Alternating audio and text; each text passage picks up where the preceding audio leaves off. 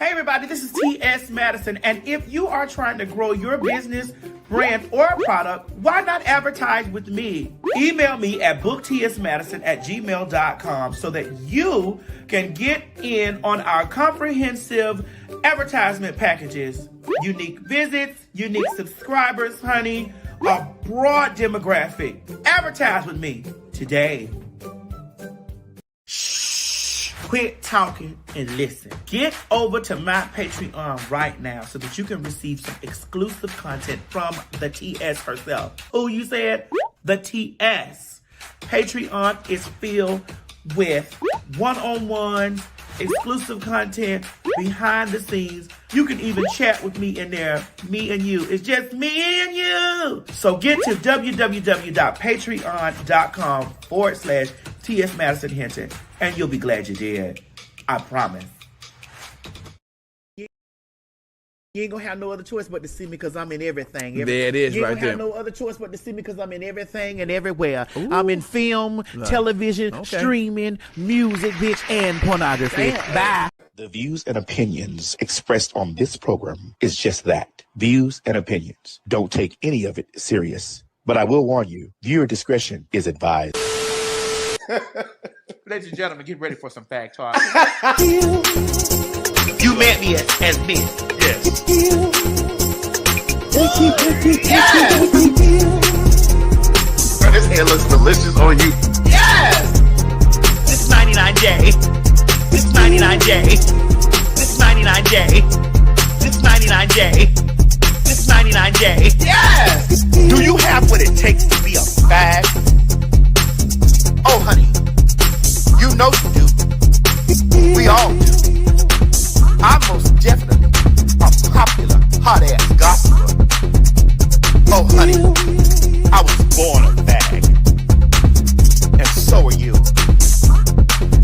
I'm rich. I'm sorry. I'm rich. And so I beg your... I'm rich. I'm sorry. I'm rich. And so I beg your... I'm rich. I'm sorry. I'm rich. And so I beg your pardon. I'm rich. Say it again. I am rich. You're what? That's right, girl. PhagTawlk. Popular, hot-ass gossiper. Hey, that's right. Yes. I mean, sister. Yeah, yeah. Yeah. And that's fair. Yeah, yeah. Not the other one. But that counts. Girl, what is this, plum burgundy or what? This is 99J. 99J. Yes. Thank you. You met me as Miss. Yes. Yes. This hair looks delicious on you. Yes. This 99J. This 99J. This 99J. This 99J. This 99J. Yes. Girl, what is this, plum burgundy or what? This is 99J. 99J. Yes. Thank you. I'm rich. I'm sorry. I'm rich. And so I beg your... I'm rich. I'm sorry. I'm rich. And so I beg your... I'm rich. I'm sorry. I'm rich. And so I beg your pardon. I'm rich. Say it again. I am rich. You're what?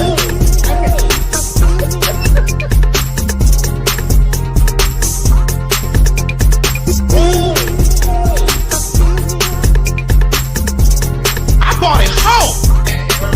They were in their apartment. They were renting their apartment. Yes. Yes. Yes. Yes. And stop worrying about The faggots! right. Shit. We ain't going nowhere! My God, today.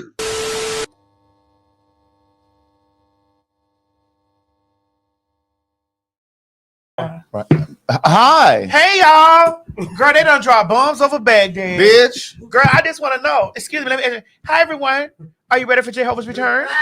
If you're not, you better get ready. Hi. How are you doing? This is T.S. Madison Craig. We have a question. Are you ready for Jehovah's return? Are you ready for Jehovah's return?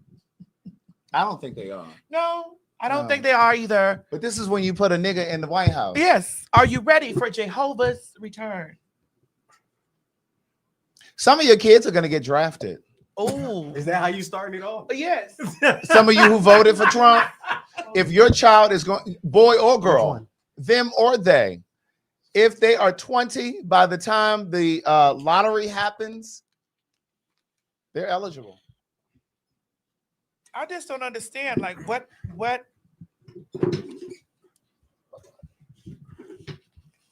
I'm drinking water to down. Miss Harris told us it was going to happen. She did. But y'all didn't want to believe her. Miss Harris said that. And all of her interviews are resurfacing and they're just going around and around and around. Let me find that nigga's tweet. And I'm like, Oh, when he was like, now we can have peace. Right. like in the middle of the night, you get up and you do this while we're sleeping. He's Right. such an idiot. Now we're home resting our bodies. Some of us are sleeping, some of us are getting fucked. And you mean to tell me So what were you doing? both? Both. Now we got to You be were worried resting about. and getting fucked. I got fucked, then I rested. Now we got to be worried about another 9/11. So you best believe I'm getting all the dick I can while it's available. Because it's gonna come a time. There comes a time Hey! when we heed a certain call, and the world must come together as one. There are people dying. Yes. It's you will make a better day. Just you and me. We are the world. We are the children. We are the ones that make a brighter day. So let's start giving. There's a choice we're making. We're saving our lives. It's true, we'll make a better trade. Just you and me. Why you gotta remix it? We are the world. We We are are the children. children. We are the one. Make a brighter day. That's when there was healing music in the world. Bitch, all y'all got now is the motherfucking Madison was the what's one them girls? City girls. Madison was the one that All played y'all that- got now is City Girls and Sexy Listen, Red. can y'all make sure that the City Girls remix We Are the World? Bitch, can you imagine them doing We Are the World? Period. Bitch, we also had Self-Destruction. You remember that? Self-Destruction. You're headed for self-destruction. Y'all remember that? All I remember is, But Craig, won't you- you take me to the point of no return? Craig, Maddie, do y'all remember when Michael Jackson was teaching them the And song? Michael Jackson's hot. He was like, you white girls cannot stay on me. City I was over there like, yeah.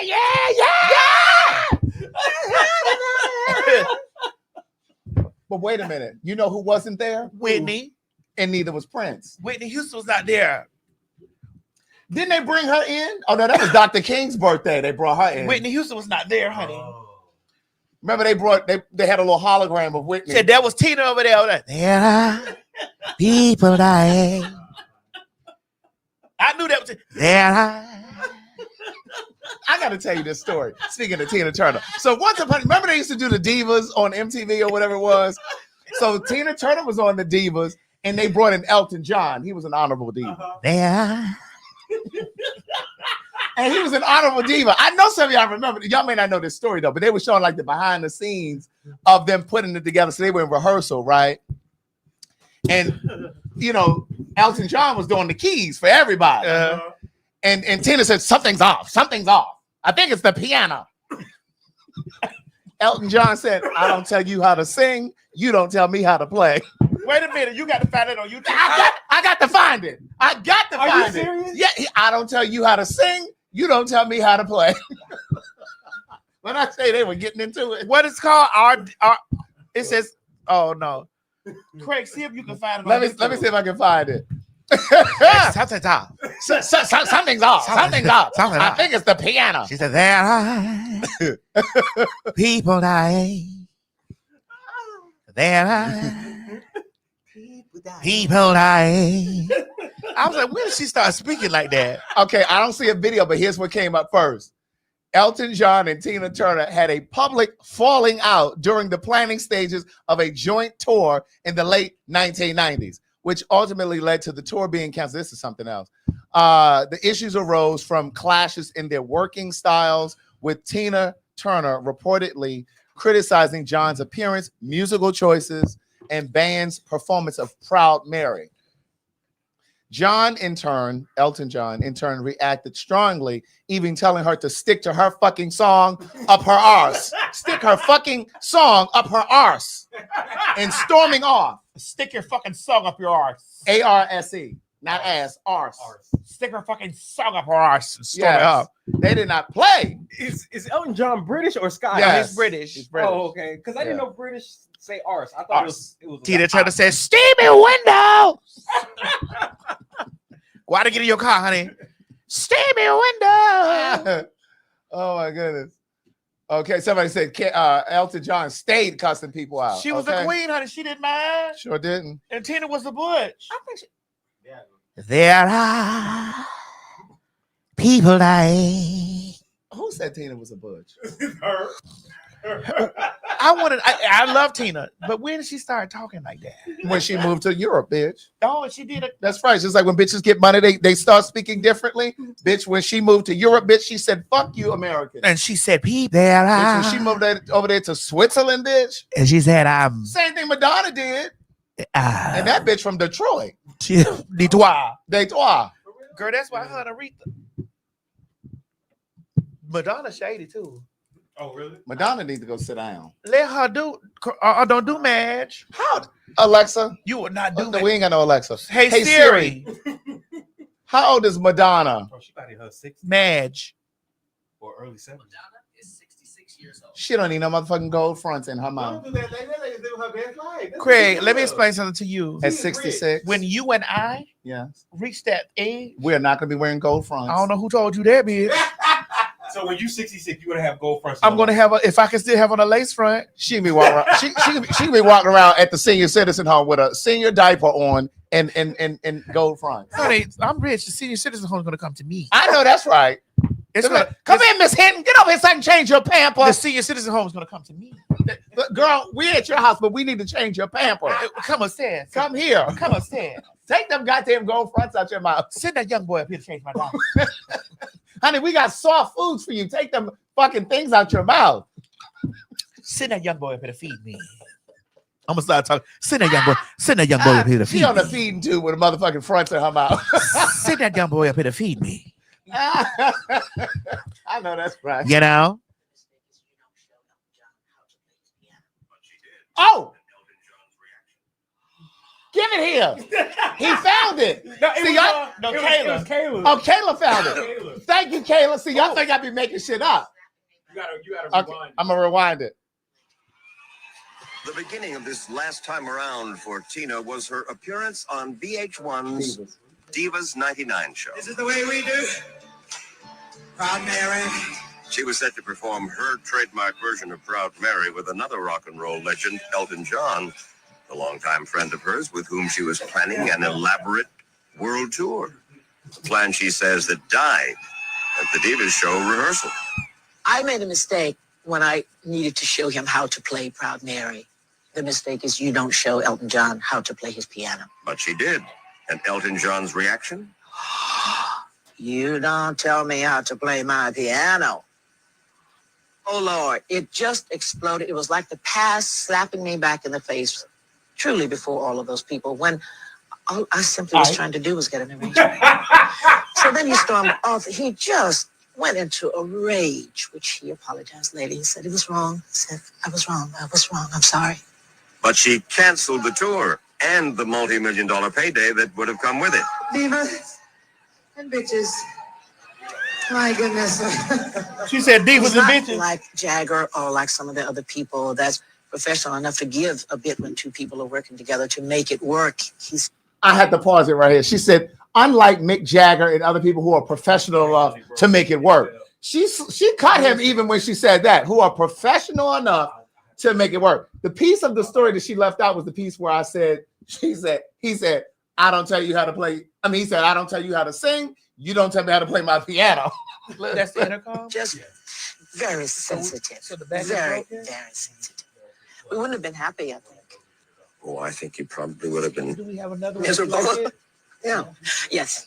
Instead, she recorded a new album, performed at the Super Bowl.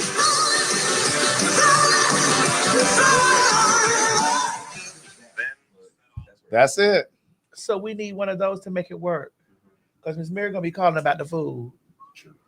Let me see if me putting it back if it still works. Hold on. Stick it back in there, bro. You know what to do. So I don't tell you how to sing. You don't tell me how to play my piano. You know? Every now and then. I think you might like to hear something from us nice and easy. Right. But see, there's just one thing. We never, ever do nothing nice and easy. We always do it nice and rough. But we're going to take the beginning of this song and do it easy. And then we're going to do the finish. Rough. That's the way we do. Okay. Previous Clearwater. Proud Mary. Listen to the song. Left a good job down in the city. Working for the man every night and day. And I never lost 1 minute of sleep because I was worried about the way that things might have been. Big wheels keep on turning. Proud Mary keep on burning. And we're rolling, yeah. Rolling on the river. Clean a lot of plates in Memphis. You know, I popped a lot of chains down in New Orleans. But I never saw the good side of the city until I hitched a ride on that riverboat queen. Big wheels keep on turning. Ooh, the Proud Mary keep on burning. And we're rolling, yeah. Rolling on the river. Get it, bitch. Get it. I left a good job in the city, working for the man every night and day.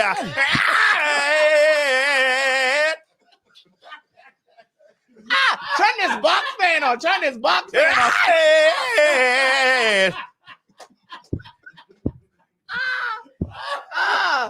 My God, today.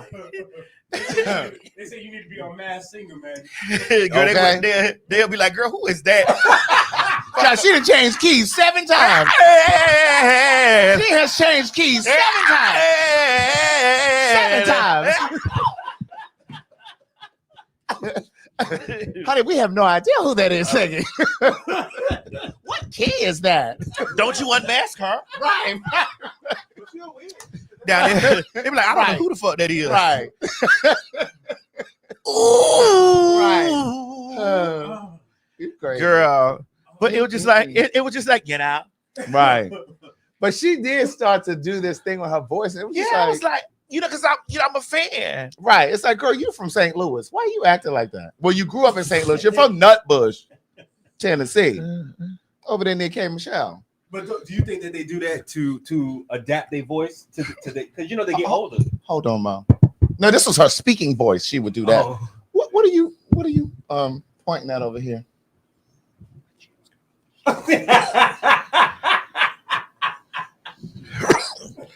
Open the chips. Do what? Girl, open the chips. Girl, we need to snack for dinner. I don't understand. You want me to open the potato chips that you gave me? Here's the word of the day: Indian giver. Indian giver.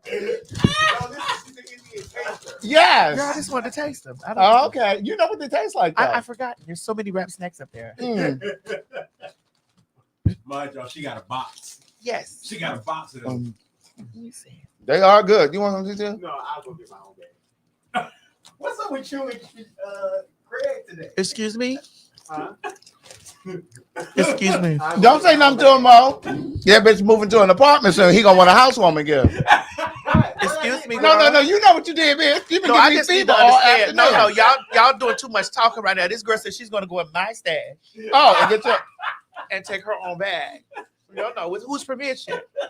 the same permission she had when she took your pair for men. Well, I did give her that. I forgot Oh, that okay, I you gave her. forgot. The, yeah. Oh, okay. See why you do cheat like that? No, because I had forgot. You know, I'm aging a little bit, Oh. and I'm forgetting what I give because I'm like, where you give and you give and you give and you never get Teach back him over. what you give. Yeah. That you give. Craig, I love you. Oh, now you love me. I always love you, Greg. What you need from your house for your housewarming? A chair is still a chair. You need furniture? A chair is still a chair. He needs furniture. You're not gonna let my daughter go over there and not have no furniture. As you rich, bitch, buy my daughter furniture. You don't.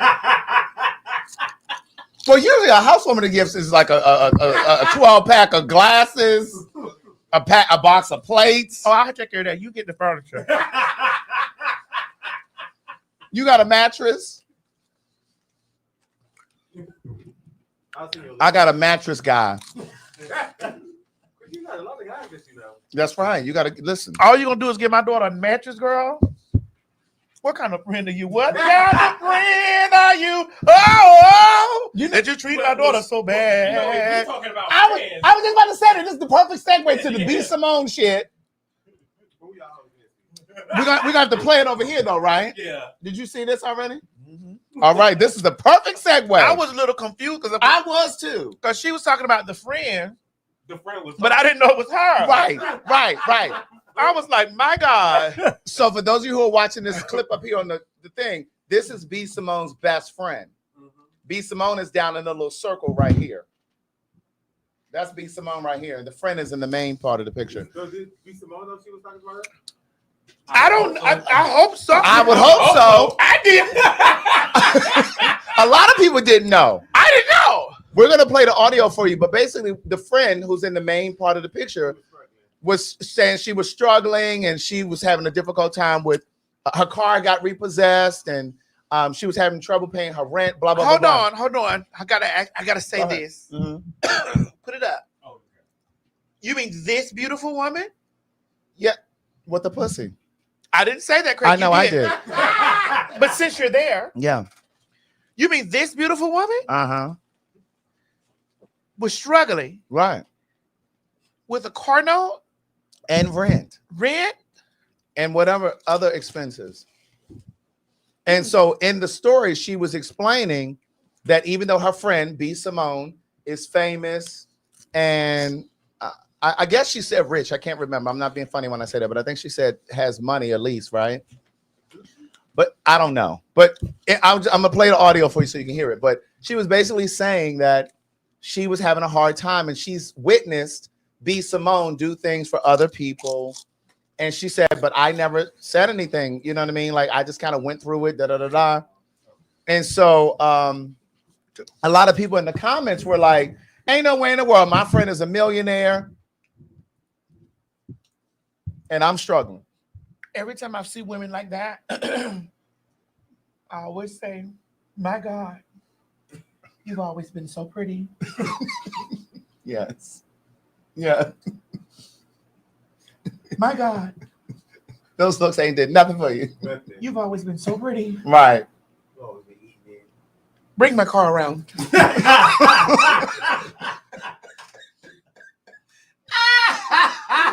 That is terrible. Okay, put it back up. I So just had to get that out. right. So the best friend was saying that she's seen B. Simone do things for other people, give them money, like whatever.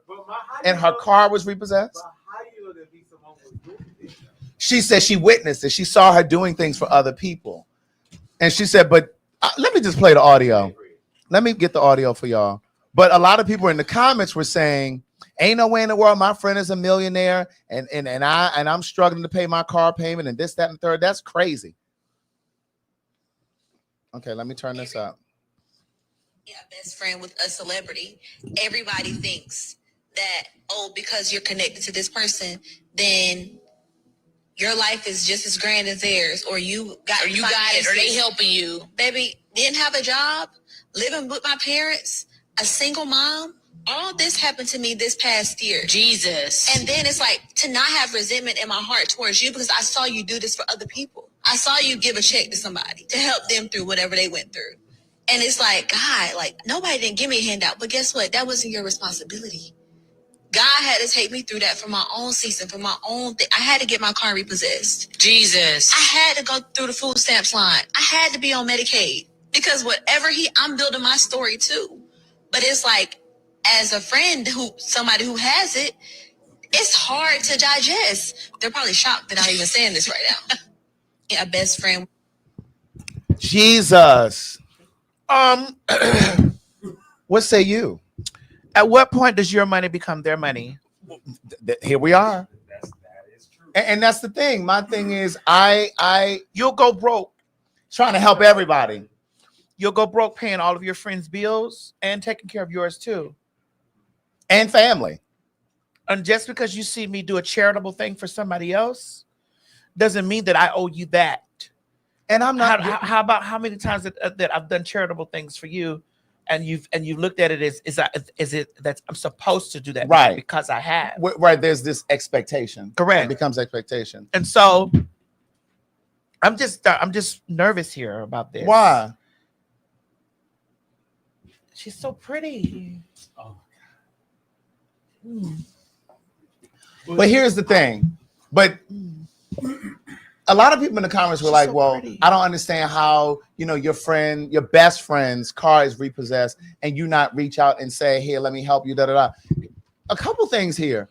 Based on that clip, we don't know if the best friend even told B. Simone. That's first. yeah, that's all. Because I know when I was going through different things, I didn't talk to my friends who were in the position to do things and be like, girl, my power bill is due. You figure it out. You move on. And and the other thing is sometimes it is your journey.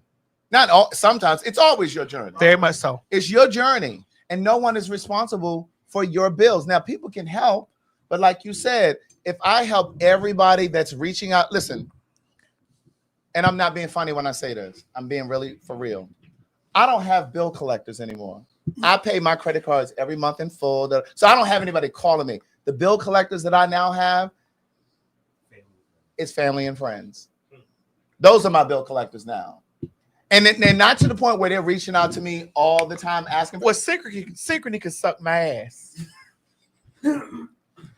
like now I have friends. Because they pulled the evil stunt on me. Did they? Yes. I have one friend. Evil. I have a really good friend. And when I decide to pay them in full, I will. But so right now they can call me But all for day. now, right. They can suck my Synchrony Bank can suck my whole ass. That's right. And here's the thing. I have a really, really, really good friend that I loaned a lot of money to. I was gonna say how much, but I'm gonna just leave it to that. At that, A lot of money. yes. Okay. But she was one person. I have other friends that have borrowed money. You know what I'm saying? Craig, Some I give it want back. my friends to exhaust all their resources. That's right. Let me be your last option. Let me be the last. Let me be your last option. I want you to exhaust everything you got, every single thing. Let me see you dragging down on the ground. And not because I want to see you dragging down on the ground. I want you to understand that I was in this position too. And I didn't ask anybody for a motherfucking thing. Ain't nobody saved Bitch, me. my knees and elbows are black. To this day! When To this day! that's right. My knees and elbows are black. Right.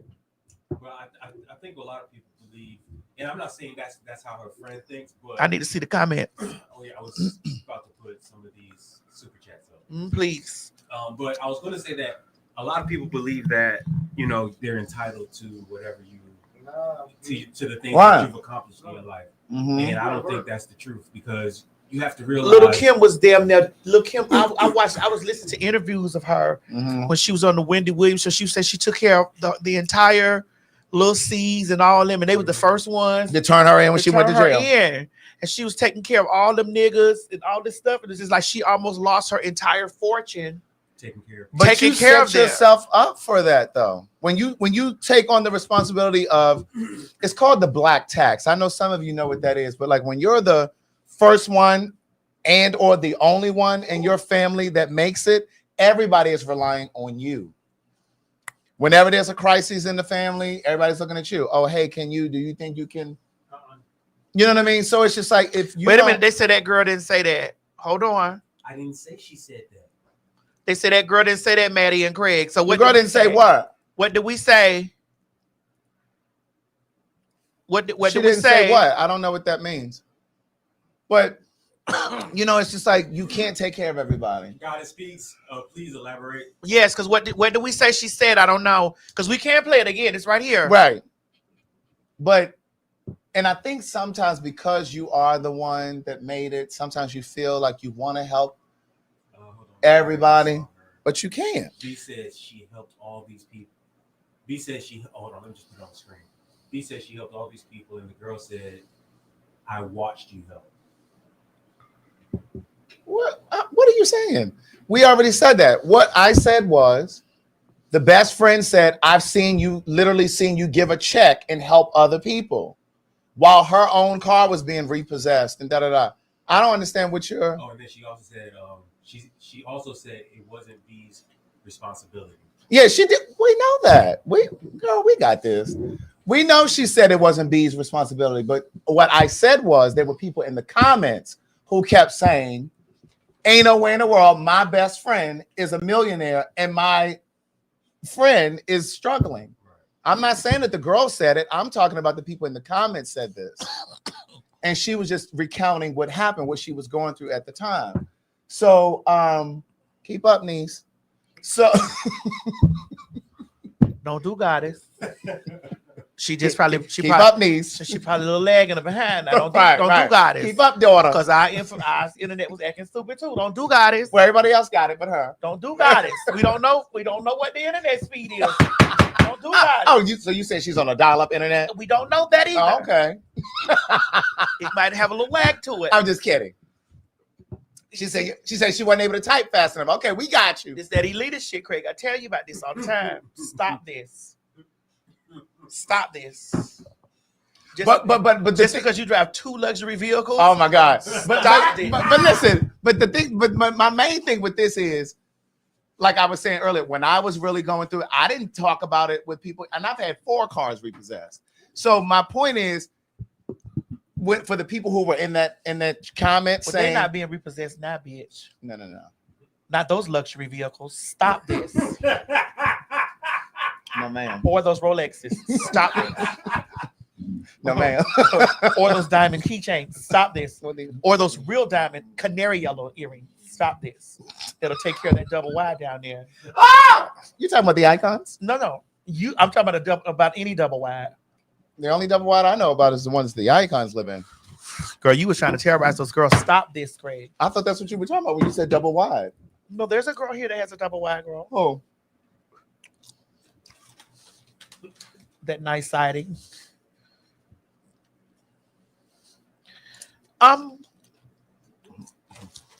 Did you see B Simone get into bed with the baby too? Mm-mm. Oh, you didn't see that? They fucking ain't it? She's always had a crush on the guy. It sounds like they fucking. Because she said something in the interview, and he was like, "Are you ready for marriage?" And she's like, "Marry you?" Or he said something, but they fucking. Yeah. You know, she's never been funny to me. They be tearing her up over on TikTok. I've never found this girl. Every time you look up, she's embroiled in some sort of a scandal. And then she had on those shorts at church. Now she's praising God. She read the Crystals girls. Oh yeah, the Crystals girls. The Crystals girl, the Sage girls. Yeah. Oh, they saying it was they saying it was clickbait. It was. What was clickbait? Oh, them getting in the bed. I don't know. I've never found her to be like a funny. But where did she come from? Was she on like a reality show or something? She was on not all that. No, she was on. She was on Instagram or something. I don't know. She started off on Instagram, and I think she used to do you know that the other comedian Desi, Oh yeah. Desi Banks. I know she used to do a lot of With content him. with him. Comedian? The Desi Banks guy. Comedian. That's what he goes. Isn't he a comedian? Okay. Everybody has these ideas. I can't do that. I am a transgender woman. So you're challenging his title as a self-proclaimed comedian. No, that's his identity. I'm going to respect it.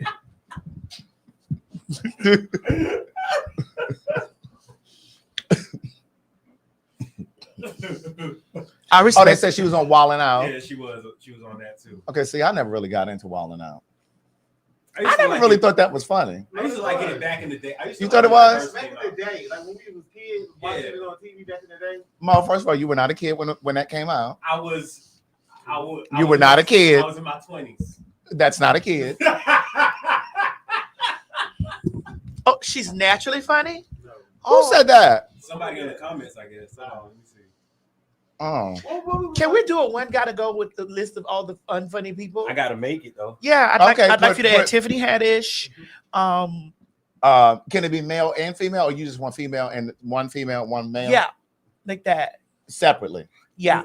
Okay, so and then we'll put the ones that has been kicked off. We'll put them on a thing together, and then okay. Well, text it to me because no, I want to talk. Let's talk about it first.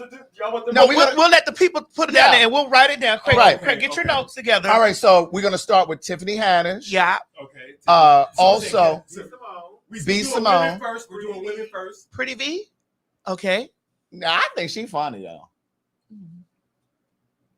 I haven't seen her in a very long time. But see, this is the problem. Y'all, when y'all say funny, y'all see people at funny times. And sometimes that shit be funny at times, but that shit do not always be fucking funny. Okay. Yeah. So, Okay, Pretty V, Tiffany Haddish, B. Simone. Basically, would you go today if they had a comedy special? No. Would you? Just hilarious. Just hilarious. All right, so that's 4. Thank you. All right. So on the men's, No, on the man's side, country, bitch. That was where I was going. Country Wayne. Country Desi Wayne. Banks. Hold on, Kevin Hart. That's in the bigger names. Yeah, but he's down there, not funny with them. No. We're Oh, okay, Country Wayne.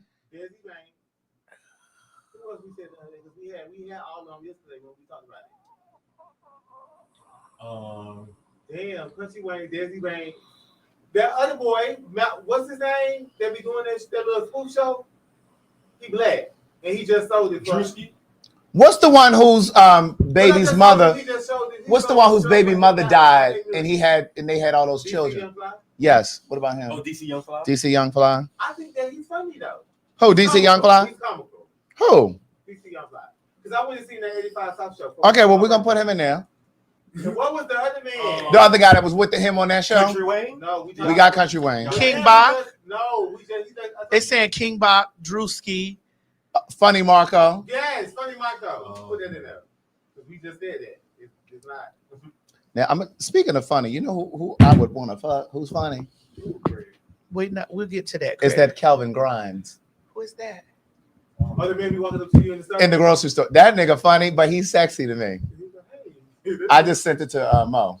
We weren't done, Craig. Oh, I thought we were doing 4 and 4. You gotta do 4 and 4. We can do another set. We missed Drewski. Because Okay, Drewski. all these people is before Drewski. Drewski done came after these people. Okay. Are we just doing the straights? Yeah, let's stick with the straights right now. Why you look over it? Because I'm like, Okay, so we're doing our second set of males right now. Drewski. Okay. Who else? because I purposely go around. Like when I see them, I'll be like, oh God. This some I immediately said this is some nigga shit. No. Text it to me. Let me see. Don't what do you that. said. Chichi, stop this. I don't know what he We're said. doing heterosexual I people know. only. Well, who you said, Who'd you Greg? say? Corey Holcomb. Bitch, no. Fat nasty ass bitch. You is not. Chichi, who'd you say? I'm gonna text you. They said Michael Blackson. Who? I think Michael I Blackson think is Michael funny. Blackson is funny. I talked to him off the plane when the last time we was in LA. Oh, for real? Mm-hmm. Chichi, text me now. I want to know. Greg, I'm texting you right now. Chichi, why would you do this? Why would you They saying do this? Gary Owens. We're doing black people. No, just playing. What about Gary Owens? Um, Is Gary? You got Drewski. Okay, this is the second list. Yeah, this is the second list. Okay, well then if we put Gary on, we got to put Gary Owen, Kevin Hart. That's what I'm saying, because I think Gary Owens is above them in terms above of them. his career. Like Gary Owen, Kevin Hart. Gary Owens, Kevin Hart. D.L. Hughley. Well, the only one that's really big in there is Kevin Hart. Gary Owens ain't really big. But... D.L. Hughley. Not funny. So then that's 5. D.L. Hughley. So what we're gonna do 6 in this category? People, hold on. This is Steve Harvey, Cat Williams, Luther Wild. Yeah, they say Steve Harvey, Bill Burr, Chris Rock, Oh, y'all going too high. Yeah, that's too high now. Ricky Smiley. Y'all going too high, bitch. When Ricky gives you, when Bernice Jenkins That's comes the out, only time he's funny. I thought he was funny when he did the nah. the kid when he does the Little Daryl. I thought Little Daryl was funny. Ladera ain't got no power like Bernice That Jenkins. Bernice Jenkins. And you know who else ain't big? We know him because of I always Bernice. see Bray, whatchamacallit that? Kiki. Who? You dead, Kiki. Hello. Because, bitch, we used to die off of that. Benji Brown. Bitch. I was I was gonna jump on Benji Brown one night in Fort Lauderdale. I was gonna kick Benji Brown in his throat, bitch, one night. We was in Fort Lauderdale. This was years and years. This was years and years ago in Fort Lauderdale. Yeah. Cause he had picked me and Miss Lisa out the crowd. Girl was tearing us up. I was tearing his ass back up too. And what you call it? And so we was leaving out of the club. He said, I was coming out. So he tried to dap me up. I said, bitch, do you understand, bitch? I'll give you a 2-piece right here. This motherfucking dope pussy ass fuck nigga. Ooh. He was like, no, man. I just was joking. Like, don't. He said, it was just joking. I said, I ain't joking. I put this white clog in your ass, bitch. And who was this? Benji Brown. We ended up being cool after that. Like, Right. afterwards, like, we chopped it up. Like, we chopped it up afterwards. I need 30 seconds, please. Mm-hmm.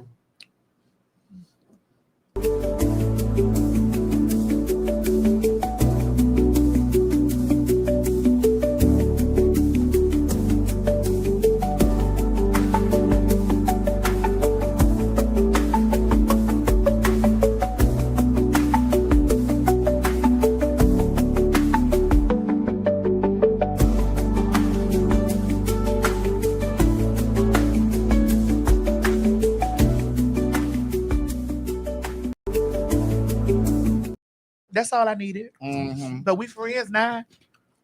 Be cool. Who was y'all cook, Fred? Chichi, I thought you were gonna text me the name. Fred, I'm not. But you got to get a whooping. No, it ain't about getting whooped. It's just like because Craig don't know how to control it over here. And I don't. No, I'm not gonna say Stuff it. I don't want to do I here. got you. I'm not gonna say it. But who else y'all talking about? Who ain't funny? Them the main ones to me. Yeah, people say I like the Spicy Suya boys because they got an African humor. Who is that? Yeah. Who is that? And they my friends. I mean, on Instagram? Spicy Suya. Good boy. Hey.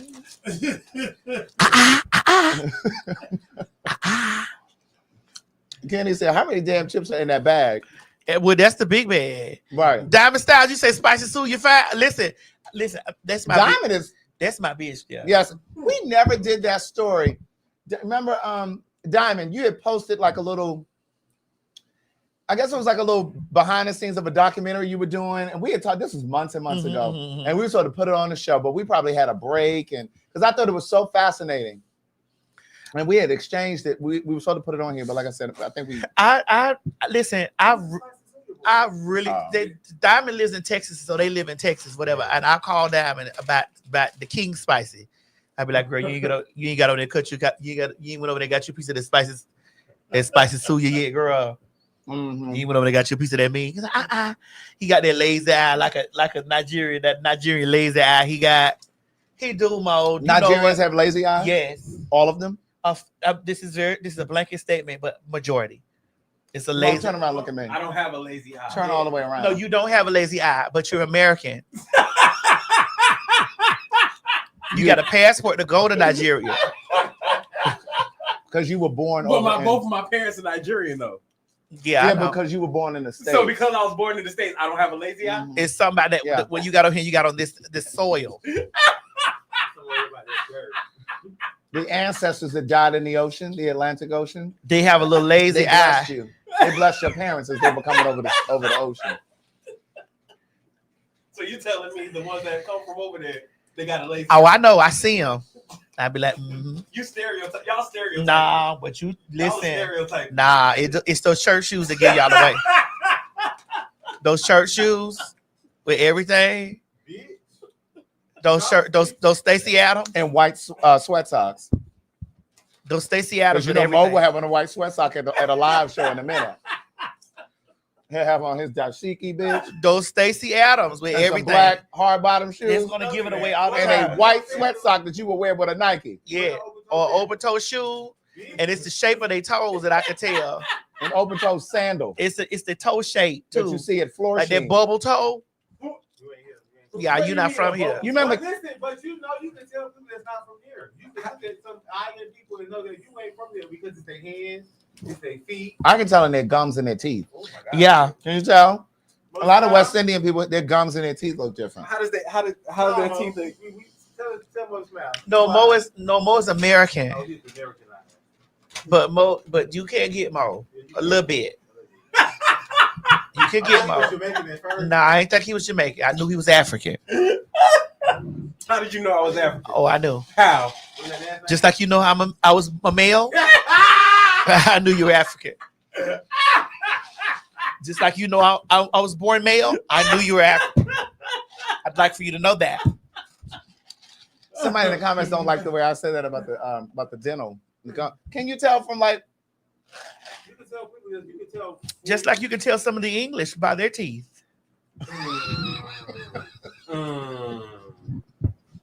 You know those girls, those British girls. Hey, London, There's no shade. y'all know y'all got some fucked up teeth over there. They're just signatures. It's just, But I'm gonna tell you one thing about them. They'll fly over the turkey bitch in a minute and get them some fake teeth. they better not fly now. Not in that direction, They better sit down. bitch. Everybody going over. Y'all listen. Y'all girls are scheduled to go over to get y'all body done in Turkey. Y'all better postpone that. Okay. Y'all better get y'all money, but y'all better get y'all deposits back, girl. Don't do it to yourself. Don't do it to yourself. Yes, and y'all Nigerians have like this high booty, or y'all have big booties. I don't know nothing what you talking about right now. You ain't Shut got up. to. Shut up. You be a little slew-footed, a little A bit. little bit, yeah. I know. I see him. I'm like, oh, they African. You know that corner down here? That's the best part. That corner. We ain't talking about that corner. We talking about that corner of the earth, that African corner over there. Just like you know, just like I know when people are from different regions of Africa, like you know, Somalians Somalians and Ethiopians. You can tell. Ethiopians. I know Yeah. immediately. Like when I run into people that are Ethiopian, I'm like, "You're from Ethiopia." And it's Mhm. like, "Yeah, how did you know?" Yeah. I'm like, Yeah. I know. The skin, That's right. the texture of the skin And is the different. hair. The hair and the forehead. And the forehead, yeah, they do that. And the There's forehead. no shade. So that's right. So like whoever that was, like now Craig, because I said about the dental, you can tell the dental for from certain regions. The foreheads but I do think that Ethiopians are very beautiful people. Yep. Very beautiful. The skin tone is even in their culture, the skin tone, the brown skin tone Mhm. and the darker skin tone Mhm. are both beautiful, but they're both it's a unique Yeah. darkness. Mhm. Like that Sudanese girl that we had over Yes. here the other, her darkness, it's a unique type of dark. You Right. know what I'm saying? Right. Right. No, Mo is American black. Mo has American black. Right. He ain't been out there in that Nigerian sun long enough. He has American black. Like the men in black, go in black. Mo in black. He has American black. I do know. Really? Oh, listen, because my friend has African black, Liberian black. I knew. I was like, Now, what do you know about Indian people? The Patels. oh, How can you tell them? Girl, you must be. No, but they do. Maybe. That's not always true. Don't do that. Not always. Well, But you go into a 7-Eleven. Well, listen, here's the thing about it. There are trans girls that'll be musty in the motherfucker. You better know it. Don't do that. We said that last I don't week. give a fuck what culture they from. There's some trans girls that be musty in the motherfucker. I'm like, girl, you're not, ma'am. Ma'am, So you just put on a degree. Right. you need an extra degree. How you got all this hair going on and you didn't know, you know hair stain. This way y'all need a gay mamas. You need gay mamas to get up under there and tell you, baby girl. Somebody said smell like curry and armpits. Yeah, I don't, that's not true. So you said all of the Nigerians got cross eyes, but the Patels don't stink? Well, I said a lot of Nigerians have a low eye. Well, a lot of the Patels stink. Okay, well, that's your experience? Yeah, absolutely. Where did you experience this at? At the gym last week.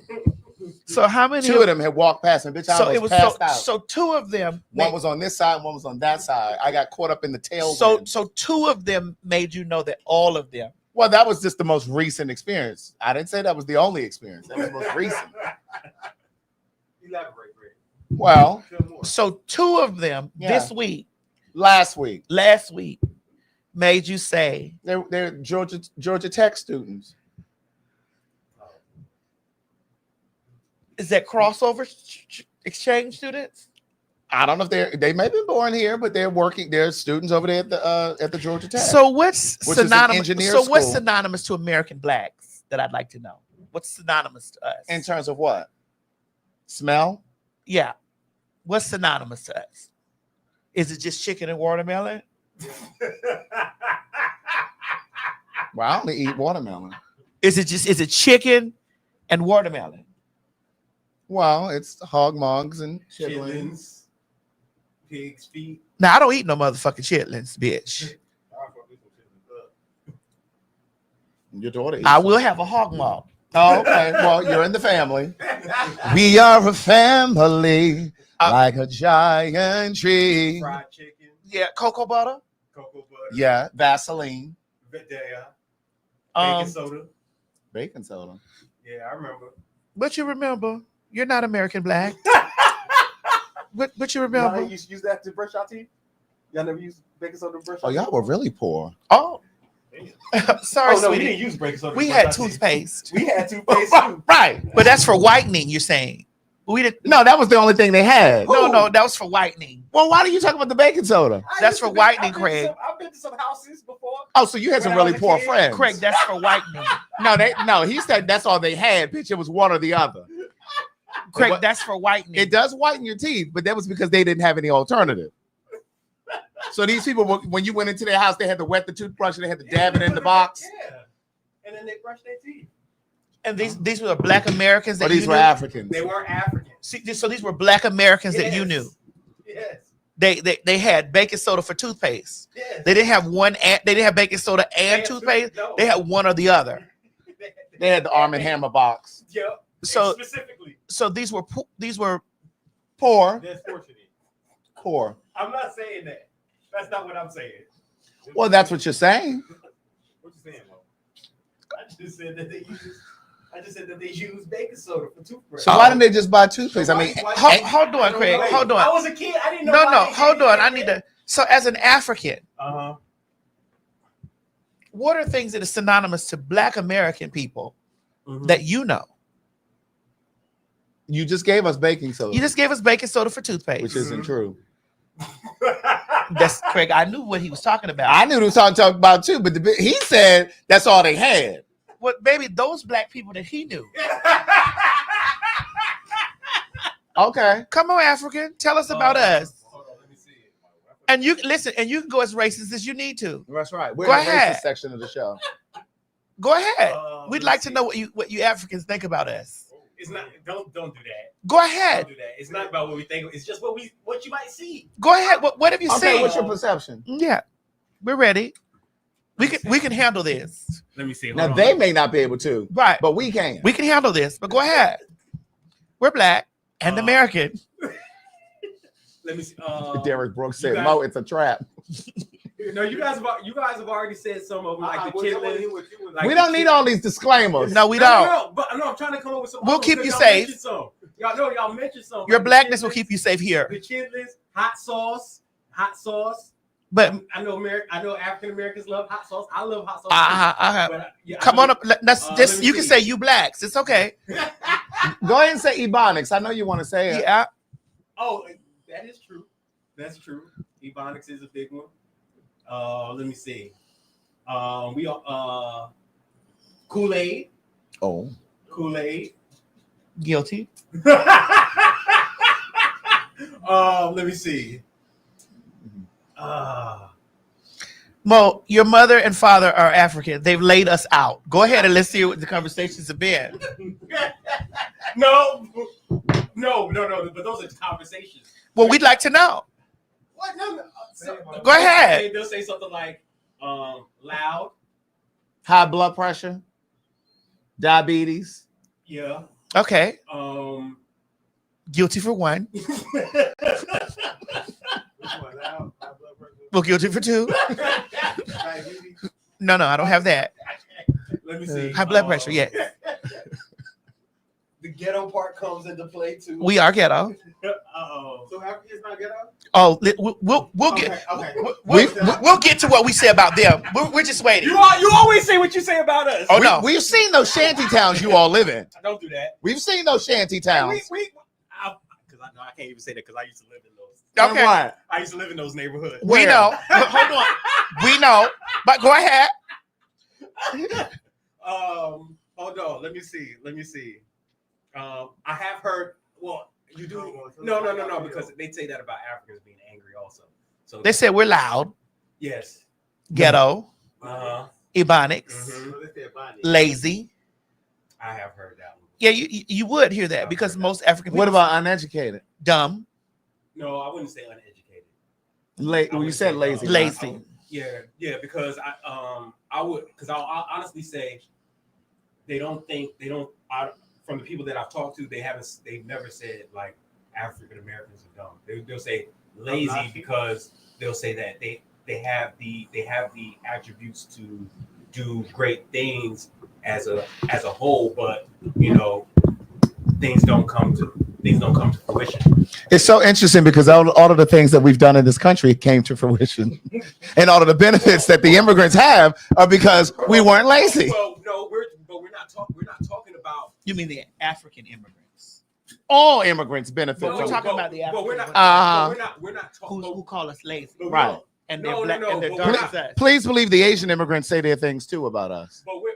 But we're amongst these. We're not talking about from what the people in the past have done. We're Thank talking. you, Chichi. We're talking about. Oh, he said we're not talking about what the people in the past have done. Yeah, like perfect example. All the things that we're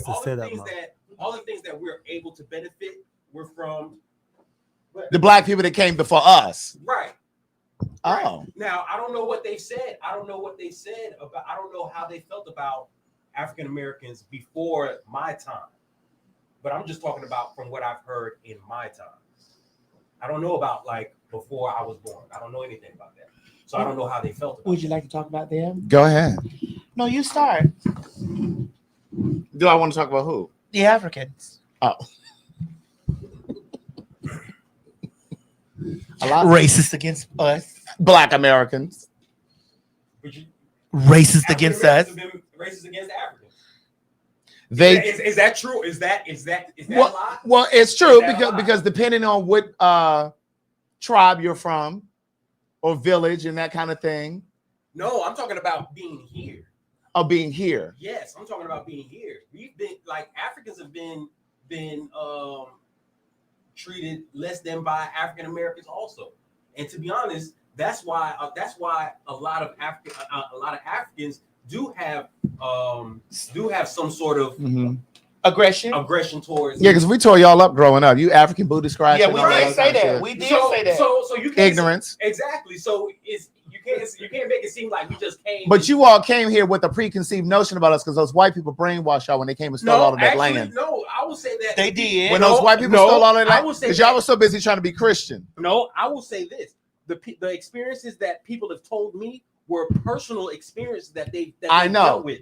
but most of those Africans that come here, they come here with a predisposition against Black people, Black Americans. They come here thinking, because the same way that some Hispanic and some Latinos come here and they're told not to fraternize with us, so are Black Africans. Well, that's any people that migrate here. Right. They're told not to associate with us because we're languishing. We're not productive in society. We're uneducated. We're lazy. All of those things.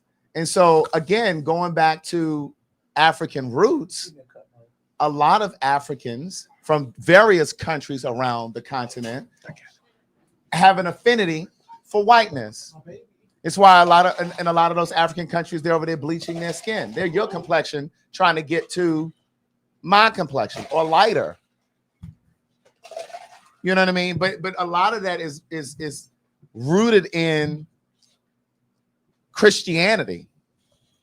You know what I mean? I had this conversation the other night with a friend of mine, and we were saying, when you think all the way back to like slavery, and you can juxtapose slavery times with right now, with how this administration,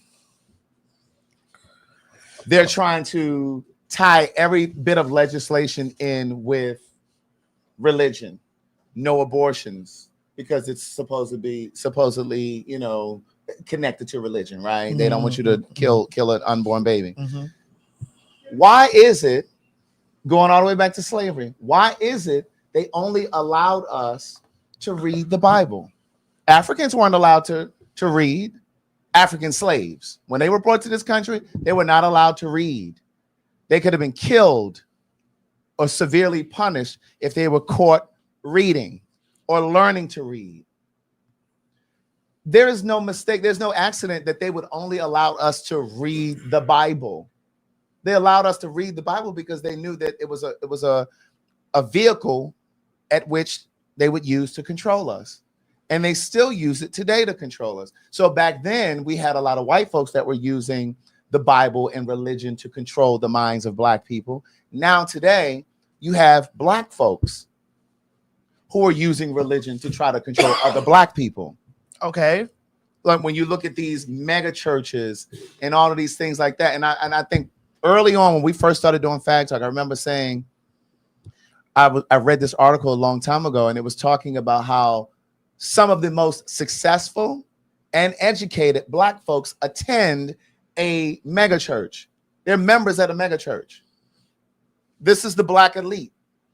Of which, you mean the white mega churches? Any mega church in general. They go to these mega churches. They'll write a check for their tithes and offerings and things like that. But they never question where that money is going. There's an offering for the pastor's anniversary, his birthday, there's a building fund, there's this, there's that, but they never question where that money is going. And a lot of times they don't question the money and where it's going, because we know that we've been raised to believe that when you question the church or you question a pastor, you're really questioning God, and that is blasphemous. So a lot of them will write a check and never even ask where the money is going. So it's almost like you're herding sheep. This is the way I feel. Like when I'm compelled to give, I give. Mm-hmm. But again, just like I said, as of recent, I stopped watching the TBN network because of how they handled the 2020 George Floyd stuff, like how they talk about how they and being. Oh, this is gonna sound so bad, Craig. Go ahead, I want to hear it. Being an avid follower of a lot of these white pastors, like Paula White, like I was very shocked at her. I was shocked, at Paula White. Mm-hmm. I followed Joyce Meyer and what's the one that had the money in the walls? I don't follow them. Joel Osteen. Joel Osteen, and I even watched Pastor Hagee. I remember him.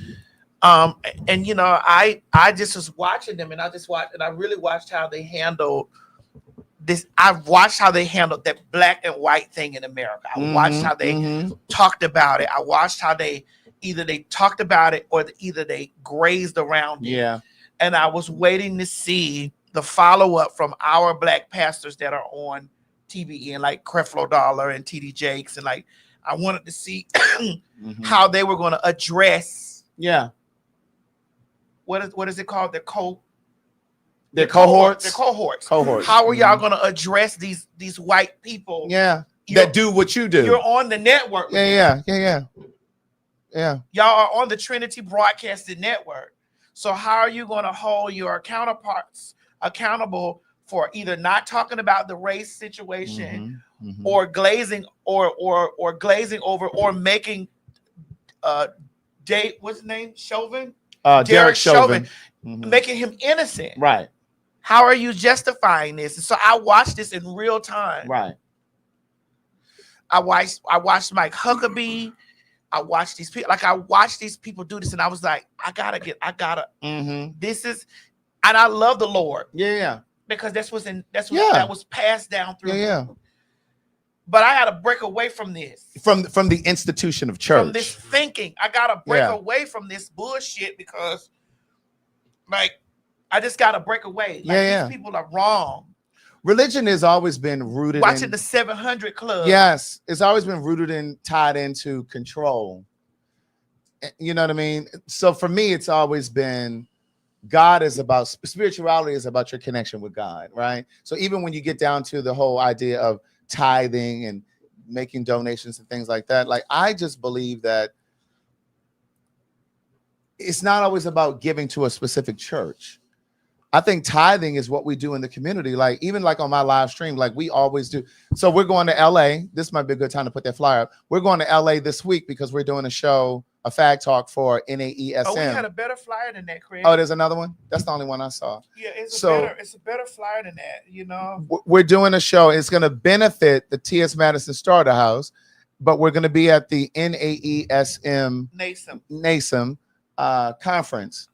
Yes. But the thing is, I think that tithing and charity. It's the flyer. Oh yeah. Okay. Here, Mo. It's not about just giving to a church. So like I usually do like a giveaway. Like we do giveaways. We buy food and like snacks, and we do like this week we were going to do 100 backpacks, and we had like snacks inside. We had hand sanitizers, chapsticks, and then we would go down to downtown Atlanta and we would pass these things out. We were going to do it this Saturday, but then we got booked for this thing for NASM. So we're going to have to do it. Me and when I say we, I mean me and a couple of my friends do it. And then my supporters on my live stream, they will sometimes donate and send things to my P.O. box, and we include that stuff in the box or the bag. But my point in saying all of this is tithing is not just about giving to a church. You know what I mean? So I think we sometimes get hoodwinked into believing that the only way that you can please God or be of service to God is if you're giving money to a specific church. My thing is, when you're giving this money to these churches like this, there should be a certain amount of responsibility that comes with that church, with that money that the church brings in. If you have a community, if you have a body of 1,000 people in your church, in your ministry or whatever you want to call it, any child in that school, especially black children, any black child that's in that school, they should have some sort of a scholarship just on GP. Don't talk about you got to have a certain GPA. Any black child that goes to a black church. I think black people did what they were taught. That's exactly it. By them white people. That's exactly it. You with black people start swindling and doing all of that shit. Exactly. You know what I'm saying? Because that's getting rich off of black people. Off of that, you know. Why the fuck do I need to come to a church and give you and turn over my bank statement? That's it. It's not that serious. God ain't looking at God. The one gave me the money, bitch. You don't need to look at my bank motherfucking statement, bitch. Right. In order for you to keep a membership here. Why do I have to do that? Why do I have to turn over my 1099s? Like, why do you need to know exactly how much you making? Right. That part. Let me see how much you making. And then if there are single mothers or single parents or grandmothers raising their grandkids, there should be child care support. I don't mean that child care has to be on the church grounds, but if you got your kids going to Head Start somewhere and you can't fucking afford it, there should be some sort of a damn scholarship. Like we got to learn how to take care of our own. All that money all that money that was in the walls down there at the Joel Osteen Church, it should never be no stick and shut in. That's what I'm trying to tell you. There should never be people. There should always these plans for trying to pay people's bills and all this stuff. You know, like when people need help, they go to the church. They give everything to the church. How the church can't turn around Right. and have the Right. surplus. Right. And be like, well, we're gonna pay Sister Mary bills. We're gonna pay her stuff off for the rest of this year. All right. And even if it's just a portion, I'm not saying that they may be able to pay for every child care or every student's tuition, college tuition, but it should be a resource. There should be a resource, especially if your grandmother's been going to that church for 30 years and you know she's been sacrificing. Because see what they do is they've gotten really good at seducing their parishioners into giving money. God can't bless you if you won't make a sacrifice for him. I need 10 people to come down here with $1,000. Like the word told me I need $50 from 100 people in here. Yeah. We're not leaving until we get that. It's 500 people in here. Marvin Sapp. The Spirit just told me this for y'all to Close sow the 1,000. doors. Right. You can't sow 1,000. Close the doors. Right. Close the doors. Close the doors. It's crazy. You can't sow 1,000. I need 1,000. We need to by the end of the night. We need to make $55,000. Right. What if we told y'all we gonna cut the chat off, bitch? Unless all y'all start giving cash out. You'll feel a way about Right. it. You would feel away. You guys give to us. We thank you so much. You know this show is for free. Right. It's not mandatory. It's not mandatory. But my thing is when they do those instances where they say, okay, we want to raise $60,000 in this service today because we want to take. We're gonna start doing that on the show. Right. Because we want off the chats. We're gonna cut the chat off. Right. Listen, close the door. Mo, close the doors. Right. Close the doors, Mo. Right. Close the doors.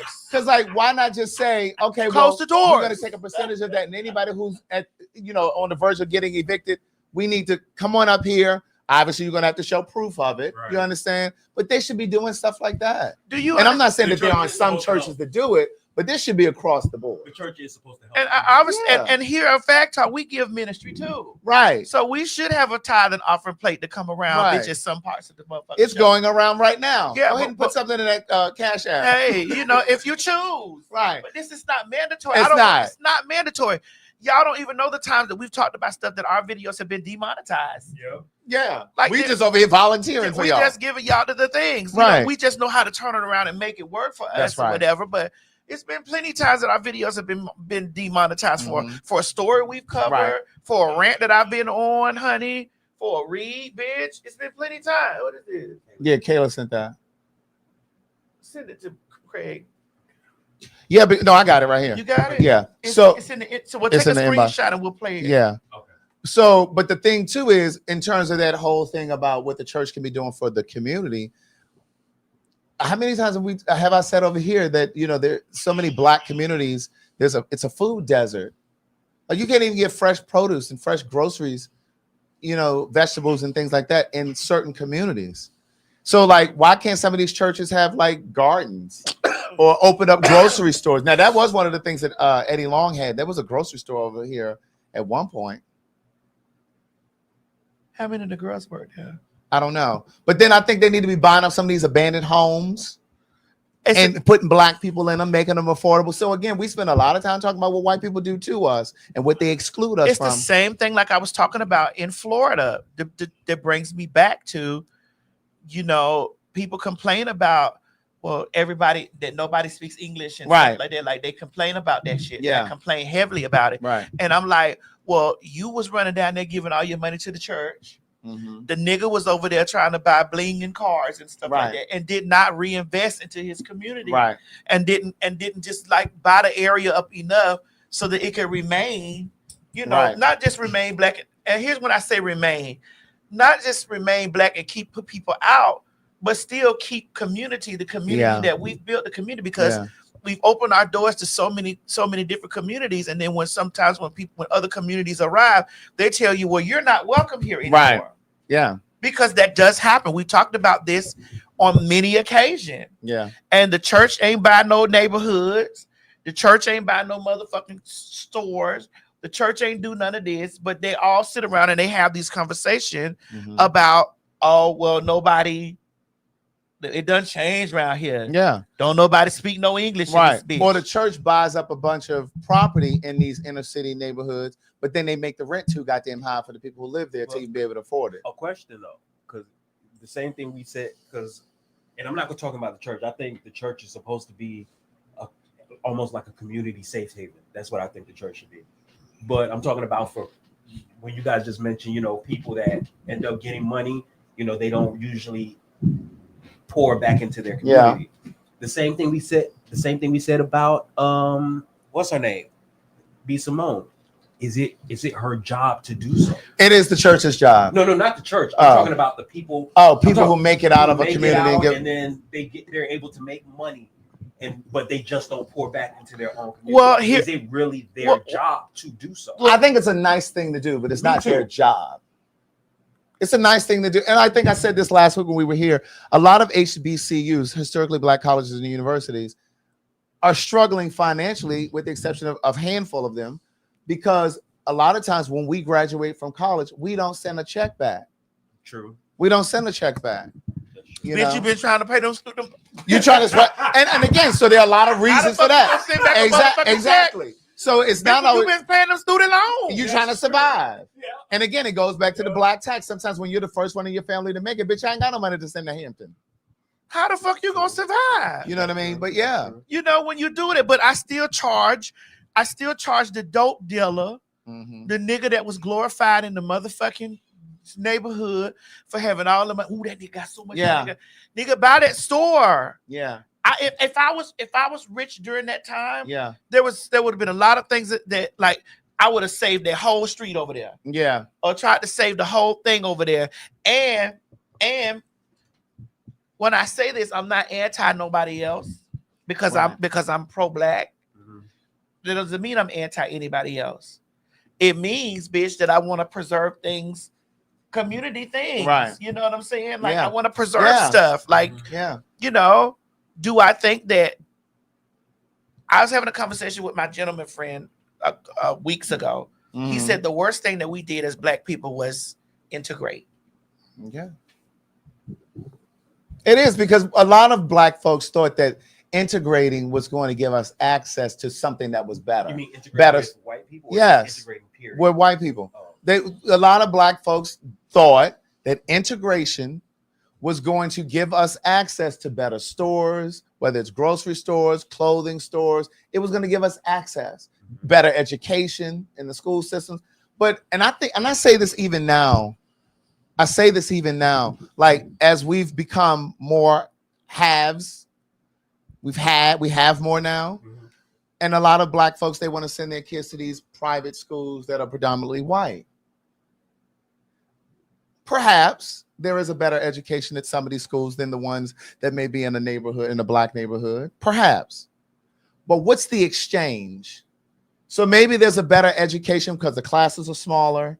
There's more attention to your students, But what is the sacrifice that your child is experiencing going into a white classroom and they're the only black, where they're not being affirmed, where there are microaggressions because the teachers, the faculty, other students are saying little things that chips away at their blackness or their self-esteem and self-worth, and now they want to be white. And they come home, now they talking like they white because they don't like their black hair or their nose or their lips. What is talking white?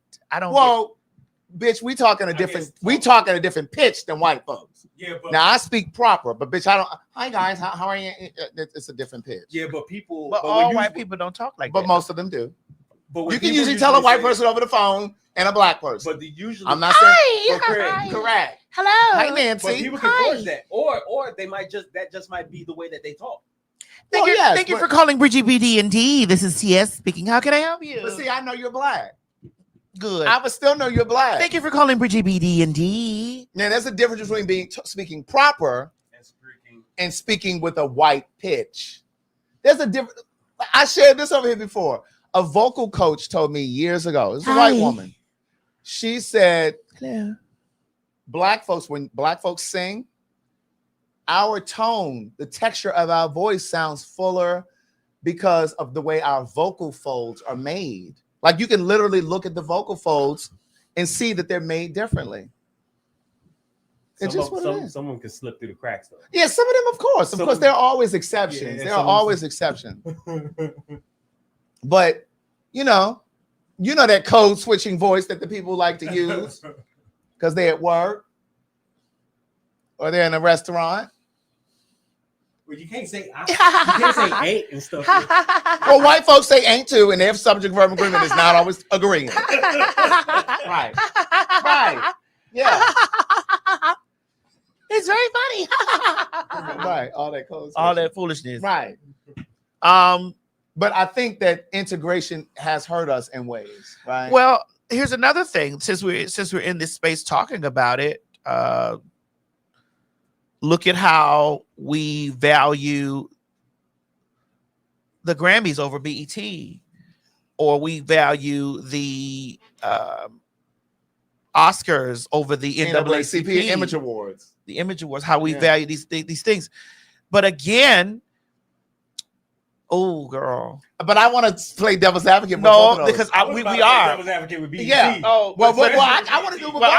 We're here. Okay, But, come on. but again, these people become in their own space, and then they become uninclusive. Yeah. Or saying they're not up to par with what's going on because they've delegated that this is again.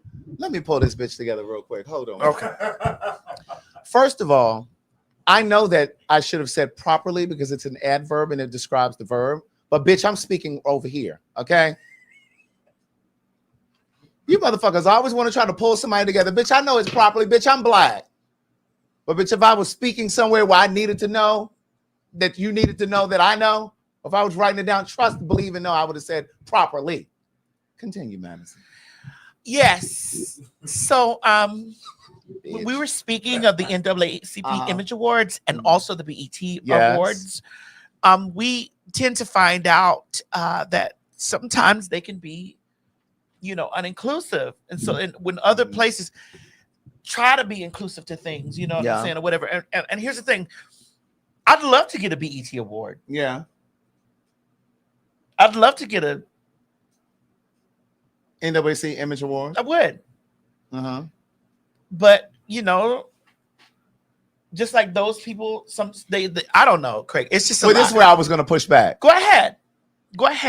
Maybe I could verbalize it when you push back. Right. Yeah. Thank you. I just spoke black. Listen. We're in the black space. Hold on.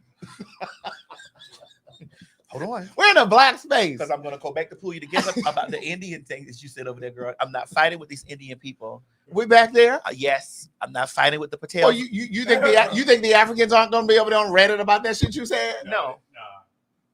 Black people don't care about shit like that. It be them other people that care about the things. Well, like that. The Indians are brown too. Well, you can't tell them that. Well, so girl, I'm not going through this. But here's my pushback. No, I need to get this out. Go ahead. How do we come back to this? Yeah, because that was 20 minutes ago. I'm gonna get this shit out of here. I don't know all Indian people to smell. I don't know that. I have not encountered Indian people that smell. I have. Well, that's your experience. Okay, we already cleared that. Okay. I just wanted to get that out. Again. Because I'm not doing this for weeks, months, and days. Okay. Because of your experience. Well, can we agree that many of them have the last name Patel? The facts are the facts. Just like there are a lot of black people with the last name Johnson. And Jackson. Correct. Jones. Smith. Brown. Williams. That's not racist. That's just the truth. And you know why? Because those slave owners had those last names. And they carried down. They said Jenkins. Jones. Jackson. All right. Somebody said my doctor's name is Patel. What was I saying? Oh, my pushback is BET Awards, NAACP Freeman. Awards. Williamson. Smith for sure. McGray. Okay, so Ooh, you okay? Yeah, it's in my throat. there is I will always say this. I believe that we are the tastemakers. I believe that Black folks are the tastemakers. We define culture. And that's not even me trying to center or elevate Black folks over anybody else. Just from the beginning of time, you can tell that the impact and the influence that we have as Black people on culture, fashion, television and film, The way music. you speak, Craig, you speak as Black people are very superior. No, that's why I'm trying to make the distinction. Like, I'm not trying to center us or elevate us over anybody else, but our influence is undeniable. Hey, what's that? Anything falling and dropping, I get scared. They said they done already went to fight in Iran. Right. You know, like just the way that we put our creativity on things. That said, the Grammys and what was the other one you said? The Emmys. The Emmys. They carry more prestige. And so that's part of the reason why a lot of Black folks or Black artists would prefer to have an Emmy over an NAACP Image Award, or they'd rather have a Grammy over a BET Award, because those are larger platforms. Those are bigger stages. And when you're, so my thing is, while I love the Image Awards and BET Awards, and I would want to receive those too, yes, your Grammy certificate. But my point is, if I had to choose between a Grammy and a BET Award, I'm going to choose the Grammy because it opens me up to more people. It's a bigger stage. It's almost a guarantee that the irony of that, right? But it's almost a guarantee that you're going to amass a larger audience. It's not that their awards are better, but it's just the stage is bigger. And I mean,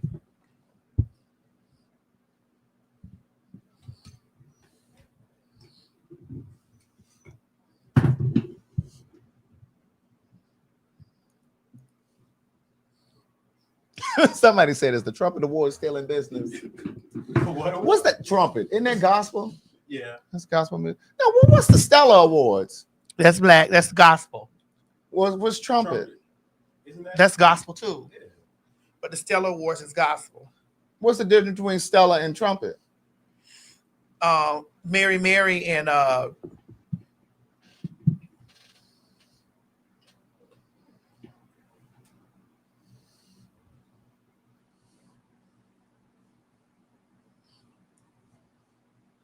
you said I got a Grammy certificate for Beyonce.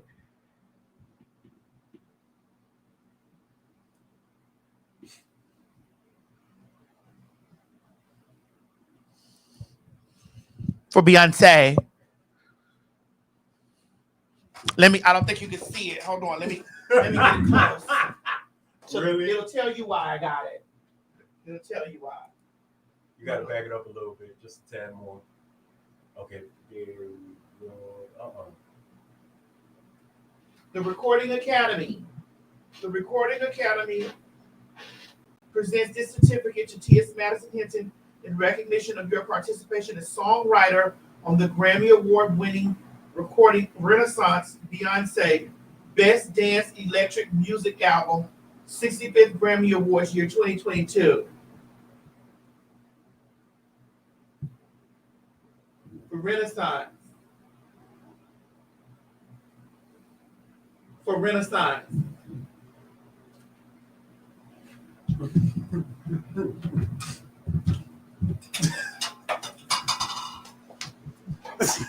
For Renaissance.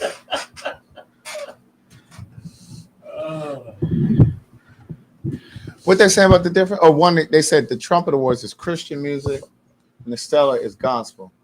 What's the difference?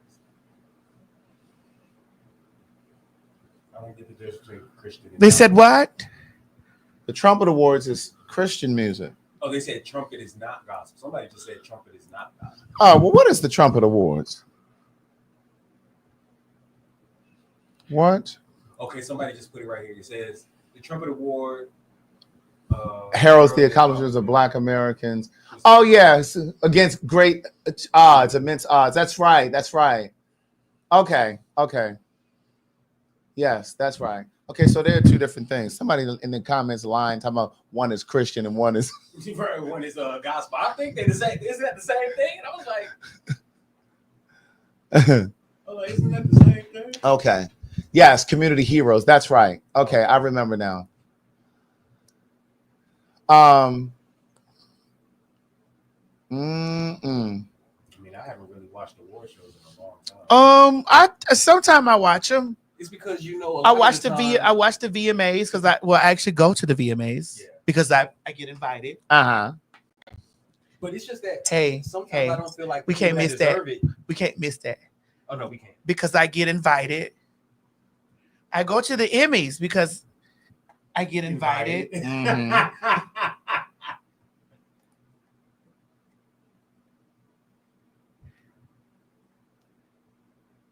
I was invited to the Grammys that year. And I think the year before that. No, just that year. Oh, the Dove Awards is the Christian one. That's right. And then there's I get invited. This is why I don't attend. When people are like, why are you in it? I don't get invited. And I'm not gonna make a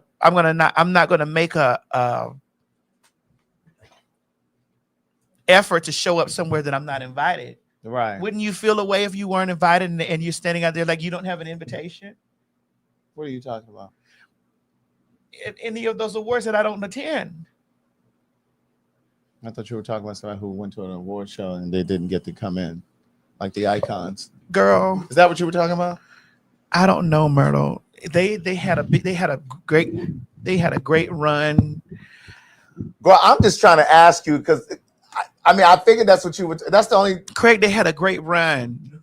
Had past tense. And because their run was so great, I was looking at like all the places were opening up. They were talking about it, mentioning everything. Those people were really, really huge, really, really famous in culturally in our community. Craig, stop this. You're talking about in the Black community or the queer community, or both? In the Black community, they were huge. Well, what was that restaurant, that fast food restaurant they were supposed to go to, and it didn't happen? Was it a Rowley's or Steak and Shake or something? What was it? Put the comments up so I can see, because I know somebody in the comments know. What was it? A Steak and Shake? What store was it? No, it was Steak Shake. Steak and Shake. Yeah.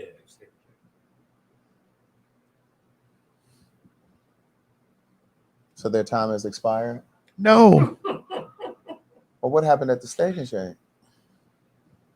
Same thing that happened at the BET Awards? Craig, we don't know what happened. People play a lot on people's phone and emails. They play a lot. That's why I don't move without no money. Well, it didn't When I get invited to those places, honey, it comes from upstairs. It comes from upstairs. I don't move unless upstairs has given and told me the exact place to go pick up my driver, the stuff for my driver, because they know I have a driver that's coming there and driving. Right. So they can put the driver stuff in the window of the driver's car. They may have a driver. Yes, but Craig, when you're invited to those places, they give you a packet. You should maybe explain this to them. I'm talking to you, Craig. I don't know them like that. I'm talking to you. Oh, I thought you and she had. We spoke. You see what I did there? Who was that was trying to correct me about the adverb properly? You and she had spoken before, I thought. We did, but that doesn't mean because we spoke doesn't mean I know them. I know you. I know Mo. I spoke to them. See what I did there? I do. Now, when you say them, are you talking about both of them? No, just one of them. Her.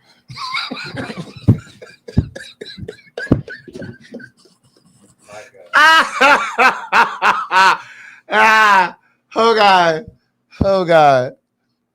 Did you want to play this thing that Kayla just sent about that church? Since we're in the church space, I'll have to play it over here though, huh? Yeah. Let me know when you're about to play it. Are we done? With them? I am. Good, because I didn't want to start. What? No, you did start it. Oh, I talked about me. No, you talked about somebody getting left outside of an award show. No, And then I was talking about me. I No. wasn't talking about them. I was No, talking no. about me, Craig. I was talking about how I was subtly speaking of. I'm never invited to NAACP. I'm never ever. And But then after that, I was talking about me, Craig. I wasn't talking about those people. am I the only one that thought she was talking about those people? If you thought that she was also talking about those Craig, people, you know I'm a show of narcissist. hands, I was only please. talking about me. A show of hands. If you Excuse thought, me, Craig. Let's be clear here. I really don't talk about many other people, but me here. The people will tell you that. yeah. They will tell you that I talk about me here. So I was definitely not shading them. I was talking about me. I was talking about me because I was shading the other people that never sends me an invitation, but everybody else does.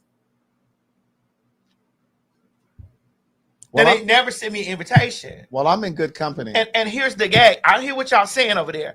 I was talking about myself because I was trying to slide, but now that you made me be direct, when I went on Tamron Hall's show, not this time, the time before last, she received an NAACP Image Award nomination for that episode.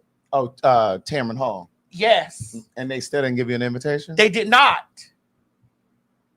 And the episode was listed there. They did not. Right. They did not. What do you think that was about? Hey. I'm sorry. Hey, you know, I'm not liked by everybody. BET casually writes things about me, about 10 or 15 LGBTQ people that you should know.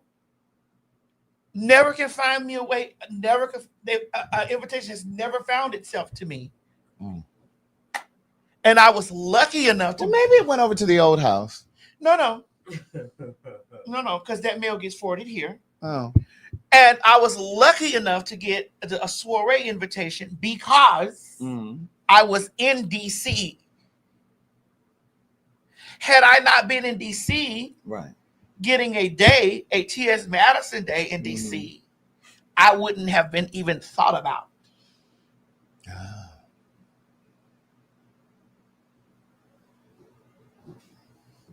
Well,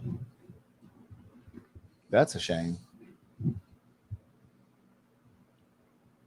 When I got to the soiree, it was T.S. I was like, this always tends to happen. But they still don't invite you. This always tends to happen.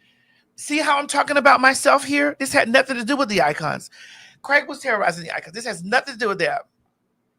I was talking about me here. When I slide into the place, it's T.S. And I'm like, I'm casually looking at how the production.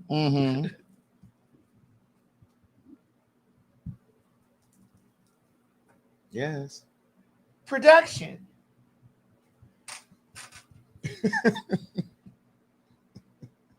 Production. You had to use 2 fingers. Yes, because I need you to understand how deep this goes. How the production's like, oh, T.S. Well, you saw what they did with B. Scott a few years ago, that BET. That's why my sister rich as fuck now. She should have pulled every dime they had. When she was on that well, I don't know if the pronouns are she. Well, I spent some great time in. When I met B. Scott, I spent great time in Puerto Vallarta with B. Scott. Okay. Almost 2 weeks. Yeah. When I lived in LA, we hung out in now. Oh, it's she now. We were definitely she. We was definitely she and her. And she said it's them days she. Okay, B. Scott. When B. Scott and I, when I lived in LA, B. Scott and I used to hang out, but B. Scott sued them because of what B. Scott was wearing on the red carpet that time, and they asked B. Scott to change clothes.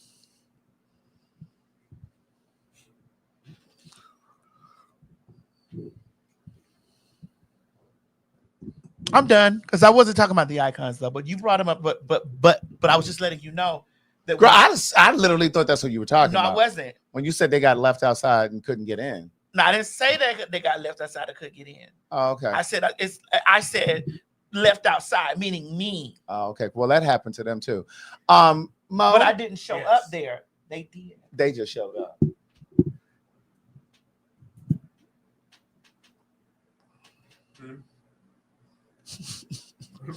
Craig, may I ask a question? Yeah. What is it? What is what? What is it? Mo, Craig, what is it? I'm ready to go to the next story. What is it? We're giving them way too much time. What is it? You live for them. I was hoping they would have fizzled out and gone on away. Why? They are part of culture. What culture? Black culture. Unfortunately. That is your fetch. Unfortunately. Girl, they taking us back way too many years. Yeah, Mo, can you put my thing back out there? I didn't want this to block up the thing. Can you put that back out there for me, please? Thank you. I'm gonna get a copy of this and put this in the starter house.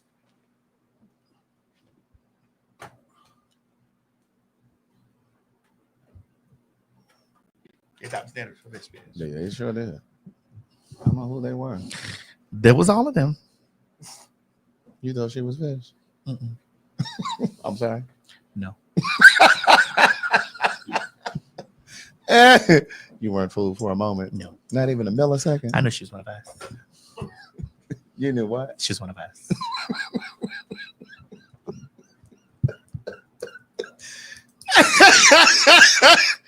You thought you knew she was what? One of us. Him. All right. I didn't have my miracle ear turned up. Him. You said what? I'm sorry. Him. He, him. Hmm? Oh. Yes. Ah. Oh God. One of us. You know, we were just talking You know about, that he him me too. we were just Definitely talking one of about church. Go ahead. Oh God. So, this is what goes on in church now. Don't want to do.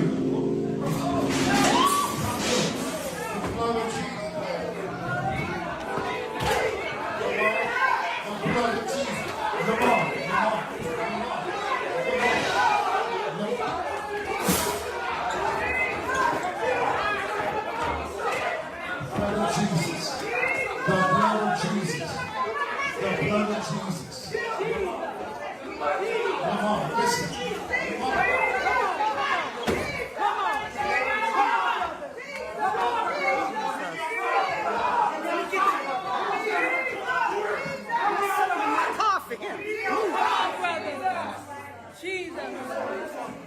The blood of Jesus. You don't have to leave, y'all. Come on.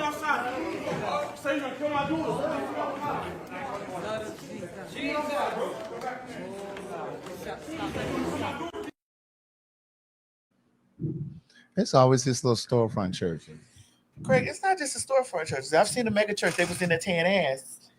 I've actually fought in church before. Mm-hmm. They had used the word faggot one too many times.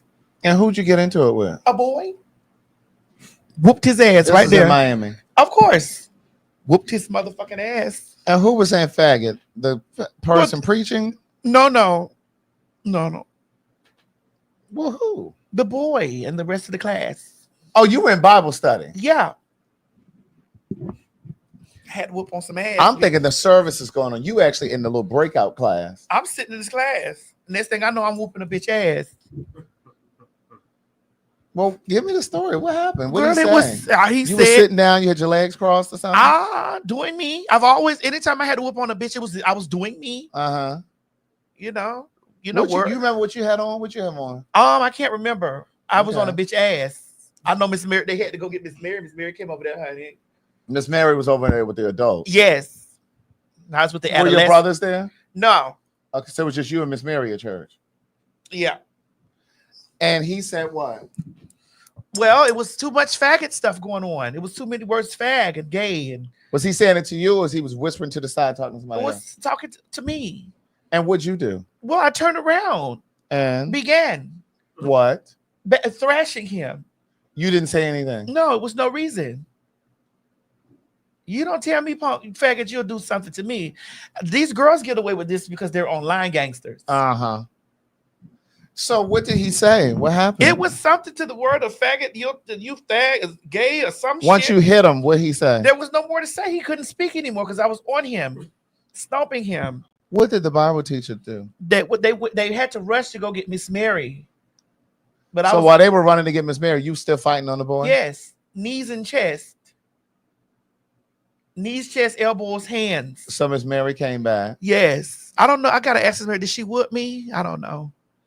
I've gotten a lot of whoopings, Myrtle. Oh, I know. I just don't play with people. I don't got time for that. I'm Miss Mary's daughter.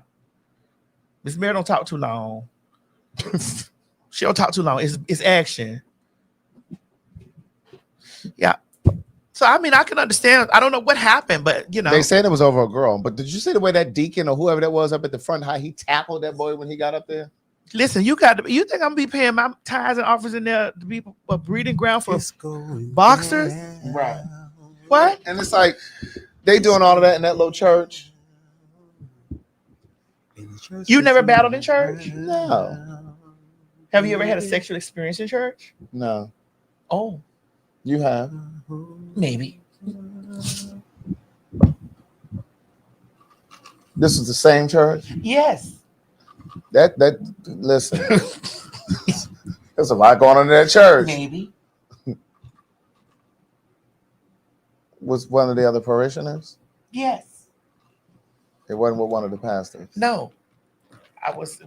No, we were the same age. Which y'all was sucking each other off? Yes. This was after church?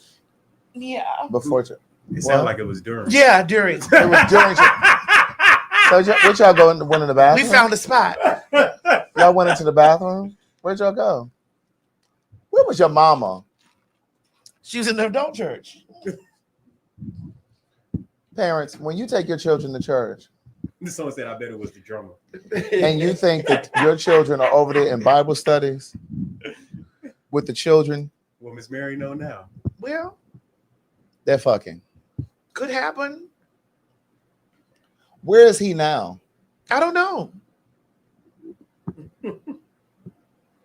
I'm just curious. to know Joy said I did it too, Maddie. I know. There's a lot of church kids that are the sexual experiences have happened. Oh, in absolutely. church. Yes. In the youth church. The youth church. That's why I didn't want to go over there. I wanted to sit with my mama at church. You didn't want to go over there. Why? Cause You clearly enjoyed it. no, some knew they knew my tea. I want to explain this stuff to you, Craig, about the way boys work. This is why we'll never get those people to understand when we talk about the shit. Boys do a lot of shit to other boys. Yes, indeed.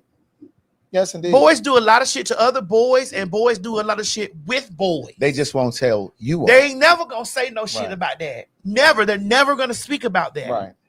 Never. So how did this thing jump off in church? You remember?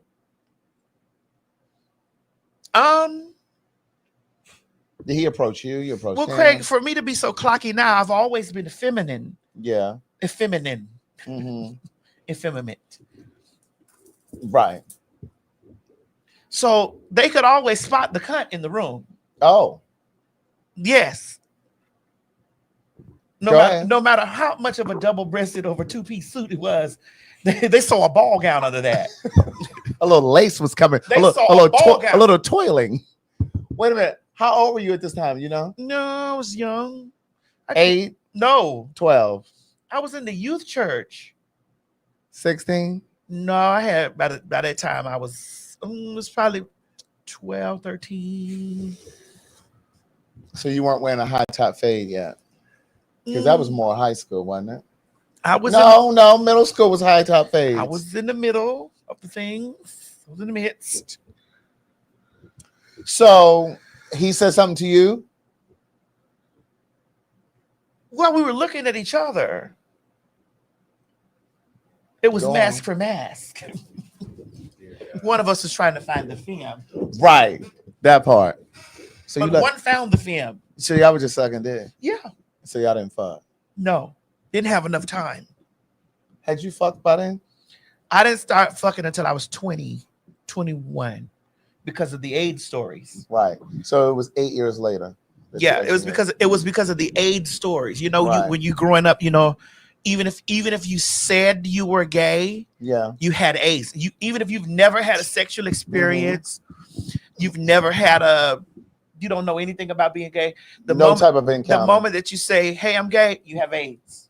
Right. That was immediately. Mhm. And so, you know, we grew up in there was a time We grew up in that time. So that that's why people didn't want to say anything about. Right. That's why part of the reason why people stay closeted. They stay closeted because the moment that you said, no, I didn't say I was fucking at 11. I said sucking dick, Mariah. Sucking dick. I know my story. I want to know why you all can't hear and follow the story. We had this happen until I was like, I didn't fuck until I was like 2021 because everybody was saying that if you get fucked in your ass, you're gonna get AIDS. Even if you speak that you're gay, you're going to have AIDS. If you speak. Bitch, you say you gay, bitch, you got AIDS. Right. Oh, wow. Yeah. Sucking dick was a different story. Right. What was the story for that one? Sucking dick. But you know, like I said over here before, like when we were in high school, though, I don't know about in Florida, but when we were in high school, it was offensive to say somebody sucked your dick. Like, oh, you know, Keisha sucked Rodney dick. Those are fighting words. That was just something that white girls did. That's what black people used to say. I think oral sex period was it because even I think back when I was growing up, they said if you ate pussy. Well, you're not that far behind us, right? So tell us the story in our time. Go ahead. We're listening very loudly. He act like this. Go ahead. He act like there's such a cabin between us. There like is. A giant no. There is. No, we watched Transformers together. Stop this. Stop this. You knew about Decepticons just like me. Stop Right. this. And you knew about Voltron, right? And you just were like watching me. She-Ra and He-Man. And you watched Thundercats just like me. Thunder, I need you to stop this. He act like he's so far behind us. You know about Mom Ra's transformation story, Right. Ancient spirits of evil And Skeletor. transform this decayed body into Mom Ra, because I watched the reruns. the ever living. I watched the reruns. We got it. I watched the reruns. That's why I know about Oh, you're all. so full of shit. Literally. Don't do that. Don't What even she do that. said about the phone? No, when girl. Oh, I texted. She hasn't read text back yet. Ma.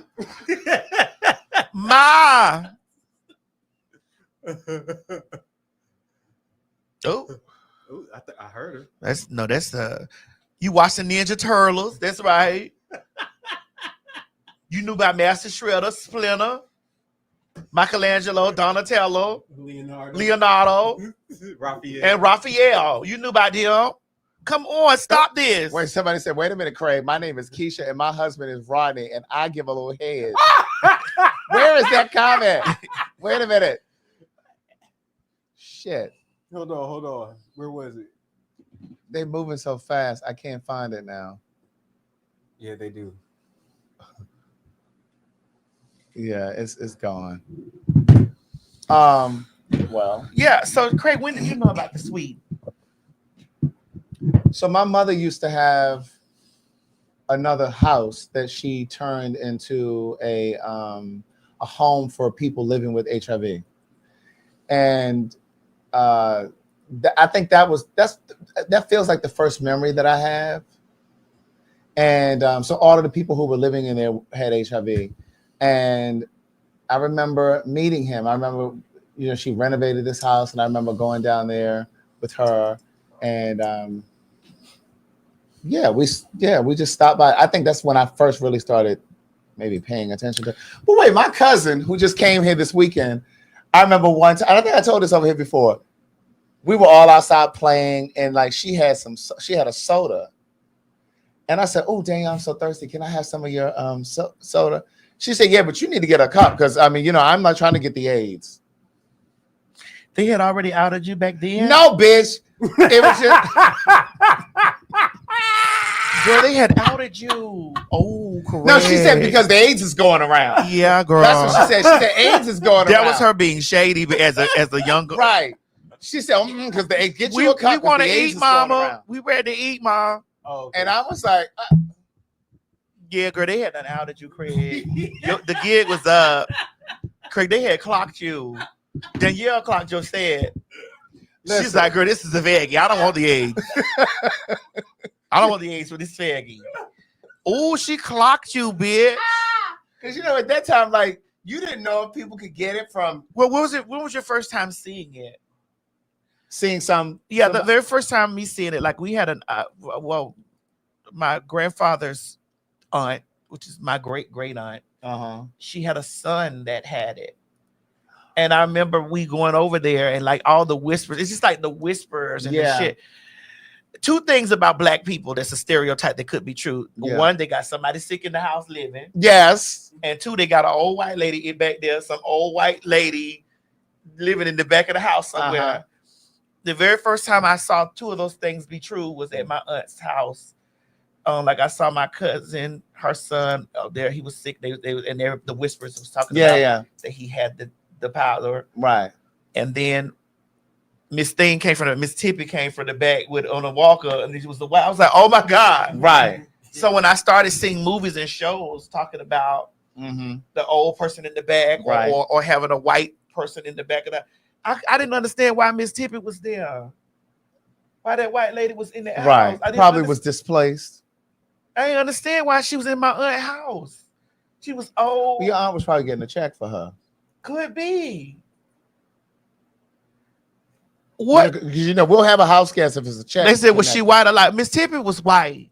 Because we'll take a check. You need a room?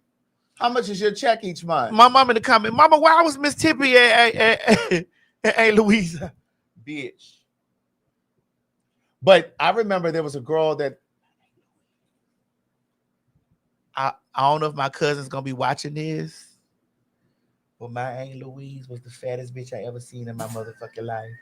Really, man? My Aunt Louise was the fattest bitch I had ever seen in my motherfucking life. She done gone on the glory? Yeah, my Aunt Louise gone. Bitch, my Aunt Louise used to be in this bed, and my Aunt Louise was like looking like dank. Big dank bitch. And they would bring my Aunt Louise motherfucking gallons of lemonade. And she would drink the whole thing. Bitch. That was my Aunt Louise was the fattest bitch I had ever seen in my motherfucking life. Ever. That's awful. Bitch, that's the first time I ever seen obesity. Right.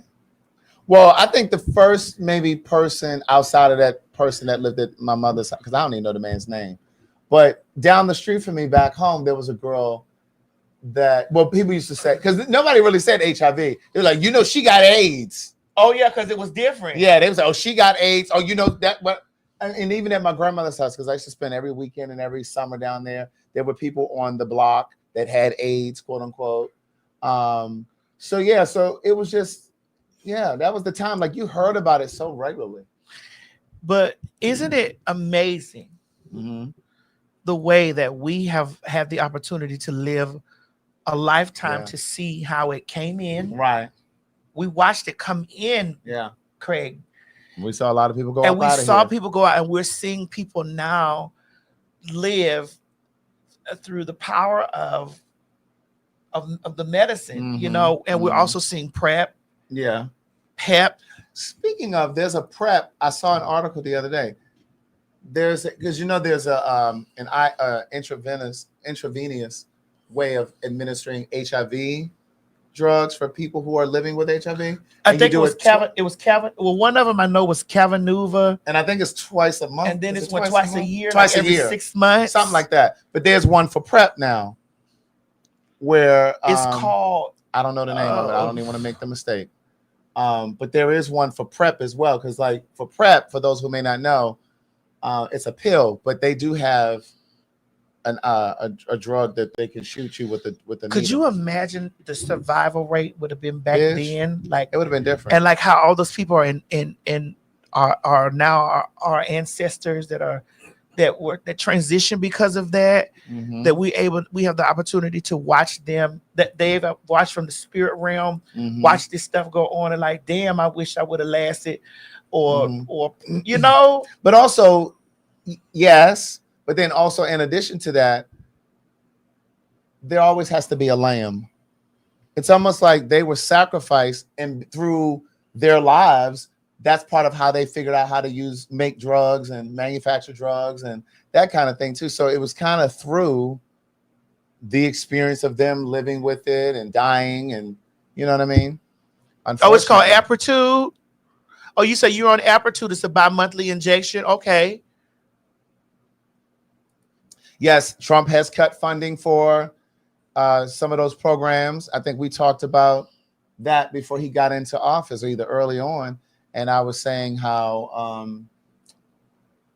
when we were talking about seniors not having access to their medications and things like that, and I remember saying that it's not just going to affect seniors, and bringing the cost down for their drugs, but those who may be on PrEP or on HIV drugs or whatever, it's going to affect you too. If you are, unless you got the money to pay for it, Right. out of pocket.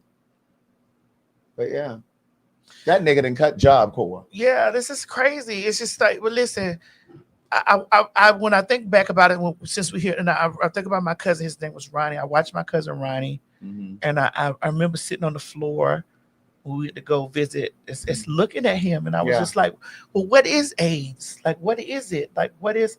How do you get it? And that's the first person that I really saw that they, because you hear the whispers, right, like, right. And you piece together what you hear this stuff from it's these like, little whispers. They're gay. Yeah, it's like, oh shit. So like, and then you hear the people talk like, because they don't know. Exactly. Nobody knew anything. No, they didn't. So it just was like, and then the way the media put out. So it's just like gay, AIDS. Right. And then at that time, it was gay, AIDS, and then you died. Dead. Because you didn't live long in a lot of cases. And I remember I watched this documentary once. I can't remember the name of it, but it was set in the Castro district in San Francisco. I think it's called We Were Here. I believe it's called We Were Here. And it was set in the Castro district over there where Harvey Milk was doing all of his stuff. Yes. There was a black guy on there who was a florist, and he was saying that his friends were dying so often that there were shortages for florals, because every other day somebody was dying and they were, burying them and putting flowers. There weren't enough florals. He said it was crazy. It was crazy. But then there was another movie. Julia Roberts was in it. This was on HBO. This was a scripted thing, and I can't remember the name of this. Tell me, I probably remember. It was set in New York. And they were talking about how a lot of those gay men who died. Something in America. It was called, it was in America. Oh my God. In America. What is it? That was really good. What is it's a Julia Roberts. Julia Roberts. She was a doctor in the movie. Oh my God. It's in America. Oh. What are y'all? Angels in America. Didn't I tell you? Yes. You said? Yes. Didn't I tell you, bitch, I would know? That was really good. Bitch, I watch TV. But here's the thing. They were talking bitch, about. I watch TV, bitch. No, wait, what's the normal heart? What's the normal heart? What do you mean? Somebody saying normal heart. Let me look and see. Oh, it's the normal heart? I think it was the normal heart. Oh, okay. But what was the thing in America? The normal heart. They said it was a Broadway play, but turned. Hold on. Yeah, it was the normal heart. That's what it They was. said It was the normal heart. But what was the thing in America? They said it was a Broadway play that was made into a TV movie. Okay, right. Okay. Okay. But in this particular movie, and I believe, like I said, I think it was on HBO. Julia Roberts was a doctor, and she was in a wheelchair. And what happened was, they were saying that a lot of those gay men who owned property in New York didn't have children, because a lot of us may not have children. I don't want no kids. Right. And a lot of them may not have had family, because the parents may, remember this was years ago, parents may have disowned them or whatever. A lot of them who owned property and who in some instances died from AIDS, their property was taken by the state. Because it was not willed to anybody else. It was almost like they were waiting on these people to die so that they could take their property. Yes, I did watch that movie called Life Support with Queen Latifah. I remember that. She had like a cane or something. Yeah, she had something wrong with her foot. It was very good. It was she had neuropathy, right? Didn't she have HIV in the movie? Yes, she had HIV. All right, yeah. So it was very good. It was so good. It was so good. So many of those movies. It was Evan Ross was in it. He played a gay. He wasn't on drugs or something in the movie. And gay and had the power. He had the power too. Okay. Yeah, and Tracy Ellis Ross's sister was in there, and she threw him out on the streets for being gay. Yeah.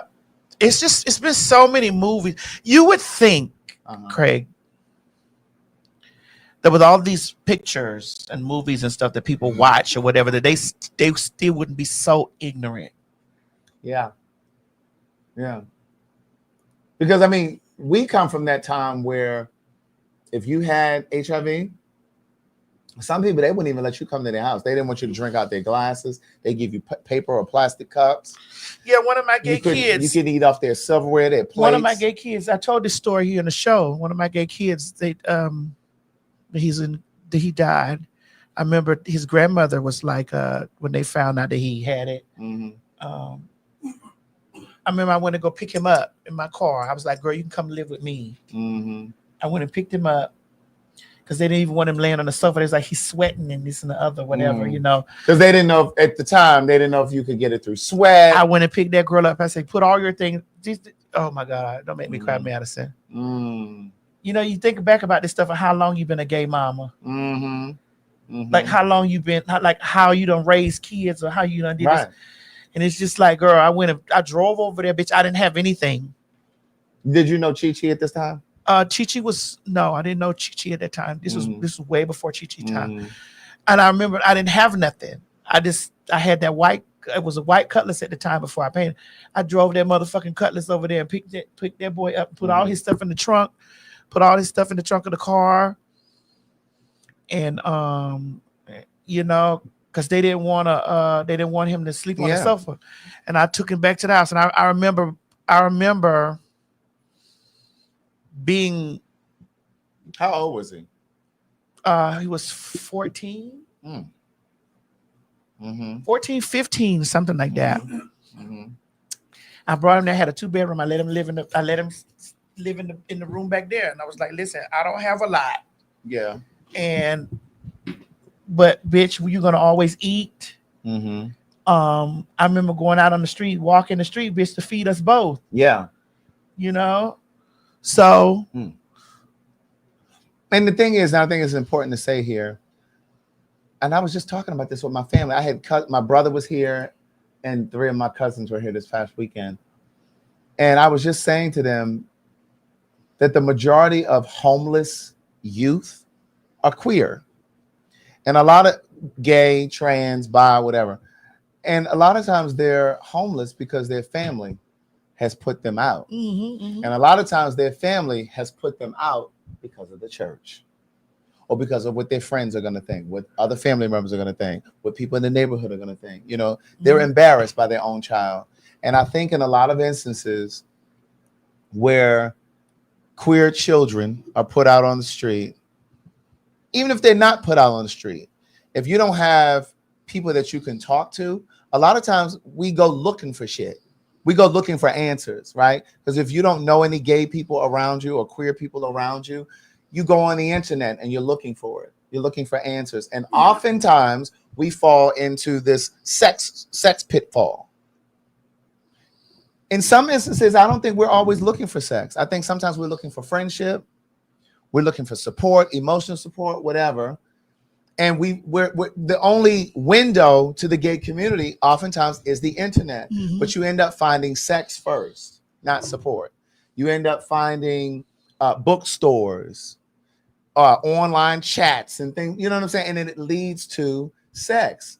And then before you know it, that's it. You know what I mean? And I think we sometimes do friendship in the reverse.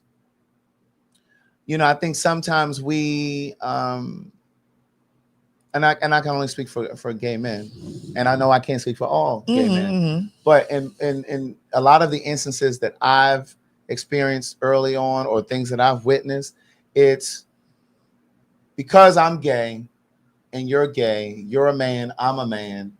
Sometimes we go off the attraction first, and sometimes we end up fucking or messing around. And then we realize, oh, we should just be friends. I think sometimes we act on the feelings that come with being gay before we deal with the psychology behind it. So that's why you sometimes see a lot of people who are really good friends now with somebody that they messed around with. Oh yeah, we realized that we were better off as sisters, or this is my girlfriend. But y'all done fucked and sucked dick because we sometimes go out of order. I don't got that. I don't mess with my sister. Right. We sometimes go out of order. And none of them trades gonna come over here and say, "Girl, what's Yeah. the team of sing mamas?" Yeah. So I don't know. And I think one of the things that I've always wanted to do, and I said this years ago, I didn't even know you at this time. I always wanted to, similar to what you're doing with the what do you call it? Starter house. Why I want to say transitional home? Well, it is. It's a transitional home. Yeah. Okay. So like what you're doing with the starter home, but you're pulling people off out of sex work. But they're not all necessarily sex work. No, right? some have been incarcerated. Okay. You know, My thing was I wanted to work with youth who were put out of their home, right, by their family or whatever reason. I think I told this story before. I'm telling it really quickly. I did a bookstore when I put my first book out. I was in Philadelphia.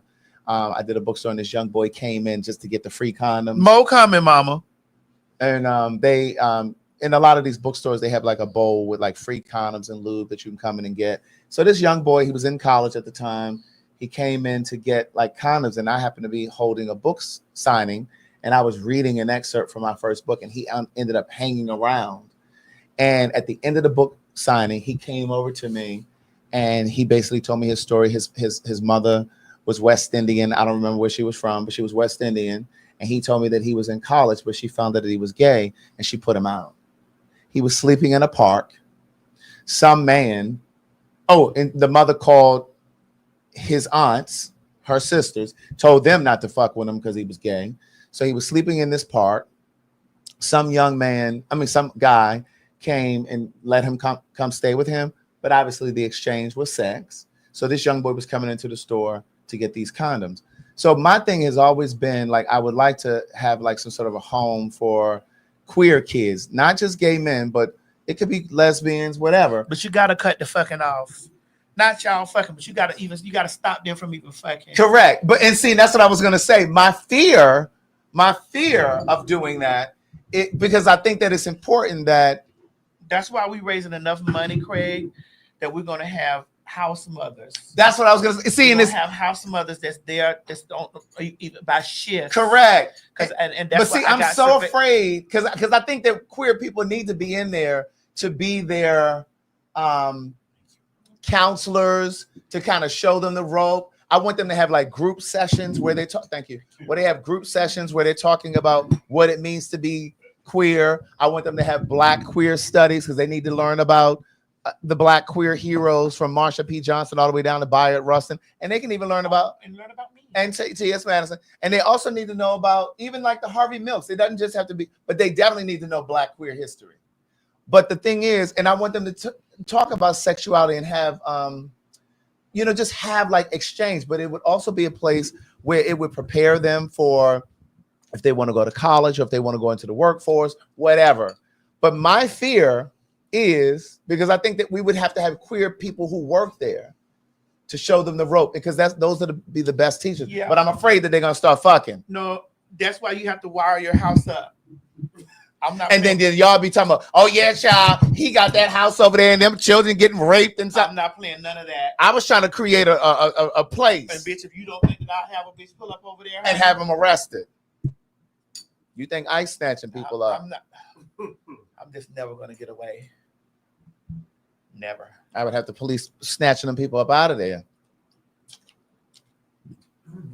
Father God, we thank you for the food. Stop chewing. You heard me, that pray. You already finished? Yeah. I Amen. pray for us both. Oh, you did? Mm-hmm.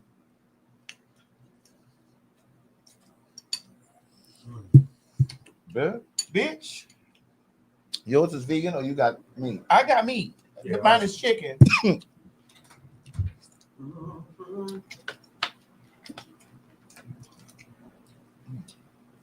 Yours is vegan? Yes. It's good, Craig. It sure is. Because they did that with Oprah. Like she opened up that school down there in South Africa. And very early on, like I believe like it was in the first year of her opening up that South African school for girls. One of those women who worked over there, she was like a dean or some shit. She was over there. There was some sexual misconduct happening with her and it some ain't of them happening at their house. Right. And they got upset with Oprah and said that she was, I'm like, what? It ain't happening there. Bitch, when I tell you it's 24-hour surveillance there. Mm-hmm. I'm not playing that shit. I got cameras at the door, by the door, in the kitchen, by the door, by every See, entrance. we don't, Right. See, we don't hear that type of stuff from Dr. Umar's school. Well, because Dr. Umar's school ain't in existence. That school ain't open yet. And he's still taking donations.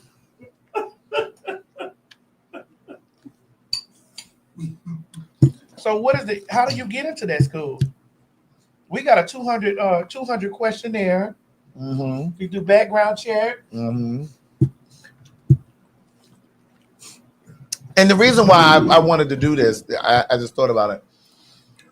Because when I really started to come into my own in terms of my sexuality, I realized when you look at these different organizations, whether it's HRC, Human Rights Campaign, or the Trevor Project, which is specific for queer teens who are on the verge of suicide or they've attempted suicide. That's what they focus on.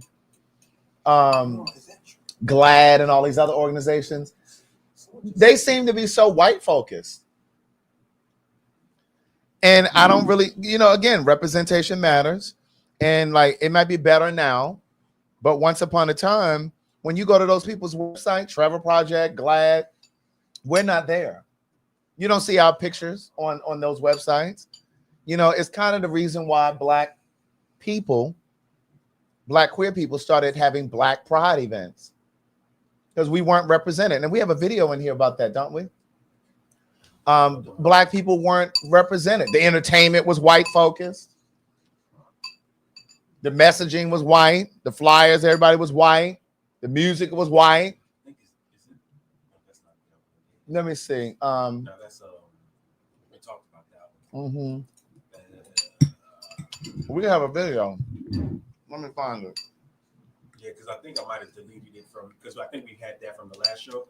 I think it was in there from the last show. Yeah. That's why it's important that you guys know that the T.S. Madison Starter House is for Black queer, but for Black transgender women. Not like we're alienating anybody else. Correct. But because we want to motherfucking make the emphasis on that we're Black. That's right. That's right. I found it. Like that there is a Black Pride or men of color. What about the men that prefer other races? I'm assuming you're white, and the reason that we have Black Pride or men. Oh, you got it up there? Oh, well, Mo gonna play it because he got it in the system. Yeah, I just wasn't sure. Is that going to be okay? Yeah, that's just from Instagram or somewhere. Instagram or Yeah, it's just Instagram. It's from I got it from Instagram. Instagram. It's not a talk show or nothing. Right. I don't like that there is a Black Pride or men of color. What about the men that prefer other races? I'm assuming you're white, and the reason that we have Black Pride or men of color prides is to get away from you. It's to get away from you. It's to not be fetishized. It's to center our own experiences. Although regular prides, like LA Pride or, Chicago Pride, World Pride, these prides don't have a race or color in front of them, but they really do. These are white prides. Understand that these are white prides. They center whiteness. They center white activities, white music, white folks, and Black folks, people of color, Latin folks, Asian folks want to be able to see themselves in the marketing, the messaging of their pride, and that's why we have our own prides. Okay, we're just explicit about it because we're unafraid and unapologetic about loving ourselves and showing ourselves the appreciation we deserve. That's it. And in the same regard, I think we talked about this here. There's also a big boy pride for bigger guys. Just bigger trans or taller. pride. Trans pride. Because bigger guys and trans people don't always feel Well, we don't get included. inclusive. Included. And again, I don't want to talk about this anymore, but we're here. It's back to gay men don't date the trans girls. Yeah. And it goes back to me Because saying if all the gay men want other gay men. right. And it goes back to me saying I didn't even know that it was transphobic of me when I saw trans girls in the club. Like this is when I used to go to the clubs and hang out. I didn't know that it was transphobic because I didn't engage with them or I didn't talk to them or you know what I'm saying? Like I didn't, you know, like when you're hanging out, But when like, you question yourself, why didn't you do it? and that's what I was about to say. It's like when I would hang out, like I was open to talking to anybody, but I didn't necessarily go out of my way to talk to trans people, trans girls. And I don't know why, but I can look back now and say, well, yeah, that's kind of transphobic. Because see, my definition of transphobia at the time was I wasn't intentionally being mean or putting my hands on them or, you know, like, look at that man right there. I wasn't doing any of that. I thought that's what I thought it started and ended there. But transphobia is also excluding people. Yes. You know what I mean? Not ignoring them, just ignoring them, not even acknowledging their presence. And I think that a lot of people miss that. Avoidance. Perfect word, Raven. It's avoidance. Because I think a lot of people take the attitude of, oh, I don't understand that. Let me just leave that alone. You know what I mean? Mm-hmm. But that's in the same way that racism works. When they avoid us, when they avoid Black people. And when I say they, it could be white people, it could be Asian people, it could be whomever.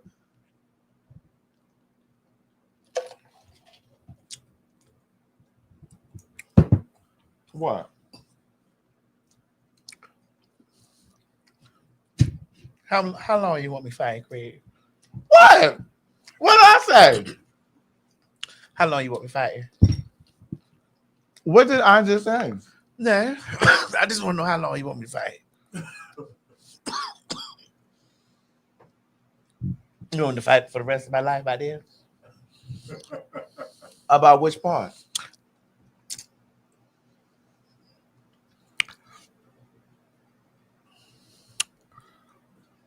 Then you want me to win me up for the rest of my life with them goddamn. Anyway, You need some water? I might. Sound like a joker. I don't. I know you're not a joker. I didn't say anything, Kayla. I don't know what she talking about. I didn't know you were a joker, man.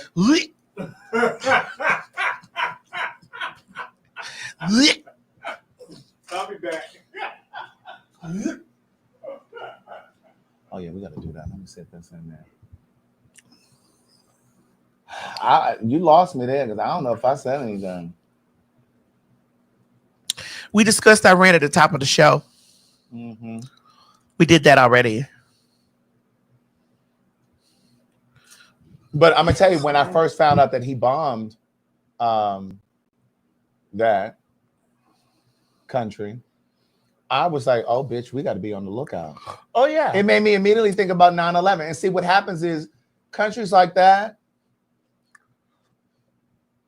Oh, that was good, bitch. Right. They'll wait. Yes.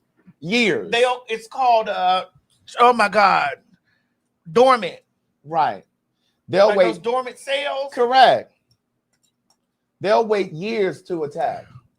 And then we'll be somewhere minding our motherfucking business, and then another 9/11 situation will happen. And then all of a sudden, America is like, well, damn, why did they attack us? Oh, bitch, remember back in 2025? Sleeper cell. That's Sleeper it. cell. Oh. It'd be given very much. Oh, remember back in 2025? Yeah. Bitch, we're in 2030. And America is all unsure of what happened. Why did they just blindly? Oh, bitch, because back in the day. And I say this about 9/11 all the time. That was unfortunate. That was unfortunate that so many innocent people died. So many people were killed. So many people had traumatic PTSD. I had an open one, but I'll take this one. But I don't think we often think about how this country has created atrocities in other countries. Things that we don't know about. We know about this because the nigga posted it on Twitter. I believe that. But you think they're not bombing villages in these other countries all I believe the time? that the Bush that 9/11 was provoked. And it was a self-inflicted wound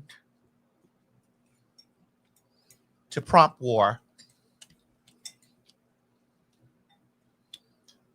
Basically, was orchestrated. Yes, by the United States. Mm-hmm. Don't you ever think that the United States won't do nothing dirty?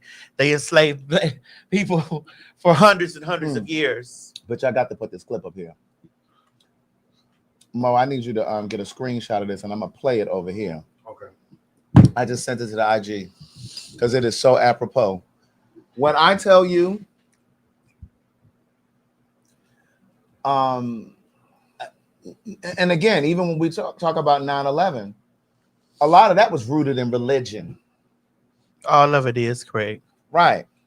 If you think about any war, really. It's usually religion. Right. And when I tell you some of those terrorists, quote unquote, were told, it was reported that some of them said their God told them to do that.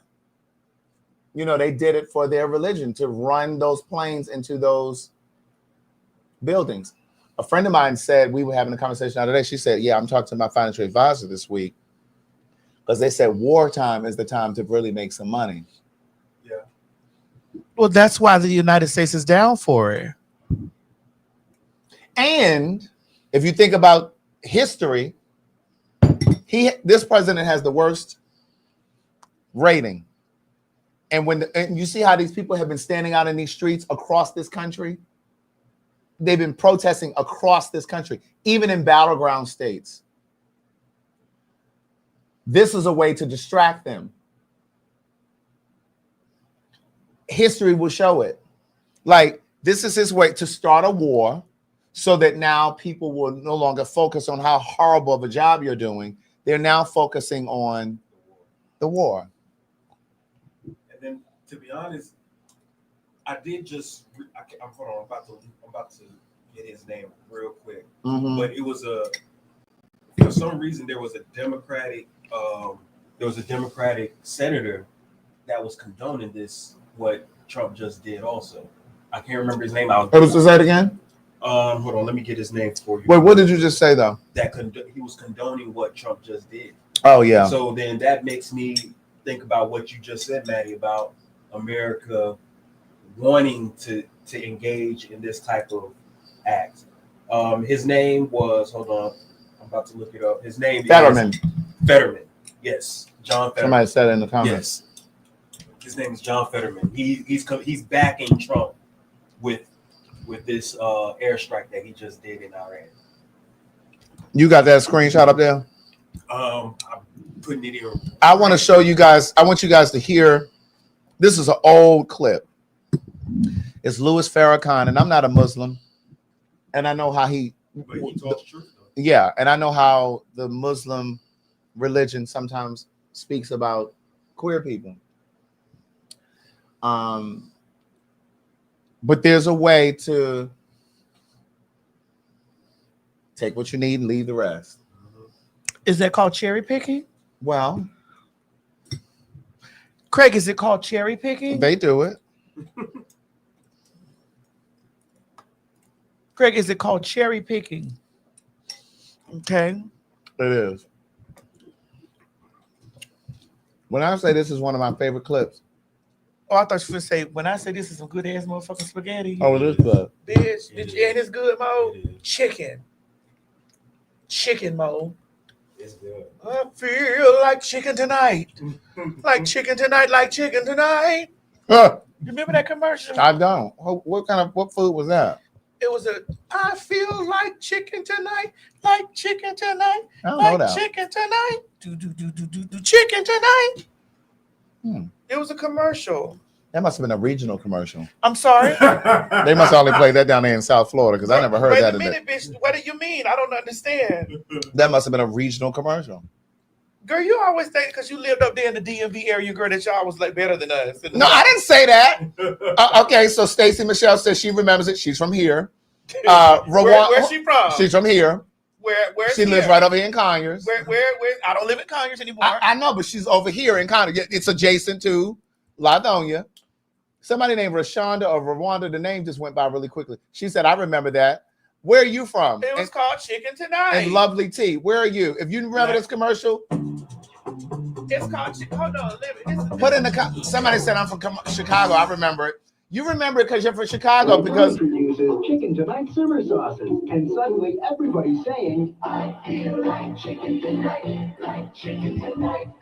Chicken tonight. Choose from 4 new sauces. Each one's made with real vegetables and herbs, so you can make dishes like country French chicken and chicken cacciatore. Just brown the chicken, simmer, and serve. I feel like chicken tonight. Like chicken tonight. Somebody in the DMV said they remember from Ragu. Chicken tonight. Yeah. as I saw the commercial, I do remember that. We just didn't eat that. I didn't say we ate it, bitch, because my mama wasn't doing that shit. Okay. But those of you from Chicago and the Midwest, you remember because y'all vacation down in the South. Come on, we didn't talk about the Great Migration here before. Most of your family migrated from Mississippi and down in that area up to Chicago. It sounds like you said Indianapolis. North was better. It's better than. No, that's not what I'm saying. That's what you give it. No, I'm saying you all spent weekends. I feel like You got family. You got roots down there. chicken tonight. All right, let me play this clip. You got it? Yes, I do. All right, so this is Mike Wallace from 60 Minutes in Louis Farrakhan. Take the comment down. Oh, okay. You just see Louis Farrakhan, but that's fine. Listen. It Oh, wait a could be minute. the most in Africa, and it is. It could be the most corrupt nation in the world, Minister Farrakhan. Oh, and now, Mr. Wallace. It is the most corrupt nation that I have ever covered. I've been there 25 years ago, and I've been there as recently as last year. Fine. So what? 35 years old. That's what that nation is. Now, here's America, 226 years old. You love democracy, but there in Africa, you're trying to force these people into a system of government that you just have accepted. 30 years ago, black folk got the right to vote. You're not in any moral position to tell anybody how corrupt they are. You should be quiet and let those of us who know our people go there and help them get out of that condition. But America should keep her mouth shut wherever there's a corrupt regime, as much hell as America has raised on the earth. No, I will not allow America or you, Mr. Wallace, to condemn them as the most corrupt nation on earth when you have spilled the blood of human beings. Has Nigeria dropped an atomic bomb and killed people in Hiroshima and Nagasaki? Have they killed off millions of Native Americans? How dare you put yourself in that position as a moral judge? I think you should keep quiet, because with that much blood on America's hands, you have no right to speak. In Africa, and it is. When I say he tore that white man up, He did. He did. because see, this is why it's important to know from which we come. And this is why I call them out at every turn I get. Because the way that he tries to act like, and again, that was Mike Wallace and Louis Farrakhan talking. The way that Mike Wallace tried to act like this country has been so just and so fair and moral. Oh, it don't do anything. What are you talking about? Right. America? That's why it's hard for me to accept them getting into other people's business when we have our own issues that we still haven't even come to terms with here. Right. And to the point that I was making, how this country will secretly bomb locations in other countries, and we may not ever hear about it. We may not ever know about it. And that country is holding on, and 5, 10, 15 years later, there's a bomb. Right. Lady Couture posted a video today of the people on the news. I wish I could see it. Lady Couture, I'm on her page, and she got Beyonce up now. But she posted them on Iran News, and they were talking about it. Oh, she took it down. I think they might have done something. Oh, they probably flagged it for the Iranian news. Yeah, they might have flagged it. Oh, well then let me not play it. Oh. They might have flagged it. That might have been. Yeah. But yeah. And that's crazy. I want to say I love y'all. Mm-hmm. I do. Those that love me, I love you back. I love you because it's going to be some tumultuous times ahead. Some what? Tumultuous. Wait a minute. Say it again. Tumultuous. Troublesome times ahead. Say it again. Tumultuous. Tumultuous. How you spell that? T-U-R. Tumultuous. Tumultuous. T-U-M. Tumultuous. U-T-I-O-U-S. You put a few more syllables in consonants. Tumultuous. Tumultuous. Tumultuous times. Say it again. Tumultuous. There you go. Spell it. T-U-M. T-U-M. Mm-hmm. U-L. U-L-A. T-I-O-T-U-S. S-S. You know, don't worry about it. Tumultuous. Don't worry about it. Let's acquiesce to something else.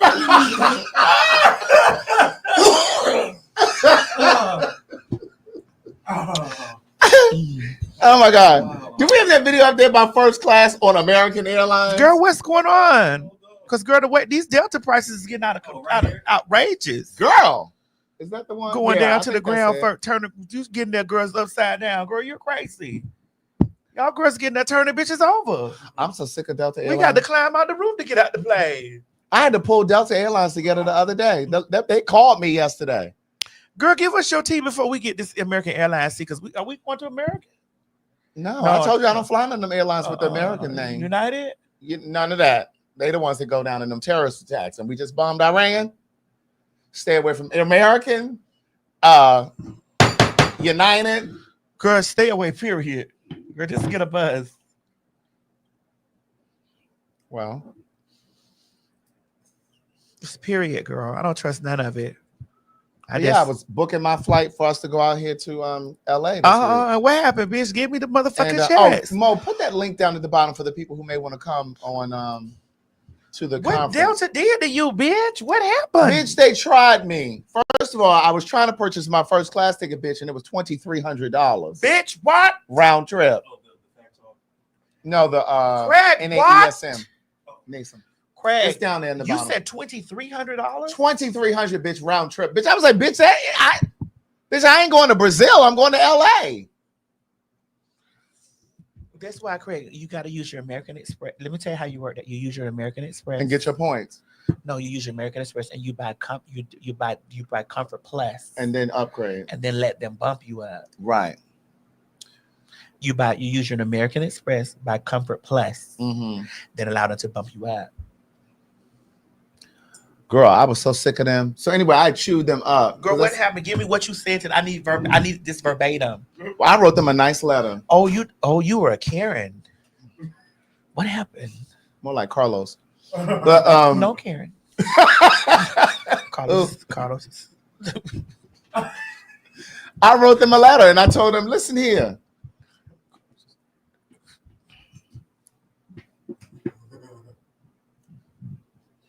They just emailed me.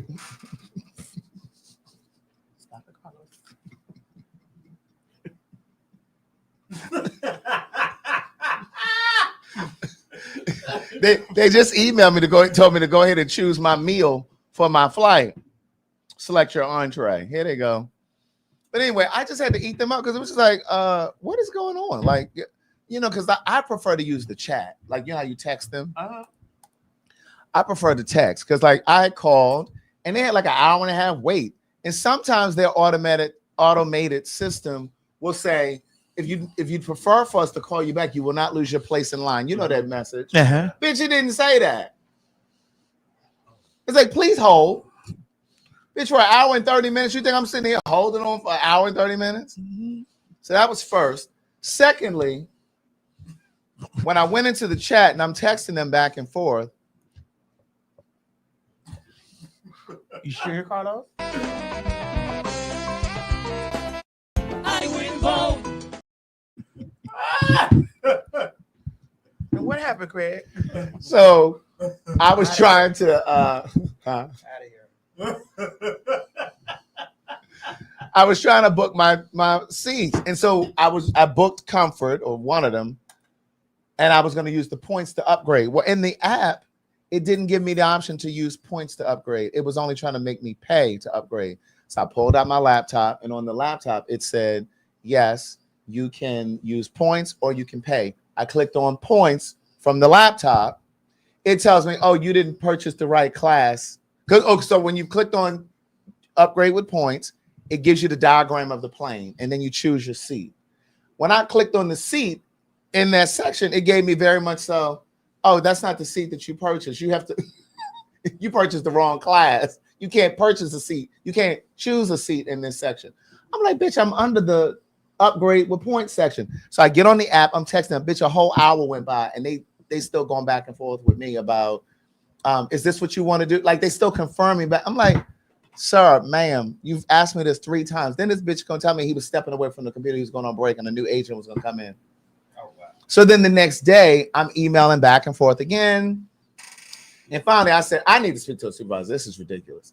So the supervisor ended up calling me, and I explained to them, and they gave me, because then the next day, it cost more points. They gave me my points back. Craig, have you taken a cleanse yet? What kind of cleanse? Like a spiritual cleanse, because you tend to have these problems with these people so much. I think there's a blockage around you. You need to take a spiritual cleanse and wash that customer service spirit off of you. You have a lot of customer service issues.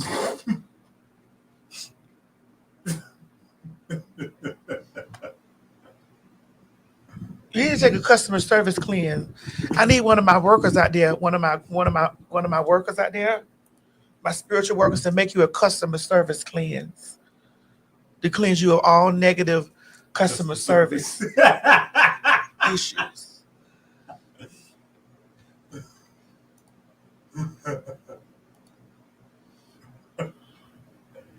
No one should They said, man, they say you low key saying Craig is the problem. I didn't know. That's exactly what she's saying. I know what I'm saying. Now, I don't say that when she's sitting up here bloviating about all of these things. No, it could be something. It could be that he draws that kind of energy. Mo, put the American Airlines thing up there.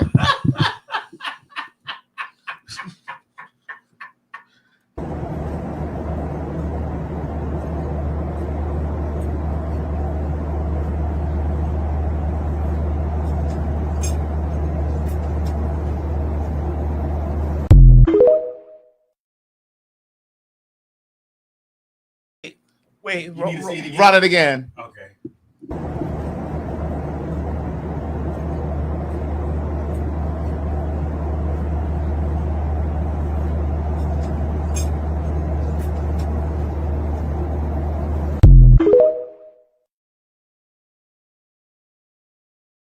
Devil's advocate. Well, wait a minute. Let me explain. Devil's advocate. Wait a minute, because some of them are saying, I don't know what happened. Devil's advocate. Okay, so she was the only black person on American Airlines in the first class section. Everybody got food, including the bitch next to her. Got food. And she the only one that ain't got no food. Devil's advocate. Now the person next to the person next to her is on the inside of the aisle. Right. So the flight attendant should have given her food first. So if anybody would have left out with food, it should have been the person. Devil's advocate. Well, what you want to say? She was asleep? Yes. She was asleep. Because it has happened to me. Bitch, I done been. But then how they run out? But how they run out? Now I'm awake, bitch. I want my food. They should still have a plate back there. They know how many. It should be a plate for me. They know how many first. It should be a plate. They know how many first class tickets they sold. So, and it should be a plate, and it actually should be if row 6 is the last row. Yes. That means it's 12 people up there. Correct. You mean to tell me they only packed 11 plates? So usually they should have maybe 16 plates. Right. Like For 4. extra. Yeah, like or whatever's on the menu. Like if whatever the choices is, they have an extra. So why sis ain't getting no plate? She clearly couldn't have been asleep that motherfucking long because them bitches were still eating. You act like she was hibernating. I'm not making any excuses. I know. I'm just letting it be know that I be flying first class for free. Right. For the entirety of my big Right. Call your attorney, sis. And Delta, I'm gonna need y'all to have some more pescatarian options. Well, I need some fish on here. You see? Or some shrimp. Listen. Listen. Angus beef. Brujas. Makani chicken curry. I don't need chicken. Brujas. She need a bath. All that money you spent on a first class ticket going out there, and these are the options for food: chicken, Greek salad. They didn't send me this email so I can choose my meal. It ain't nothing on here that I see interesting yet. All of this got beef short ribs.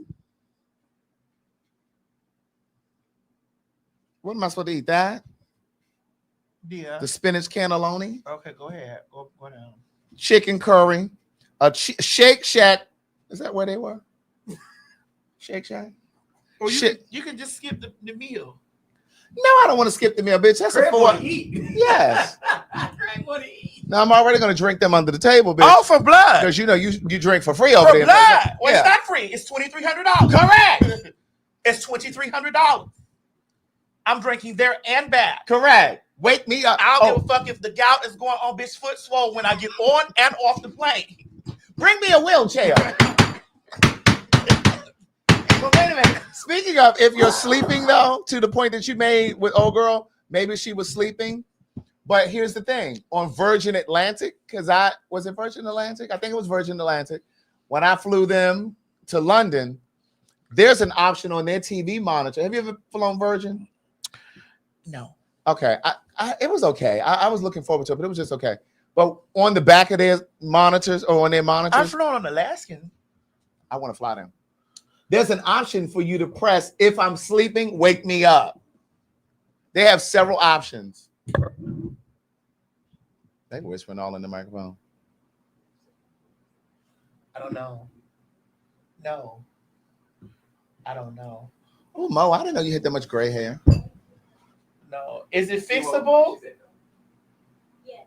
He fixed one leak and he's looking into fixing another one. He was just trying to figure out if he needed to take the whole shower out or not. That's what I'm thinking. I don't know because we was thinking if it was behind it. Yes, definitely. One of the leaks definitely Was behind it, yeah. Yeah, and he's probably going to take the pan out. That's why he was wanting that. Yeah.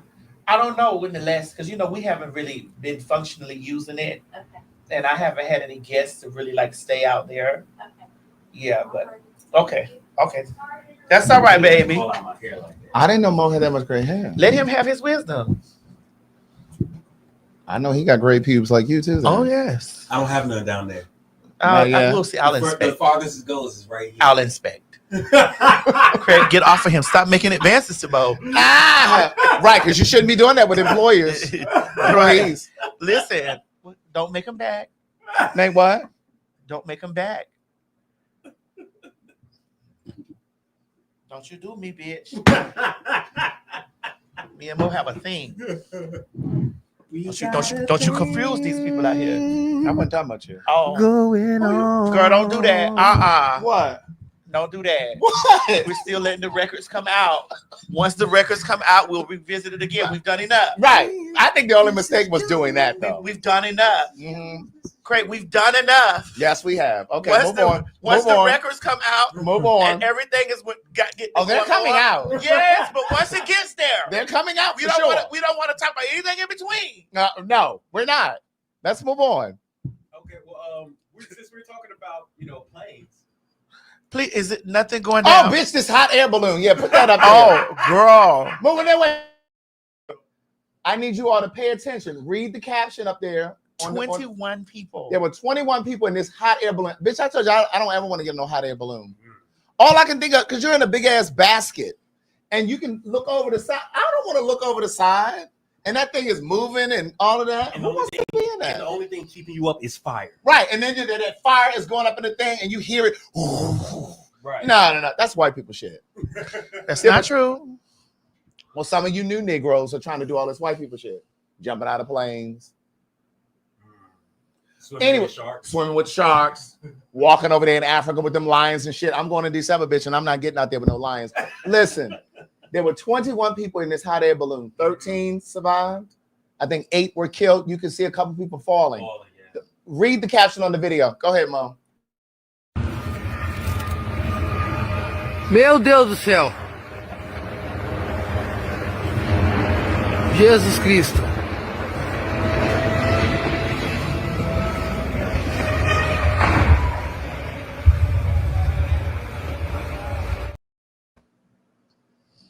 Did y'all see the people fall? No. Do it again, Mom.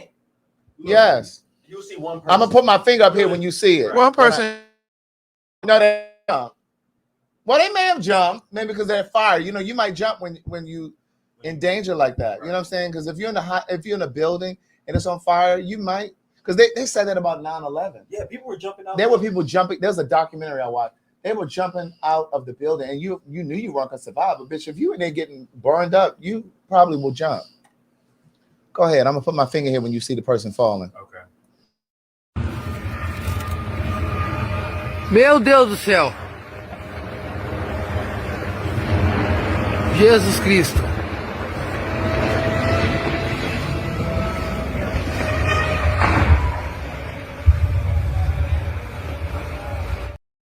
They're saying some of the people who jumped survived. Oh, really?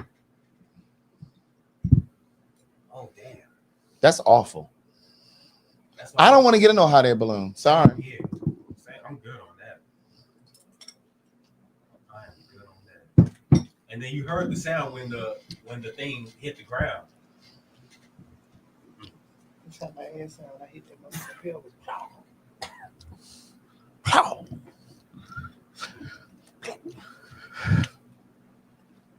Something's wrong. Nothing is wrong with me. No. That was awful. Right. That's scary. Because like I said, the only thing that's keeping you up is hot air and fire. That's it. I'm not doing that. I looked in your eyes and I can see love so dangerously. You're not trusting your heart to anyone, and you tell me we're gonna play it smart. We're through before we start, but I believe we have only just begun. When it's this good, there's no saying no. What's the next line? I need you so I'm ready to go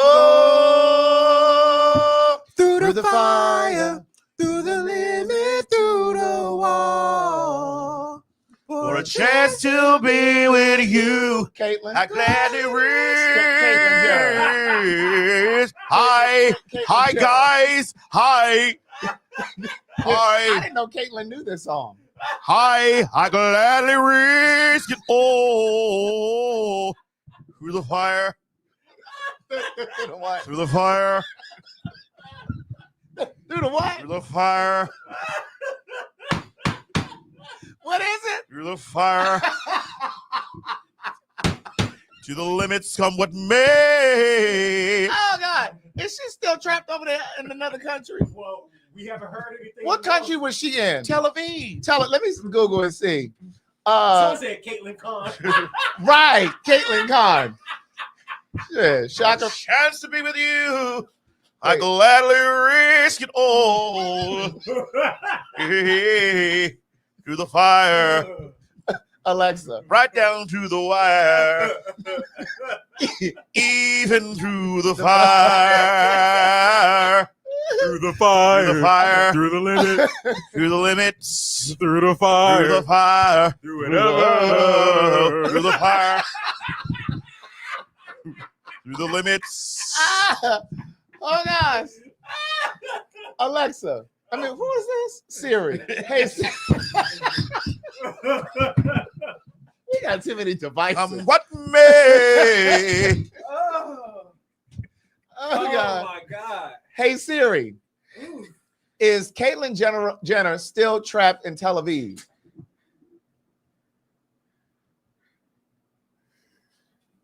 Oh, she is. Amid airstrikes between Israel and Iran. She may not ever come home. Trump said we can. Oh no, here it is. It says she managed to leave. It says she managed to leave. Oh, okay. Bitch, I would have been scared to get on that plane though, bitch. Because it sounded like Trump saying she could stay. Caitlyn Jenner is no longer in Israel. This is how she managed to leave. The American reality star who came to Israel for Pride Week. That's what she went over there for? I didn't know that's what she went. That's what she went over there for. Out of all people sent over there. Right. For Pride Week events and got stuck in the country due to the war with Iran. Left Israel via Jordan. So she left her. Okay. Are they her hands? Those not her hands. Oh, Bitch, I thought those were her hands. girl. Help. Help. Help me. Oh my God. Help me. Chris. Courtney, help.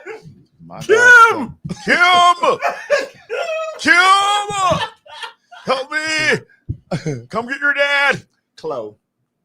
Chloe. You know they love to call her Chloe. They Chloe. Chloe. Help me, Kim.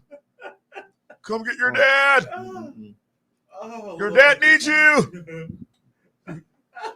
I'm still your dad. Help me. Wait, what's the youngest one's name? Kylie. Kylie. He better call. What's his son's name? Brody. Brody, help. Help me, Brody. Oh my God. Chris. Ah. Oh God. You're stupid. Still your dad. Help your dad. Help your father, kids. Don't call Rob. Help your father, kids. Help your father. Okay. Rotting with that shit. He don't need fool with them girls.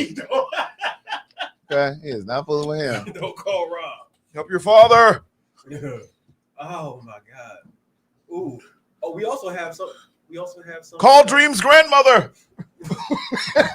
Tokyo Tony. Tokyo Tony, help me. Now, if anybody gonna get him out, get her from over there, I'm sorry. Get her from over there. Would have It's been gonna be Tokyo Tony. Oh, yes. You're not a girl, bitch.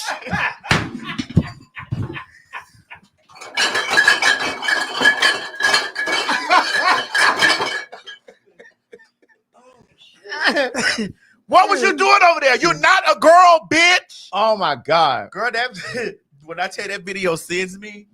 Oh my God. You ever see that video? No, I haven't. You can get to it. When she says, "You're not a girl, bitch."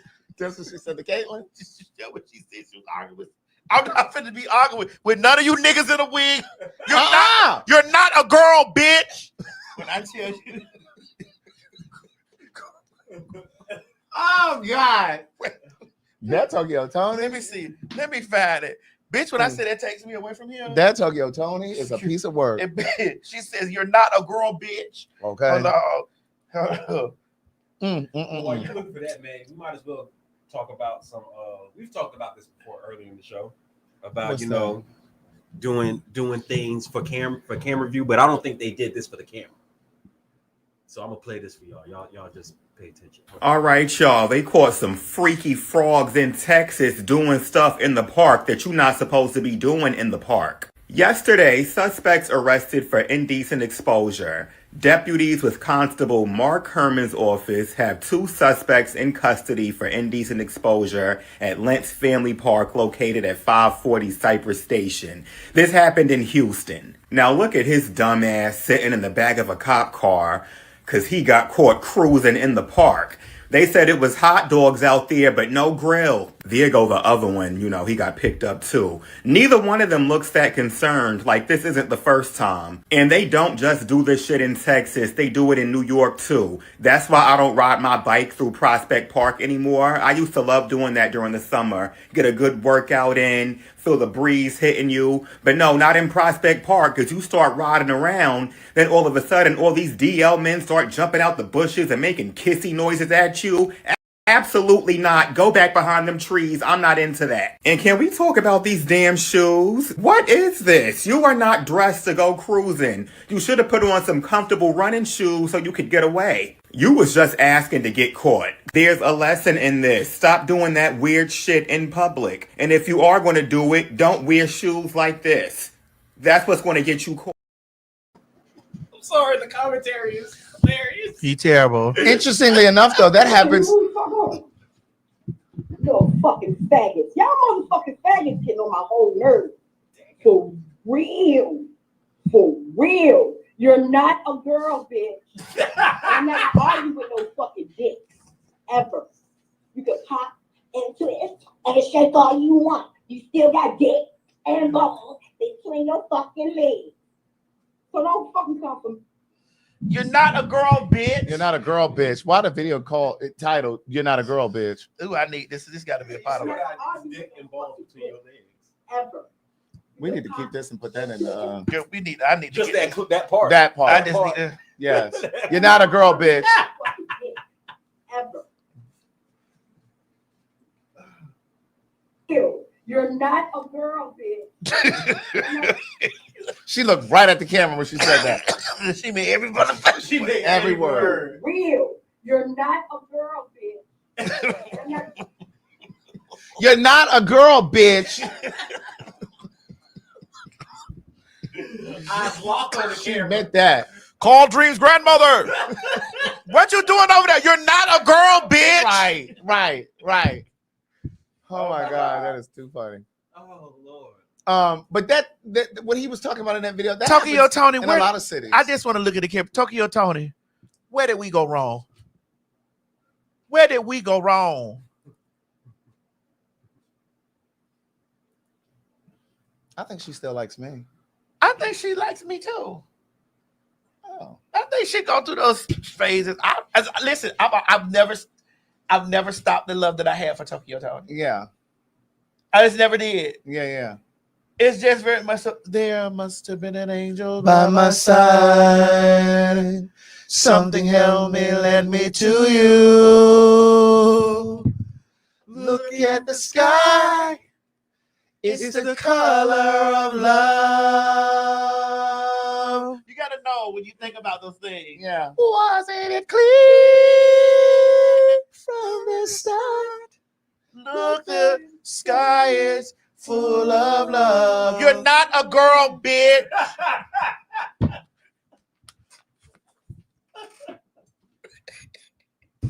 You're not a girl, bitch. Oh Lord. You know what that reminds me of? When Miss Mary said, "Fuck you, bitch." Oh, Miss Mary meant that. When that shit rolled around, fuck that bitch.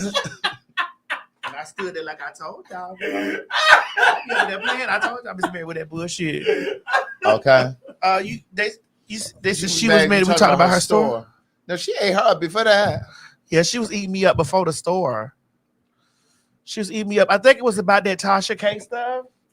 Like she, all she the interviewed with Tasha K? No, she just heard, like, you know how they read, how people read the clickbait stuff, and they see, like, you know, I don't know what it was. I don't know. She was wearing me out before the year.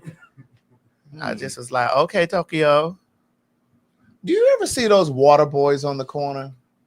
Yeah, you pull up to the light in certain corners, and they're selling. They're like, We didn't talk Gatorade. about that story before you go to the water. Which one? Them being caught in the park for cruising. Oh, yes. So that I forgot about that. So that happens in a lot of cities, though. I just told y'all the other day, George Michael got caught in Beverly Hills at a park. Tevin Campbell at the bookstore. No, not y'all, her. We were talking about parks. Tevin Campbell was on the beat. He wasn't at the park.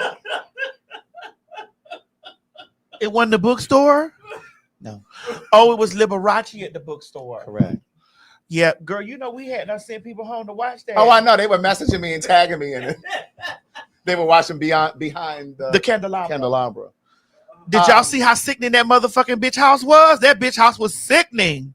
It happens in any city with a park. Yeah. They got Chicago. TD Jake's son got caught a few years ago. You remember that? Oh, really? What?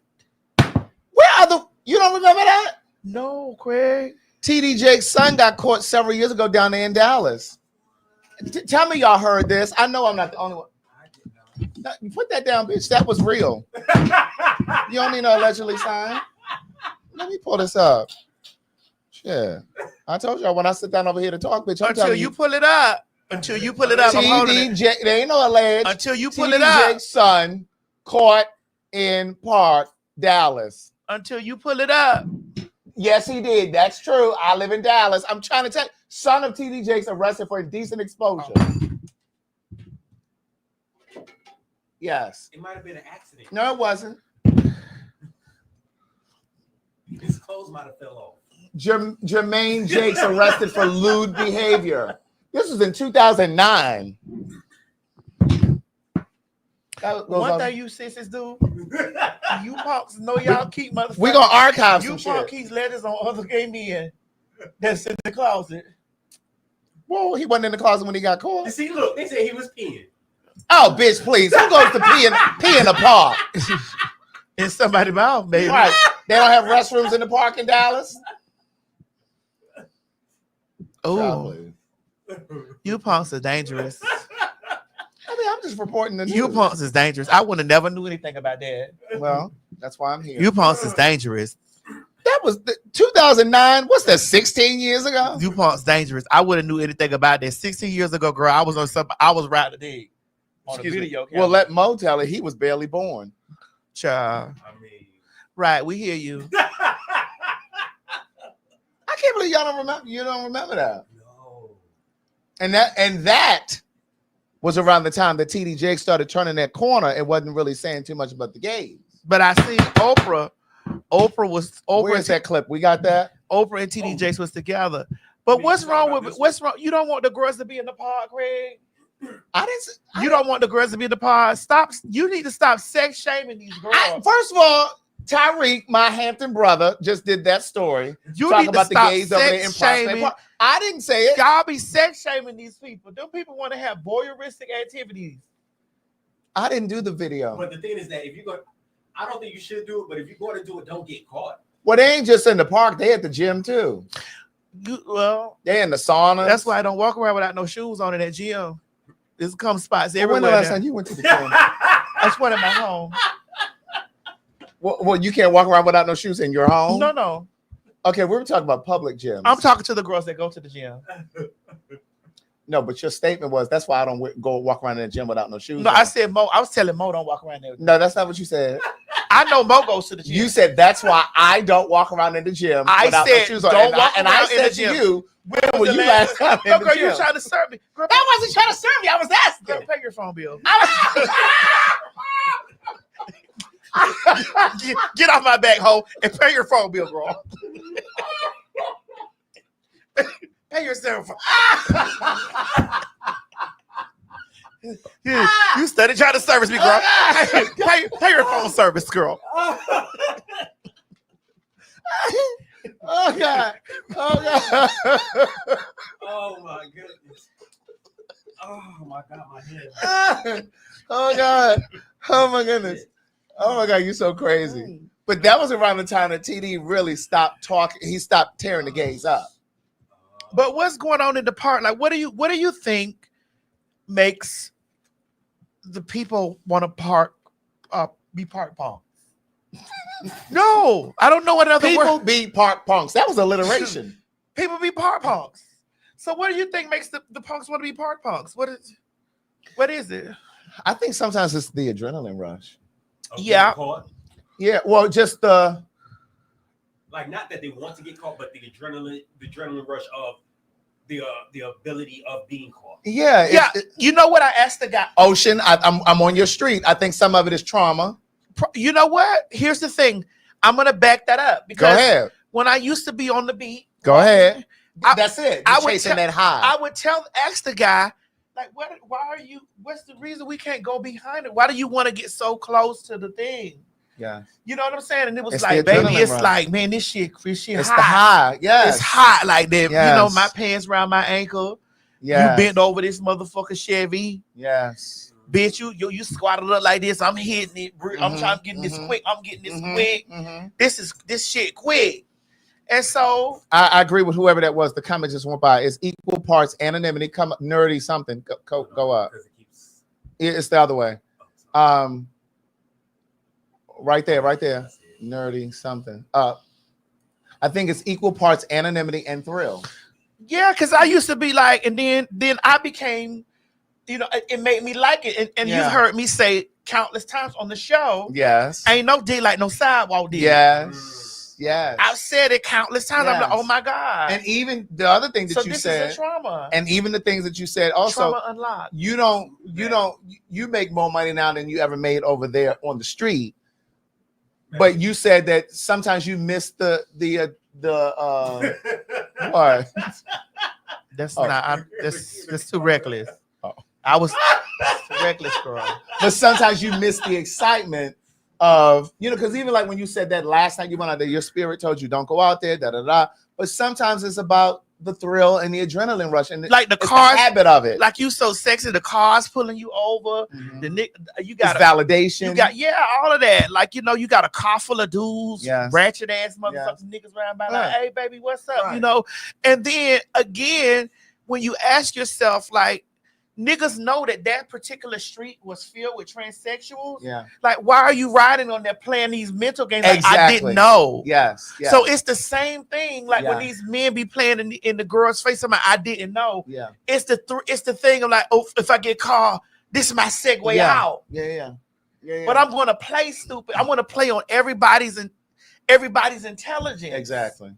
And you ain't doing nothing but lying to yourself. Just to yourself. Yeah. It's like you on the block asking the girls or telling the girl, you better have a pussy. You like, girl, this is the street where the girls is, and the girls telling you, I do. Come on.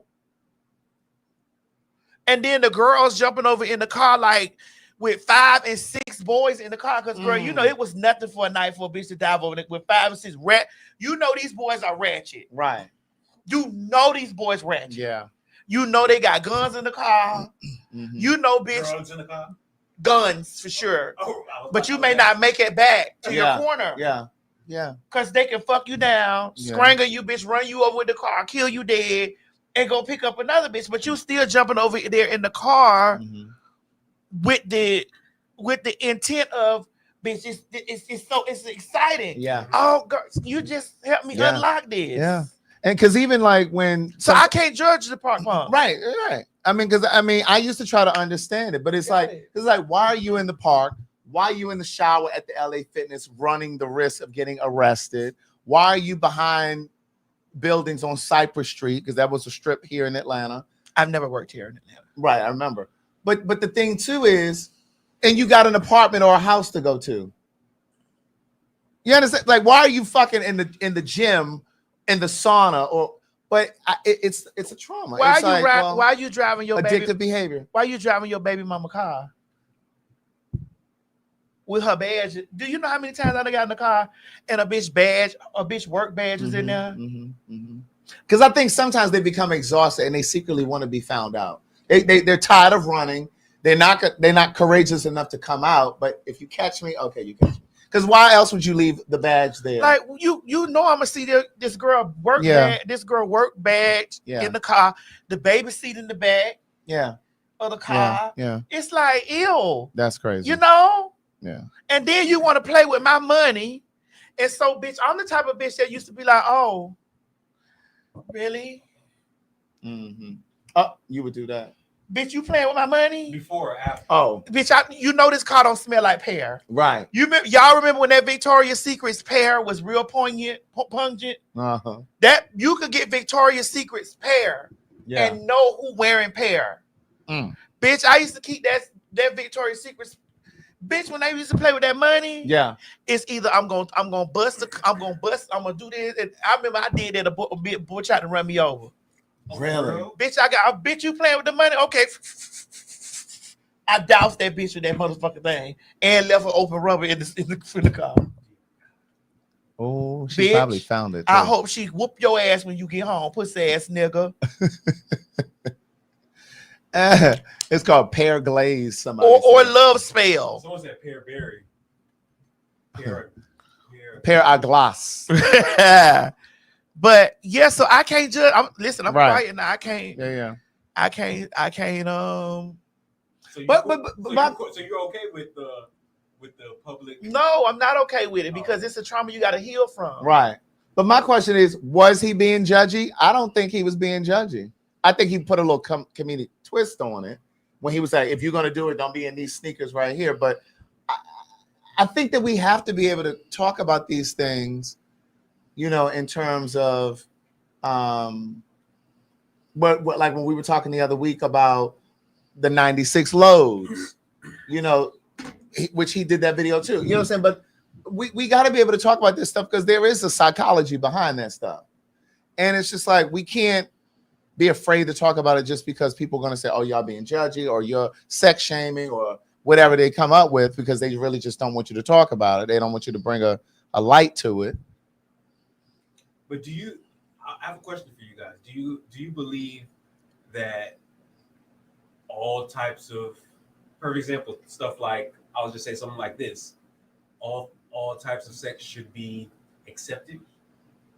Like, for example, what's the question? Like, should all type of sex be accepted? Like, perfect example, this one.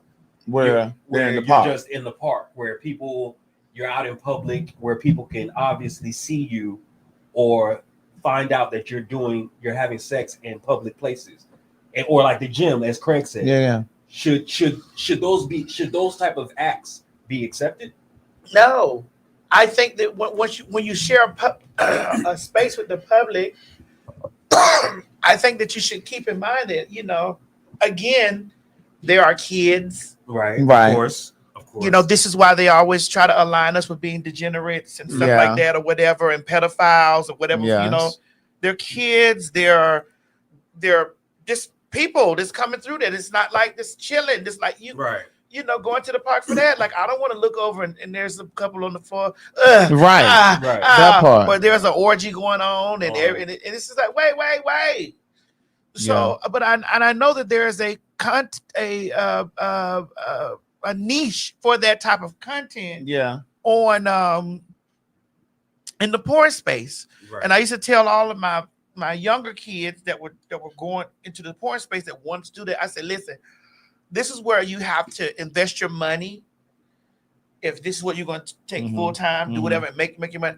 Invest in you a studio where you can recreate that scene. You can build that scene out. You know what I'm saying? You can like a gym scene. Like you can do that. Like, don't be in the actual gym. Right. You know, doing that. Right, you know what I'm saying? Like, do this stuff. Be able to create the fantasy, but make sure you do it like privately on a set. Like you're making. You're still making the niche content, but you're doing it in a set. You don't necessarily need to be at the bus stop. Right. Exactly, right. It doesn't have to be so literal. Terrell Moore said, I love public sex. It's the thrill for me. Well, baby, if you into that, you better put some bail money to the side.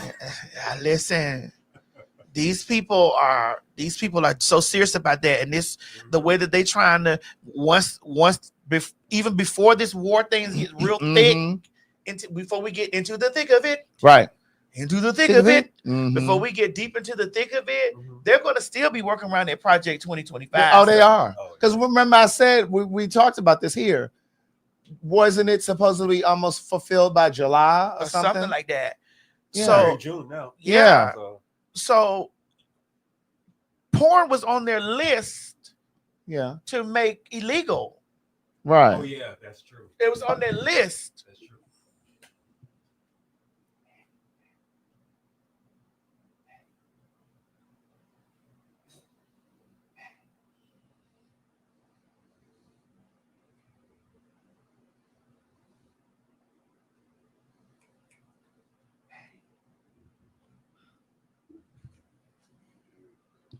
You need a minute? Okay.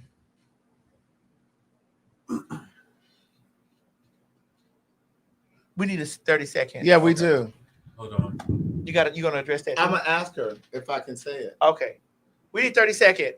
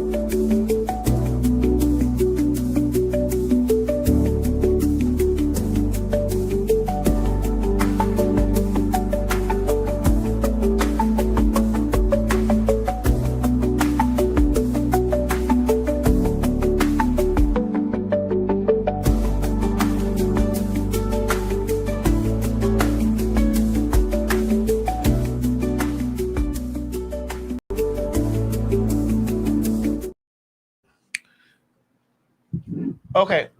What happened, Craig? Oh, okay, nothing. You Go still ahead. talking to them? Yeah, no. All right.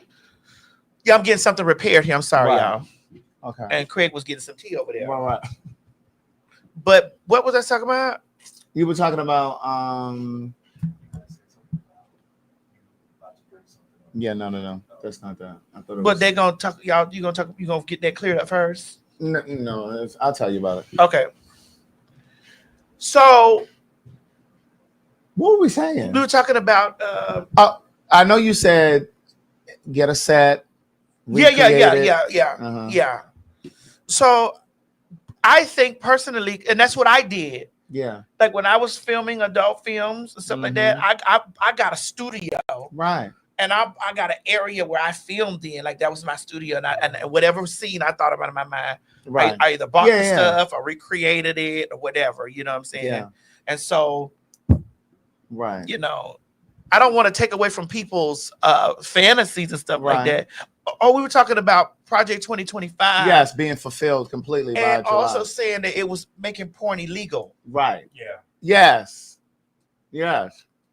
So I mean, And that's how they were trying to put transgenderism under porn. And they were going to try to that's how they were going to try to make all of us illegal. Right. Exactly. Like placing identity, Right. our identity under porn. You saw that judge ruled that trans people can put whatever gender marker they want on their passport. Did you see that? Yes. Yeah. So trans people can have whatever gender marker they choose. Well, mine says F. Right. So how they were sending people their passport back and putting their original gender marker on there. A judge ruled recently that no, they can choose whatever one they want. Mine is always going to be right. F. Sorry. Right. Sorry. Madison Hinton. Okay. Madison. Madison Hinton. Yes. Madison Okay. Hinton. That part. Hold on, Mo. I'm tired of it now.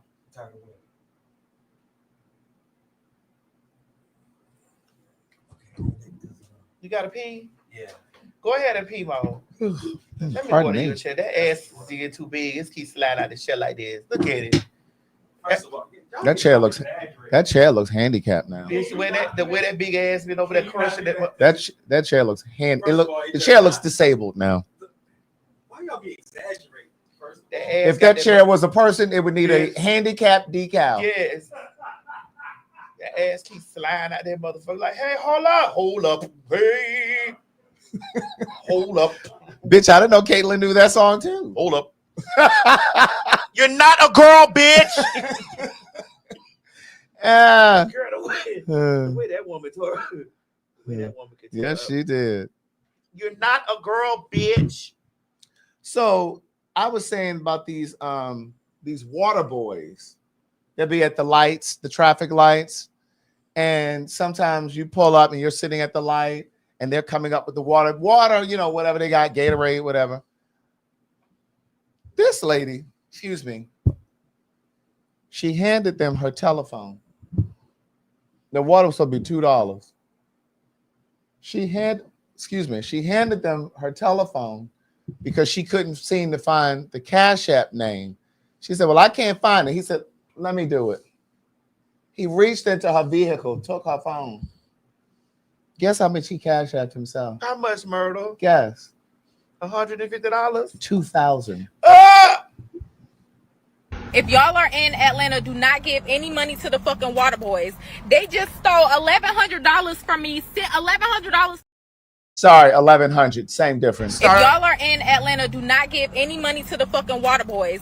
They just stole $1,100 from me. Sent $1,100 from my Cash App to theirs. I literally had $2 on there. They changed it and sent $1,100 to them. It was a lot of boys on a fucking on a scooter, on them damn lime scooters. But that's okay. I got the fucking police right here. I hope them.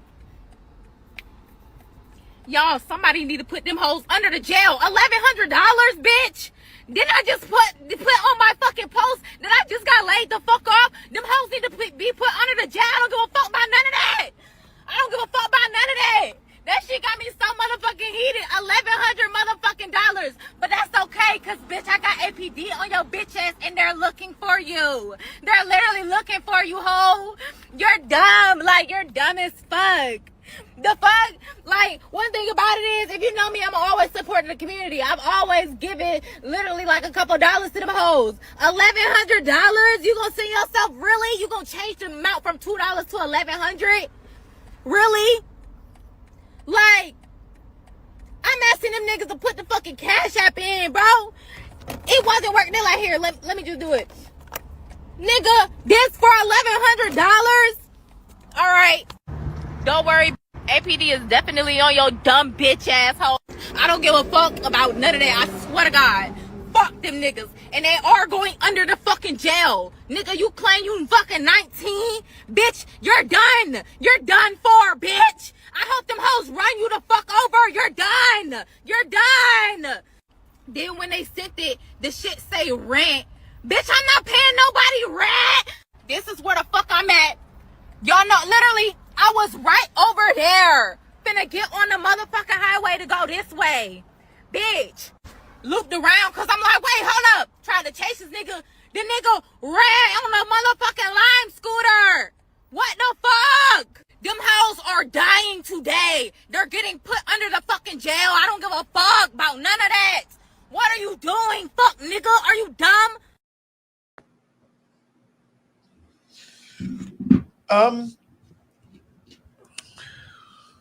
The irony is that she called them dumb.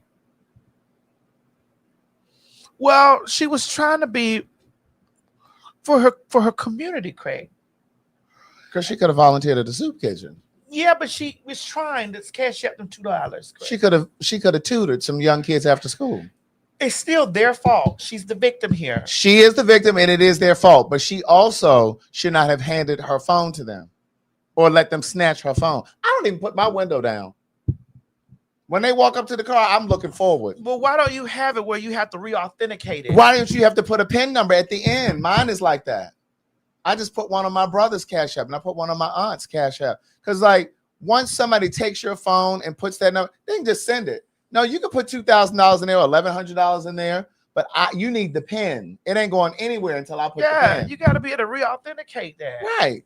Like, I mean, I felt bad for her because I don't know if you guys caught it, but she said, I just lost my job. Yeah, I just was laid off. I don't trust nothing to walk up to my motherfucking car. Me neither. And what she think the police gonna do? She think they really gonna about to investigate that? I don't trust nothing to come. She need to be on her phone, her bank. While she was live, what she should have done was called her bank, told them that her phone was stolen, yes, and they Cash App themselves. Yes. Instead of being on live screaming, talking about what the fuck, what's that? You bitch, you need to be on there. I'd have pulled up at motherfucking goddamn Bank of America. That's right. Hey, somebody just stole my phone. My phone gone, bitch. Right. They Cash App themselves. I need you to block that. Block that. Call the police. I pulled that Here's back. the police report.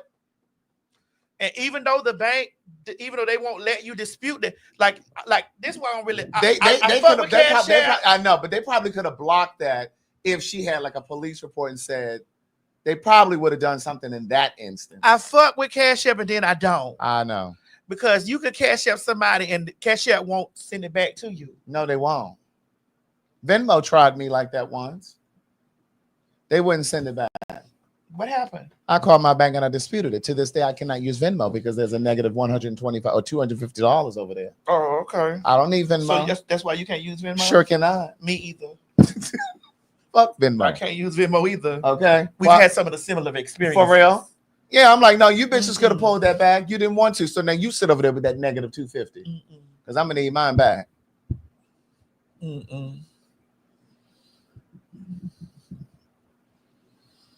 Yeah. I know that they can trace the Cash App, but what I'm saying is these tired ass Atlanta police ain't doing all of that. That's investigative work. You could be in a car accident at the corner of Piedmont and Peachtree, bitch. The police may not even come. It is 911 is given. Is anybody hurt? Okay, you all exchange phone numbers. And if I'm lying, am I lying? We got other things to do. Right. They're not coming out there for that. Bitch, if you ain't bleeding, they're not coming. They're not about to be doing all that with her. A motherfucker tried to break in my house 4 years ago. I went and bought a gun the next day. Well, it all depends on the county that you live in. Well, we're in the same county, bitch. Here? Yes. Yeah. Right. Well, when they get here, there's going to be a body in. Right. They came outside or out. inside. No, they came out. I had video footage from the camera. I did a still shot from the camera. Them motherfuckers ain't do nothing. Craig, let me explain to you. I lived in Rockdale County. Yeah. Again, it depends on which county you're in. Right. Rockdale County plays nothing. You hear me? No, Miss Craig, I need you to understand. I hear you. No. By the time Miss Craig. Miss Craig. Hey, Miss Mamas. Listen, by the time you get to that last one, they're going to gather whoever that is. Yeah. Because they want you to understand. And they don't got it's not about Rockdale lets you know we don't give a fuck if you're a fag. Mm-hmm. We don't care if you're black. We don't care if you're gay. We don't care about any of that shit. Right. We want the people to understand that Rockdale is not the county that you play in. That's right. So if somebody does anything to you, if they hurt you, if they do whatever, we're going to get them because we need the voice out to say Rockdale County. Don't play that shit. Don't play. You know how they be like, oh, child, DeKalb. They ain't think about that at DeKalb. Yeah. You see how everybody know? Oh, yeah. We go to DeKalb and do that. Lazy nigga. Oh, the Atlanta APD. They definitely ain't coming. Oh, they ain't coming. Rockdale, motherfuckers say Rockdale. Like, oh, don't do that. Right. Or Cobb County. Oh, don't do it. Don't do it. 2 counties, don't do it. Right. Don't you do it in that Rockdale. That's right. Don't you do it in that Cobb. Don't you do it. Yes, they I'm are. telling you, don't you do it. They said Forsyth. Oh, bitch, that's what they won the Oprah Winfrey show and they called her a nigga. They used the word nigga. Remember that show years ago? Yes, bitch, that's from that show. Oh, yeah, Forsyth. Forsyth County. I'm telling you, don't do it. Bitch, I had an altercation in Cobb County. Those people came. It's like, hi. Where's Timothy? I thought it was a bitch pranking on my phone. You know how, bitch? Well, listen, if Timothy doesn't call us back, there'll be a warrant issue for his arrest. Okay. We got you by your tag number, sir. This is the Cobb County. What had you done? Girl, I was finna beat these motherfucking hoes to death outside of the movie theater. Girl, you got a lot of stories, too. Why? Random bitches down in the car, me and Chi-Chi. But what were you about to do? It's a long story. Girl, you talking about I need to be healed and cleansed from customer service stuff, honey. You got a lot of bitch. You might need to get swaddled over in Jerusalem. I probably I need let to be them dipped. dip you over there. Have you ever been dipped? Right. Cool in water. Right. You need to be dipped. Shit. But yeah, they had and I thought it was somebody playing. Well, give me the short version. Well, we had Chi-Chi it always be Chi-Chi getting me clocked or getting clocked. Right. Right. All that switching and nancing. Yeah. All that nancing around. There's your word for the day. All that nancing around. Get clock slides and shit on. Hip sliding and swaying. Pounk. POUNK. We getting into it with motherfucking people. We run these bitches down. We run a motherfucker down in the car. I got my motherfucking firearm on the front seat. Bitch ready to go. Yes, Craig. It's a lot of stuff I have to heal from. Really? I'm from Dade. Right. And see, I went up to the movie theater and what? We was coming out of the movie theater. Oh, you theater. were coming out? Yeah. And they clocked y'all. Yeah, they clocked her. And they that's why when they were looking for Mr. Hinton, they didn't know where you were. They didn't know where Mr. Hinton was. Right. So they were that was Mr. Hinton. So they thought Chi-Chi was listening. Yes. And I'm on the phone like, man, what are you talking about? The men are down there. And they was like, it was a lady and a man in the car. And they said something? The people, there was a lady and a man in the car. Mm-hmm. The man and the lady ran us down and was trying to attack us in the car. And what did y'all do? Craig, we did things, girl. We were gonna take their windows out. Oh, with the gun. With the bat, I keep a bat in the car too. Oh wow. Craig, stop this now. Girl, you've come a long way. No, I still keep a bat in the car. No, I know, but I'm saying. And a firearm. I know. But it was Chi-Chi. They was like, Mr. Hinton. And I'm on the phone saying, ma'am, excuse me. I'm Timothy. She's like, wait. After we done got to wait. Uh-huh. Are you a woman? I was like, yes. Uh-huh. But I'm Timothy.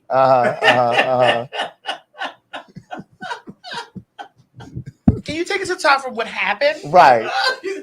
Are you a woman? Yes. They understood that Mr. Hinton was gay. Right. But they didn't know the female driver. Right. What's your name? Timothy.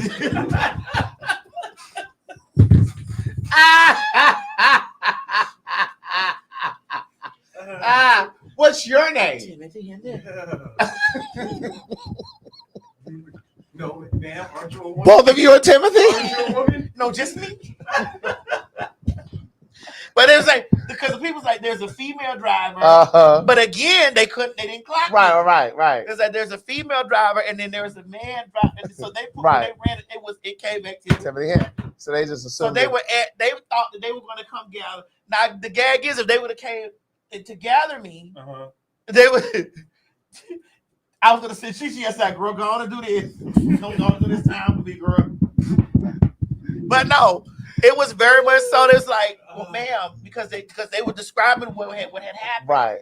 And they was like, well, you're the female driver. I was like, yes. What is your name? Timothy Hinton. And what they like, wait, I'm confused. I said, man, well, let us break it down. We had an altercation with two people at the place or whatever. They were calling us gay. She said, got it. And she said, I knew that the story sound crazy because it wouldn't just be two people would be running y'all down. Something had triggered. Right. And so they did all that or whatever. Something precipitated that. Yes. And then they dismissed the things or whatever. Right. But it was because we were they became victims. Right. Like they instigated it, but then they turned and became victims. Yes. Yeah. Like my normal daily life. I'm only responsive. I'm only reactive. Yeah. Oh, we didn't talk about the Oprah thing with TD Jakes. We moved past that so quickly. Oh, go ahead. We can go back. Oh, do you want me to play the video or do you want? Yeah. Do we? Are we? Oh, can we have that? It was from the neighborhood talk. But where was it? I think it was just somebody's camera phone video in it. it. A camera phone video, but I don't know. Are we do we need to just screenshot it and play it? I think it's all right. I think it's just camera footage. Because, girl, we've been demonetized a lot, girl. You see the things we do for you all? Do we need to screenshot it and play it, girl? The things you do. That song is a little older than me.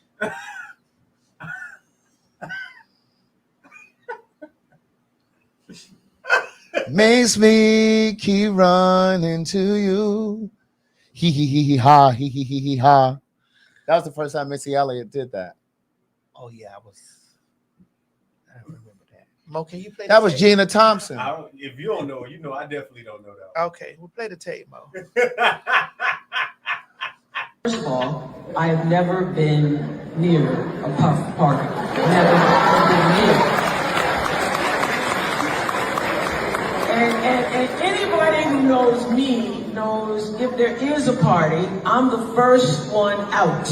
Right. I'm the first one out.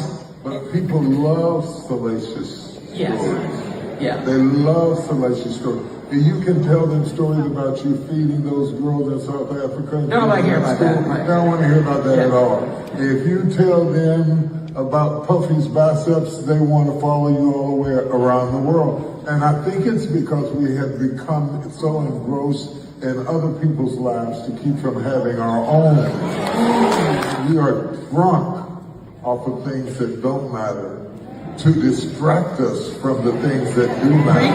This evening, yes. Yeah, you understand what I'm saying? I know. And if you watch the timing of it, the intoxicant always comes out while something big is happening that we need to be paying attention to. And we pay it no attention because we are engrossed in counting up something that is salacious and not true. You're not true. And I stopped by Puffy's house for 30 minutes to say happy birthday to him during the day at 2 o'clock with staff people. And out of that came a love affair and all kinds of stuff that I have never seen. You too?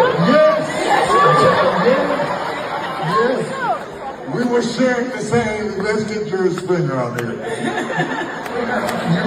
can't fight it. You can't fight it. You can't sue it down. You can't tear it down because of a small law that is included in the way that our laws are written right now.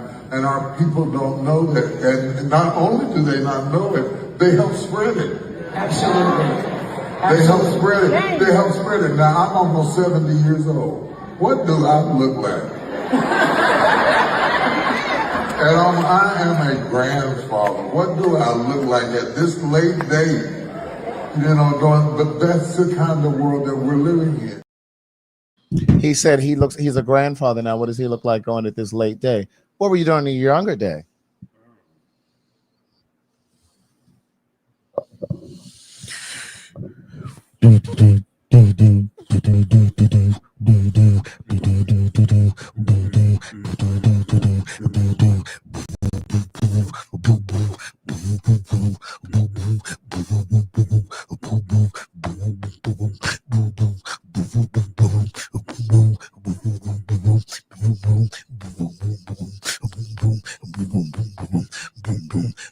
Baby, she's like a baby when I go and see you.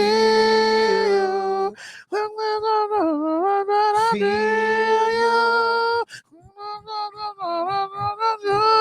is a Beyonce song, not mine.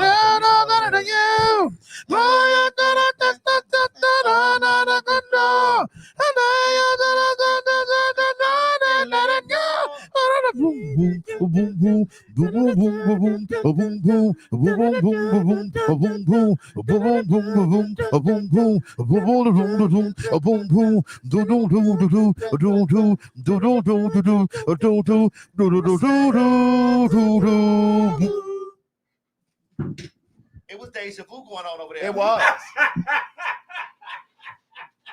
It was deja vu going on over there. It was. With Oprah and motherfucking TD. They wanted to clear their names. They wanted to clear it up. Now, I've never known them to address rumors. But they was over there clearing it up. Down there to the Potter's house. Deja vu.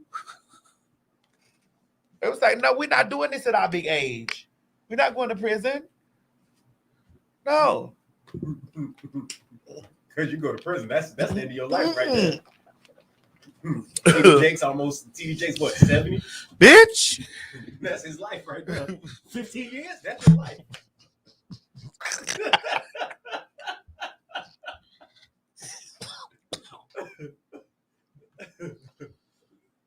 Shit, Oprah was 69? Oprah 70. Oh, she already 70? She can't do 15 years nowhere. Who is this again? Hey, Siri. How old is Oprah Winfrey?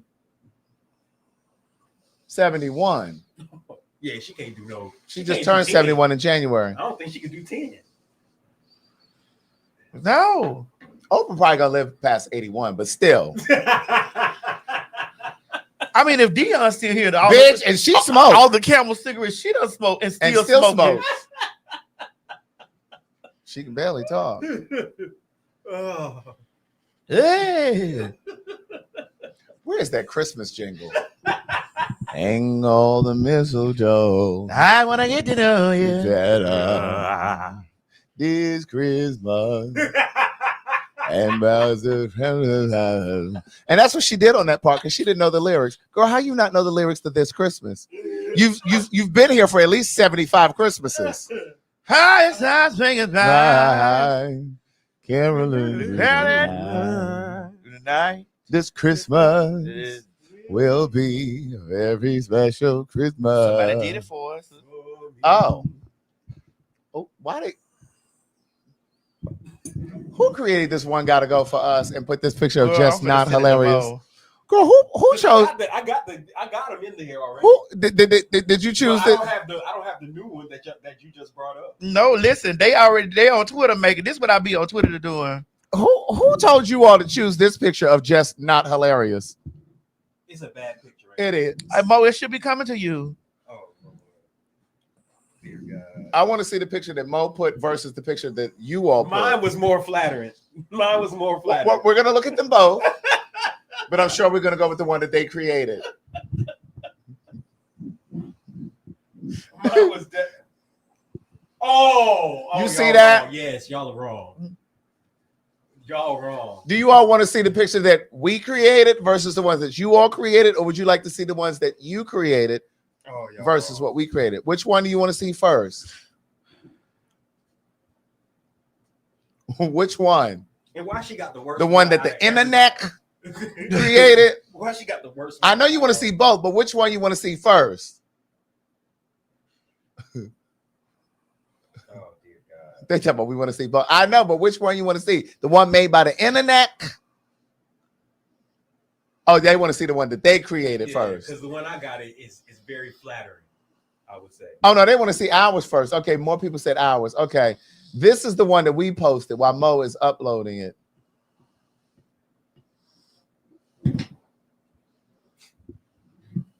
You see her over there in the top? Yeah, that was more flattering from the one that they did. So top left is just not hilarious. B Simone, Tiffany Haddish, and then Pretty V. And then hold on. This is the one that we put together.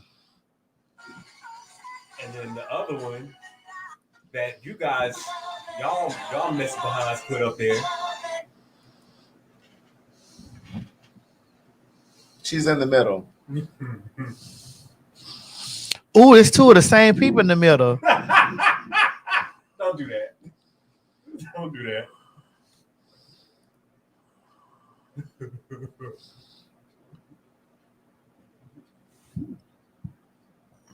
Someone said they all can go. It's not an awful picture of her, but it. All right, one gotta go. What one gotta stay? Yeah, How about that? Actually, one gotta stay. One gotta stay. For me, it will be Kevin Hart. What? He's not even funny. He's funny enough to move around. I like when he was. You know what I like when Kevin Hart was in the scene.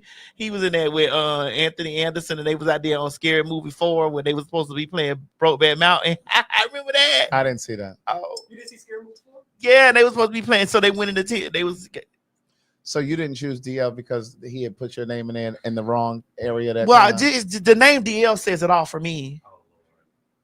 I don't play with that hoe because you could have cleared that up. You could have cleared that up, but you don't care. Like y'all don't care about when y'all put news out and it's wrong. Or you don't care because I'm a faggot, so you don't care, and that's all right. And I don't like these comedians talking about they don't do no gay scene and all this stuff, but yet I can go find a homosexual movie or homosexual skit that they pulled, like when he told that girl that he peeled that banana back and he said he'll suck her dick till the skin come off. Who said that? When she was talking about some honey, what was that movie he was in when he peeled that banana back anyway? And Kevin Hart, y'all tell me so y'all don't do no gay scene. I can go back to that Brokeback Mountain skit that y'all was playing in Scary Movie. I don't get it. Yeah. I don't get when y'all girls do stuff like that or y'all talk about things like that, girl. Get your life. But to me, the realest comedian on that list is Kevin Hart. What do you mean the realest? I mean, the most successful is him. Yeah, and I see why. Well, that's because he has more mass appeal. But, okay. I mean, to be honest, he's the only one really consistently working out of all of them up there. Like I could say he always, at least I would say every year or 2 years, he's always coming out with a new tour. I just don't think Kevin Hart is funny. Yeah, he's had funny moments. I thought he was funny earlier in his career. Like when he did like Grown Little Man, his first comedy special that I know that was on Comedy Central. You said what? I never thought he was funny. Oh. Never. I found moments of him being funny. Even when he did that, I think this was during COVID. I know some of you know what I'm talking about. Remember when I think Netflix gave him a special and he filmed it at his house? Really? Y'all know what I'm talking about? I think they built. I don't know if they built out anything, but I think he already had this room in his house, and he did this stand-up piece there. Do y'all know what I'm talking about? Let me see. What did they have to say? Some people are saying they remember. Yeah.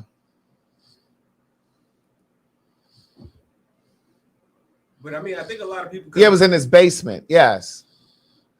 I didn't think that was funny at all. Oh, I know the one you're talking about when he was wearing his pajamas. I can't remember, but yeah, he was at home. And, yeah, and he had the audience in his. Yes. Craig, I think the reason why we can find that Mo and I could find some humor in it because is definitely from our age bracket, and yours too, but you know, but the rest of them and I think Tiffany is if we lined it up and from who could make it. Tiffany follows me on Instagram for now. She may be the third one to block me. You know, communication. I mean, fantasy is what the people want, but reality is what they need. Lauryn Hill said that. I think that she's Tiffany Haddish. Yeah, there's been moments like blurbs. Girls Trip. There were moments. Drizzles. Like, hey, sprinkle.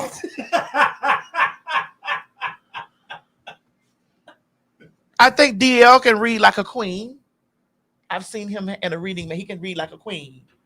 Like he definitely can read like a homosexual. HOMO. Sexual. Homosexual. And if you don't understand what that means, FAGGOT. I don't think Tiffany is funny. Okay, so if we're lining them up, if we're lining them up on, I think you said one has to stay. No, if we're lining them up on unfunniest, what is the unfunniest? Well, I don't know anything about B. Simone. I didn't even know where she came from, and I'm not being funny. I'm not being funny when I say that. I said that at the beginning. I was like, well, to be honest, I have to agree with Greg on that. I don't know anything she's done. I can't say. I've never seen her. So B. Simone will be the unfunniest. She'd be the least funny. Okay, now who do we follow up with that? With least funny. The least funny is first. You said B. Simone. I would say it's between Jess and. You can put Jess down there after her. I'll say Jess. After B. Simone? They might be tied. Well, they tied. TIED. Right. They tied. They tied to the mother.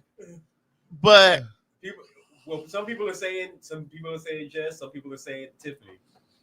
So right after B. Simone is Tiffany or Jess? It's in the comments.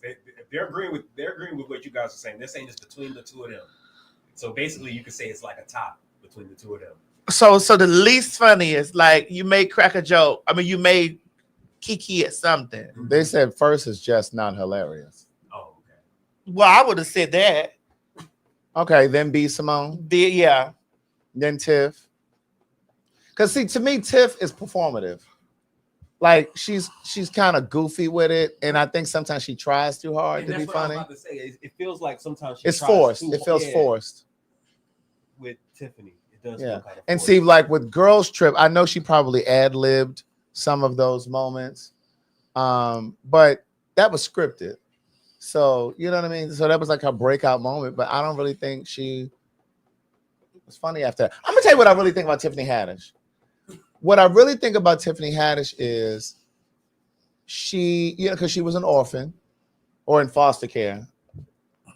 And I think that she is on this forever, lifelong journey of seeking validation and trying to be liked. I think she has like some abandonment issues that haven't been worked through. I'm not even being funny when I say this. I'm being serious. So you're not diagnosing her. These are just my impression. Yeah. Impression. Right. And I feel like she looks for that validation through her comedic efforts. And I think she's sometimes is over the top to be liked. Even when you go back to that, remember Fashion Week when she was up there in New York and the them Hilton girls. Yeah. Paris Hilton and all, and Nikki Hilton and her mama got her to go up there to do, like, why would you go up there and do that? Remember, she got up there, she interrupted the the fashion show. Yeah. And she got up there and she walked through there, and it was just like, what are you doing? Like performative.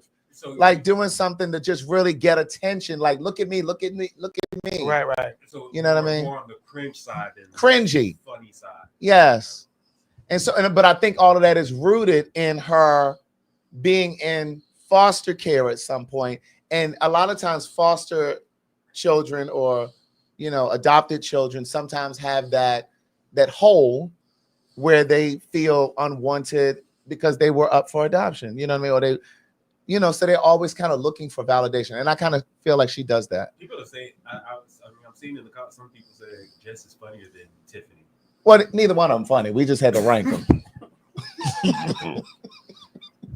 Look, switch them around if you like. So then who's next then? We Uh, got the first three. We got to go to the last three. Kevin Hart for me. And then, so what you're basically saying is that Drewski is the funniest one out of. No, I didn't get to DL Hughley. You said DL Hughley. I think DL Hughley is funnier than all of these people. I think he can read like a queen. I'm thinking about his old stuff, like Kings of Comedy's days. When he Shoot, the best person on there was Bernie Mac. Bernie Mac was the Was funniest. the funniest on that one. Bernie Mac was the funniest. People are saying DL can stay. Yeah, I think DL is probably. Yeah, people are agreeing with Craig Maddie. They're saying DL is the funniest out of all. Like before he was on radio. Bernie Mac was the funniest. So it's DL Hughley stays. Yes. Then Drewski. Then Drewski stays. Yes. And everybody else can go. Correct. I have laughed at Drewski a bit. I've laughed at him too. A bit. Yeah. But not because of his comedy, it's because of his skits that he Right. has a lot of skits and, Right. and stuff that he does which are funny. Right. Like we're having the Country Wayne. I thought we had him because I'm about to say I don't think he's funny. No, that's from the list the people made. Oh, this one is from the That's list. from the right, list the internet right, made. Now right. the one that we made, which with more flattering pictures. Because I don't really think Country Wayne is funny. So this is the guys one. We had two. We had the women and then we had Click the guys. on the guys. So the guys we have Desi Banks, Country Wayne, Funny Marco, and DC Young Fly. Now, for me, I probably would choose Funny Marco as the funniest. Really? Out of these, who you think funnier?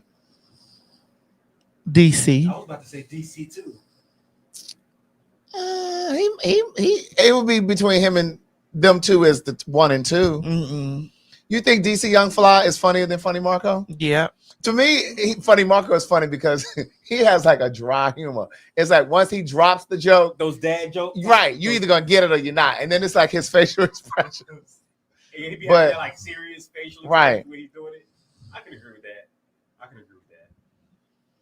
I think Funny Marco is funny though. I mean, I think DC Young Fly is funny too. I love dry humor too, Raven. I do. I used to think Ellen DeGeneres was funny as a motherfucker. I do like dry humor. But Country Wayne, he ain't funny. You said that about Desi.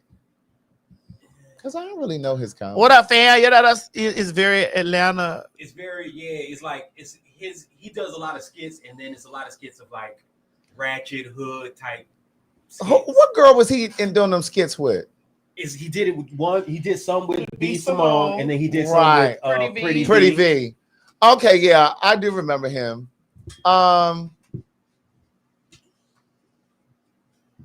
But you're not really feeling him though. I ain't turning on nothing they got on. Neither am I. None. Yeah, I mean, I really don't need to see it. I ain't nothing that they got on. But you got to choose one to stay. If you had to choose Okay, one to DC. stay. Really? If I had to choose one, I would choose Funny Marco. I would say DC could stay. Okay, so that's for the men's. Now it's for the women. Cause no. For Right. the women we have Ugh. Jess Hilarious, Oh, God, B this is Simone, Tiffany Haddish, and then we have Pretty V. Can we just throw it all away? I think they all can go. I really think they all can go. That 85 South show was not funny to me. I tried to watch it. Black people laugh at all kind of shit. I just be like, oh my God. Maybe because I didn't grow up that kind of black, so that's not funny to me. I know you were watching Beverly Hills 90210. I was. She was. I was. Mind you, she wasn't watching. What was the show? The Cosby Show. Or A Different World. Right. Because I wasn't a college graduate. I wasn't going to college. But you said you couldn't relate to those shows, right? No. So how could you relate to 90210? There were faggots on there.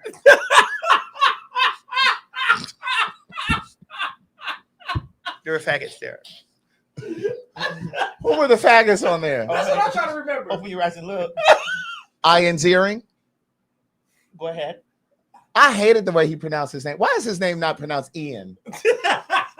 It's I-A-N. Why is it Ian Ziering? Why couldn't it be Ian? Ian. Go ahead, more.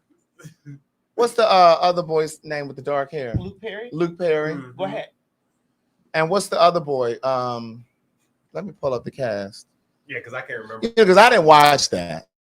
I watched it a little bit. I don't watch shows when there are no black people. Because I used to watch 90210. I used to watch what do you call it? Saved by the Bell. It's all right. Because I'm saved by the bell. The only reason I watched that was because Lark Voorhees was on there. That was the only reason? She was black. She's black. I didn't really watch Saved by the Bell. I did. I watched Saved by the Bell. Then when I found out Screech had a big dick, I was like, wait a minute. He lost his goddamn mind. I said, wait a minute. Really? Out of everybody, Screech got a big old anaconda. Jason Priestley, that's what I'm thinking about. Seriously, Was he a fag? That's what was going through your mind at that time. I'm like, Screech. Why does Screech got a long schlong? Why is Screech? Screech died? Yeah, Screech is dead. Screech died, yeah. How did he die? Overdose? But I heard that Screech was an a-hole too. I heard that. I heard Screech was an a-hole. How? It's that big dick. That's what big dick do. How did Screech die? Oh, he had lung cancer. Yeah. Okay. Yeah. People are putting in the comments cancer. Somebody said testicle cancer. Niece, is lung. Baby, they said that dick was dragging across the floor. It's all right. That's why they made him a nerd. That dick was dragging across the floor like that. Dustin Diamond. When did he die? He died in 2001, 21? Yeah. Oh, yeah. Oh, so he died 4 years ago. How old was he? I think he was in his 40s. Was he in his 40s? Well, he was 44. Oh, my. Oh, they said Zach is actually Asian American. Zach? Yeah, the guy that played the Oh, he was born in Asia? I guess so. Did you watch New York Undercover? Yes. I can't believe you remember the theme song.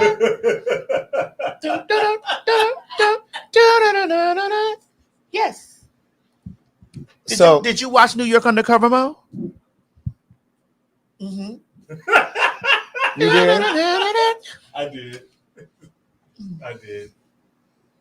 I used to watch a lot of, and it was from Malik Yoba. I was just gonna ask you that. Yes. I used to watch a lot of unconventional. It was from Malik Yoba. Why you thought he was handsome? At the time, I did. So you no longer do? No. I even watched the medicine. What's the woman's name? Ask The me medicine again. lady? Dr. Quinn. Dr. Quinn. Why don't you think he's attractive now? I don't know. Just no. Well, when I learned that they prefer white women over anything, they become unattractive to me.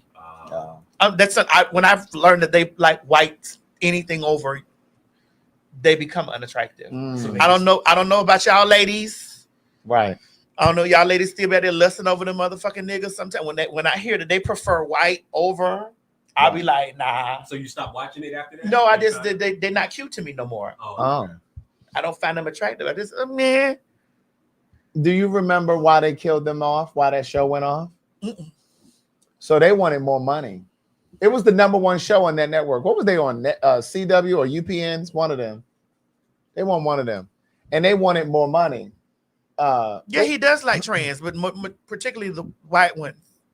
Right. I get the sense, and it's not because it's your preference. It's just like I just be like, oh, okay. Yeah. So ain't nobody black. You're gorgeous. Right. But they wanted more money. Oh, it was on Fox. But they wanted more money. And they didn't want to give it to And they didn't want to give it to him, so they had them killed off. Remember, Torres got blown up in the car or something. And then I can't remember how the other one. You said where's Samora? Oh, baby, Samora is the funniest. Bitch, Oh, yeah, I love Now, Samora. Samora is funny. Bitch. I'm gonna tell you who's funny too. Is that goddamn Adele Givens? Yeah, Adele. From Chicago. Adele Givens That is funny. motherfucking Samora is Samora is fun. Bitch, I love her. Samora is bitch. That bitch. She's funny. That bitch is funny. But she's pretty too. Like I like the way she. I like the way she carries herself. Very rich. She's rich and don't say a word. Yeah. That bitch is rich down and don't say nothing. When that bitch pulls up in her motherfucking Rolls Royce, and she lets you know when she leans to the side like that, bitch, when you can catch that in the seat. You follow her on Instagram? Bitch, yes, and we talk on the phone and stuff too. Oh, for real? Yeah, she's funny. Her, Adele Givens. I always liked Adele Givens, but I don't really know. I mean, I don't know what Adele Givens is doing now. I don't know if she's still doing comedy or not. But I just always thought she was so funny. I always wanted her to transition into like television. Why do you always want a woman to transition? What? Not transition like that. I've always wanted her to move into television. Okay. You trainees or something? No, just me. Because I own mine, but I motherfucker. I know that's right. But yeah, but I always wanted her to get into like because I wanted her career to really expand. You know, and I don't know what she's doing now. I can't say that she's not working, but Lunel, everybody's saying what about Lunel is funny boobs. Lunel is hilarious. I used to watch her on never mind. Lunel is funny. Why you say never mind? Listen, we know you were around back then. Did she used to make you horny? Lunel? She used to make me laugh. Okay. Because I've heard men say that they will bust Lunel down. Well, she got an OnlyFans. Yeah. Bitch. Oh, she does? Yes. Oh, you want to sign up? My bitch with the shit. I'm not gonna lie. I'm curious. Not that I want to sign up, but and what will be wrong? You don't like fat bitches no more? That's not what I said. Okay, well say what you mean. You an African nigga. You like y'all bred to like fat bitches. What is you talking about? I used to follow Lunel on Instagram. You get over here to America and all you want is skinny bitches now? That is not what I said. You Africans love fat bitches. Y'all motherfucking hoes get over here to America and now you don't want nothing but a 2-piece? Bitch, you know you like half a chicken? You like half a chicken and a whole chicken. What the fuck? Now all you want is a thigh? No, I like thigh. I know you like thigh, breast, legs, back. I like dark meat. Let's put it like back. I'm sure it's dark down there. I used to follow her on Instagram, and I had to unfollow her because I was tired of seeing her scramble eggs and bacon on them paper plates. Cool, Lunel. Craig, it'd be the littlest thing that irritates you, girl. If we wasn't friends, I believe you would have been up following me, girl. What I'm saying is, like, I was expecting like some content over there. She over there scrambling eggs and putting cheese on it. Girl, listen, I wasn't even fancy looking. It was all on paper plates. I watched my girl make a motherfucking turkey, Thanksgiving turkey in the bag. I was like, yes. Yes, I didn't want to see that. I did. Well, Craig, you're not a woman. No. What I'm saying is she's not. Wait a minute, you're not a female. She's not a chef. You're not a female. She's not a chef. You're not a female. I don't go over there to see her cook. I want to watch. This means that you're not a fan. Your fans watch you do whatever you do. Your fans watch you ride around in both of your new cars, or one of your new cars, and then the other old car. They've watched you build a house, girl. They've watched you lay floors. They've watched you have a whole husband and then leave him.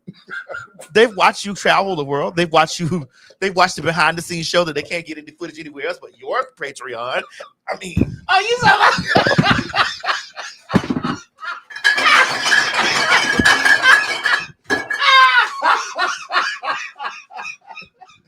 They know they can't get it anywhere else but your Patreon.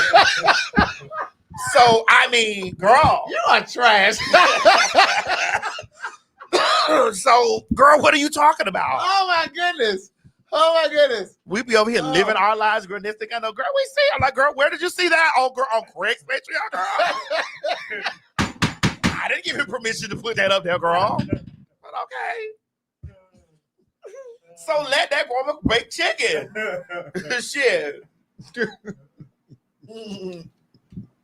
Let that lady let that woman bake chicken. Make a whole motherfucking turkey, bitch. If she want to make a turkey, bitch. Oh God. Shit. I like watching some more too.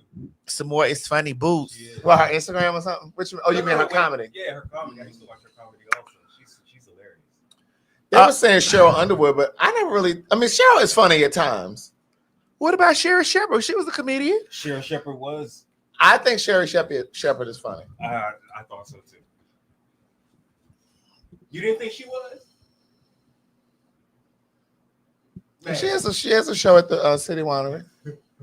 Well, let's go. It's in New York. Oh. Okay. Yeah, you know, we definitely not going to. If we No. go to one, it's not going to be that one. No, we're not doing any City Winery.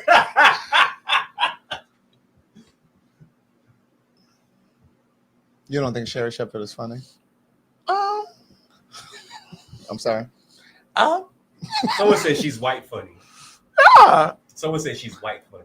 Yeah. Like Amy Schumer? Oh. Y'all think Amy Schumer is funny? But here's the thing, like people don't think that I'm funny, Craig. And that's okay. I'm all right with people not thinking that I'm funny. That's their opinion. I mean, I'm okay with that. Like people, but you're an entertainer. I would. Oh, you busted? yeah, It came off? yeah. But you're an entertainer. I wouldn't. You I had the wouldn't. strength to do that, girl? I wouldn't say that you're a comedian though. But you're an entertainer. You know what I mean? You're entertaining. Well, that's because But she doesn't do stand up. Like if she's done it, but that's not what you do, right? So that's what I'm saying. I think there's a difference. Amy Schumer. Is she funny? I mean, she's had moments in some of those movies. would you watch her stand up? No. That's what when we say are they funny? We're asking, would you sit down and watch they stand up? No. Wait, who did they say about Miss McCarthy? What's her first name? Paul? No, the one that played Somebody McCarthy. She played What's her name? Melissa. Melissa McCarthy. Yeah. What y'all think about her? She's white humor. She was an awful Ursula. Awful. Oh, you didn't like her as Ursula? Awful. Oh, wow. I didn't know if the bitch was drunk. That is that daddy's girl. Oh, we'll catch you next time. She's better than I thought. This rate should be kissing the right for sure. Oh. They're saying she's funnier. I think she's kind of funny. They're saying she's. Oh, she's way funnier than Amy. I don't even know if I've ever heard Amy Schumer Somebody stand said up. Chelsea. Handler. Yeah. She has moments. She has for me. moments. She has moments. She has moments. She's more salacious than anything. Yeah, I think- very salacious. yeah. Yes. I think that's really what gets people's attention with her. Okay. Very salacious. I would, Nikki bitch. Glazer. I know that name. Let me look it up. Wanda Sykes. She's not funny. No, Wanda's funny. Wanda's not funny. Now that stand-up thing that she got over there on Netflix now, I think it came out like a year or two ago. That was funny. And Wanda went to Hampton. But I thought she was funny on that show on She's Netflix. older than I am, but That show on Netflix, the one with oh no, that was good. Yeah, I'm talking about her stand-up though. Oh, okay. Yeah, on the Pootie Tang show. Bitch, as long as I can see her Pootie Tang. Oh, this white girl's Nikki Glazer. Oh. Pootie Tang was a show though. That might be a black treasure. Turn my thigh on the running tide. Pootie Tang might be a black It wasn't funny, but it was a foolishness. It was foolishness. It was just foolishness. Now that black The guy. Carmichaels, yes. Okay, y'all gonna get mad at me, but bitch, Larry David is funny to me. Oh, Larry David funny as shit. Bitch. Hold on, I gotta see. I watched that show. What's the show called? Bitch. On HBO. Because sometimes I can't believe you remember these theme songs. Oh, What's that? What's that show called? Yeah, he is hilarious. He funny as shit. He is hilarious.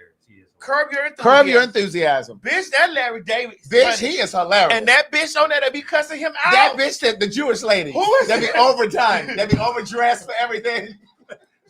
But wait, remember when Vivica Fox was on there and they moved in?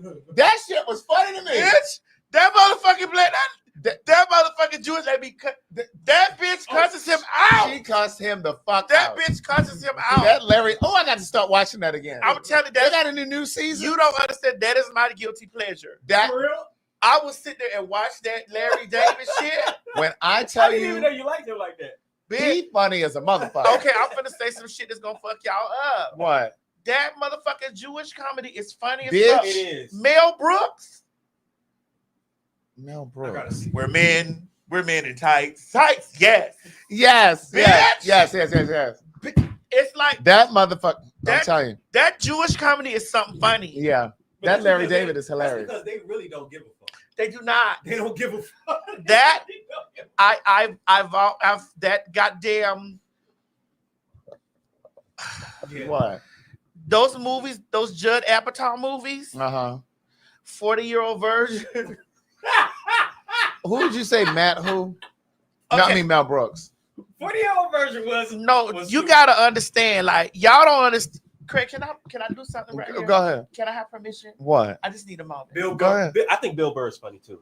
Y'all don't understand. When I had the opportunity to work with Judd Apatow, I was like ecstatic because I knew that comedy creation, that's royalty in that. Right. And I told him that, like, when I said, listen, I want you to know, thank you for casting me in this movie and just let me come into this world, whatever. I met Seth Rogen. I had Seth Rogen written on my vision board. Right, I remember you said that. Yes, I met Seth Rogen. But I always wanted to get in that space, like, because I've always thought that they were so funny. Yeah. And for me to go in that space, I manifested that. Yeah. Like, I wrote this shit down on my vision board. And when I found out, like, after that, I don't give a fuck if I never do anything else. Yeah. Never. I manifested that. Yeah. That goddamn, I had laughed at 40 year all Judd Apatow. This is 40. Those were some funny Bitch, with his wife in there. What's his wife's name? Knocked Up. This is 40. This 40 is year old 40. virgin. Funny That's his people. wife. This is Judd's wife. The woman at the what's I don't know her name, but when you said that, it reminded me. A friend of mine told me the other day that the woman that Larry David was married to on Curb Your Enthusiasm, the one that divorced him, she's married to the one that talks. He's the one that Trump just appointed. Y'all know who I'm talking about. He talks with his voice trembling. Oh, Melissa Mann. That's his wife. That's his. Yeah, let me see. What's her name? Leslie Mann. I'm sorry, Leslie Leslie Mann. Sorry, I said Melissa. Leslie Yeah, Mann. that's his wife. I told him. I said whatever. He RFK Jr. He recorded a video for me to send to his wife, whatever, because I was telling her, I was like, bitch. And I was like, bitch. You said that. When I tell you it's so motherfucking funny, bitch, to me, bitch, I don't know where you at. Why you not in Toronto, bitch, where I could be falling all out laughing with you. She thought that was the funniest video she had ever received. But I manifested that, Craig. Like, I manifested that. Bitch, I told him I wanted to work with you. I wanted to work with you one day. And then I had the opportunity doing Bros. Right. You know what I'm saying? I just really wish that they'd have let me be black. So what did he say? How did he receive? Like, we hung out. We had a great, like, listen, let me see my picture with him. She's married to him. You know, that's Larry David's wife from the show. She just seems like she's so Oh shit, he did do Anchorman. Yeah, she just seems like she's so down to earth and just like she don't even seem like she'd be married to him. It's like, why'd you marry him? Pineapple Express, Step Brothers, Forgetting Sarah Marshall. Yes, all the movies that I done fell out laughing. I was like, oh my God, when I met him and we actually worked, and we was on set, all of us together. Oh man. All of these movies I saw and I died laughing. They saying Leslie Jones. Leslie Jones, do you think she's funny? Yeah, she's funny. Oh yeah, Leslie Jones is. I thought she was funny. Especially on Saturday Night Live. She did her thing there. Mm-mm. Super Bad. Talladega Night. Yeah. He has hits. Yes. So hits. you know me coming in there, I was nervous and shit. Right. Cause I'm like, nigga, you know, y'all know funny. I just really wish they would have let me unleash who I was. Mm-hmm. Mm-hmm. Am I saying it right? What?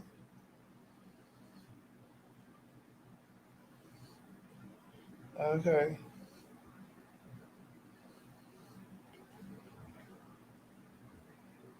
Mm-hmm.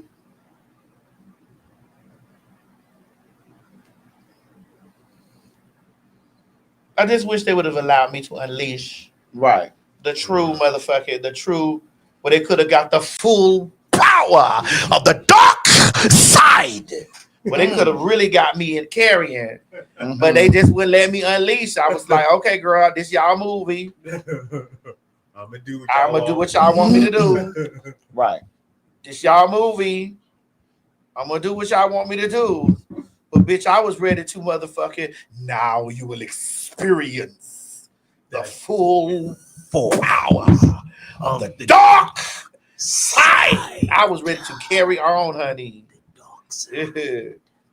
But they was like, Madison, these are your lines. I'm like, girl. I'm like, okay, girl. Madison, these are your lines. You wanted to ad lib. Bitch, I want to carry. Madison.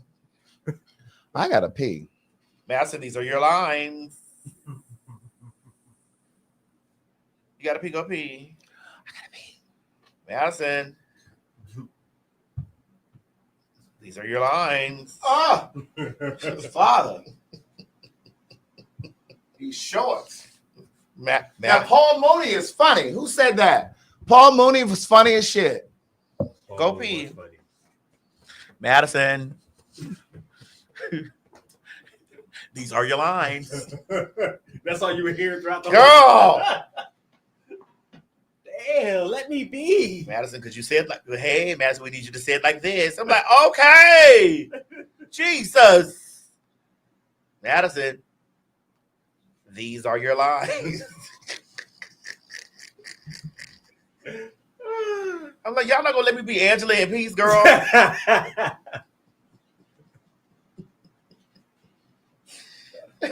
I'm like, y'all call me over here because y'all know what I could do. Let me do it. Let me do me. Madison, can you give it to us like this? I was like, okay, Lord. All right, child. Yes, Momo. That's just what I was saying. Madison, can you give it to us like this? Okay. Madison. These are your lines. And Craig, I just want to say, nobody could tell me that I can't do whatever I put my mind to. Of course. Nobody can tell me that I can't do whatever I put my mind to. Bitch, I met Harry fucking Potter. Oh, yeah. I met Harry Potter, bitch. Look at all this stuff, Craig. I was sitting amongst the girls doing the things on E! Entertainment. That's my Judy Judd. Bitch. When I met Harry Potter, girl. This is, oh my God, I just want to tell you that you're so funny.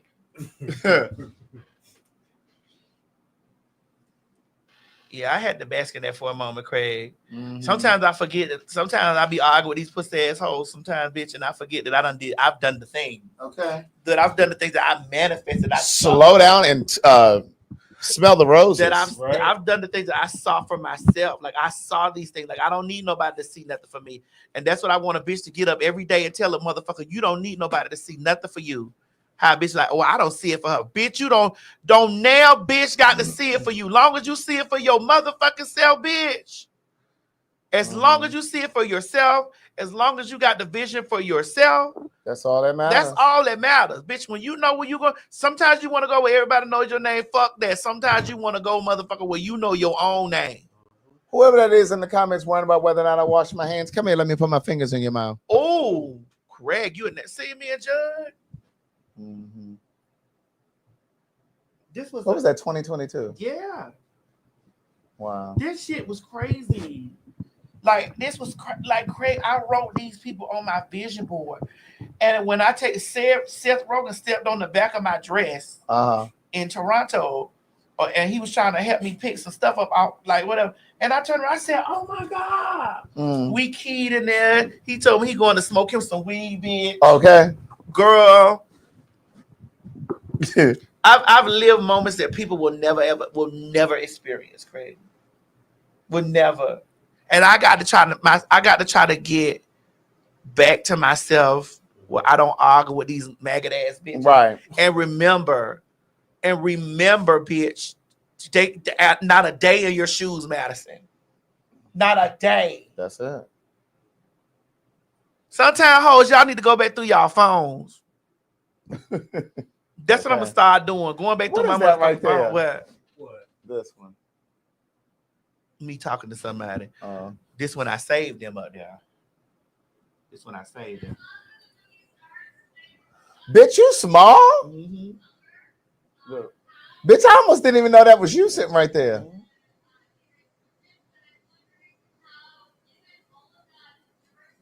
This was for bros.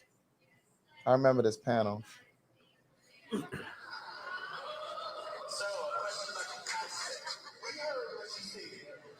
I remember this.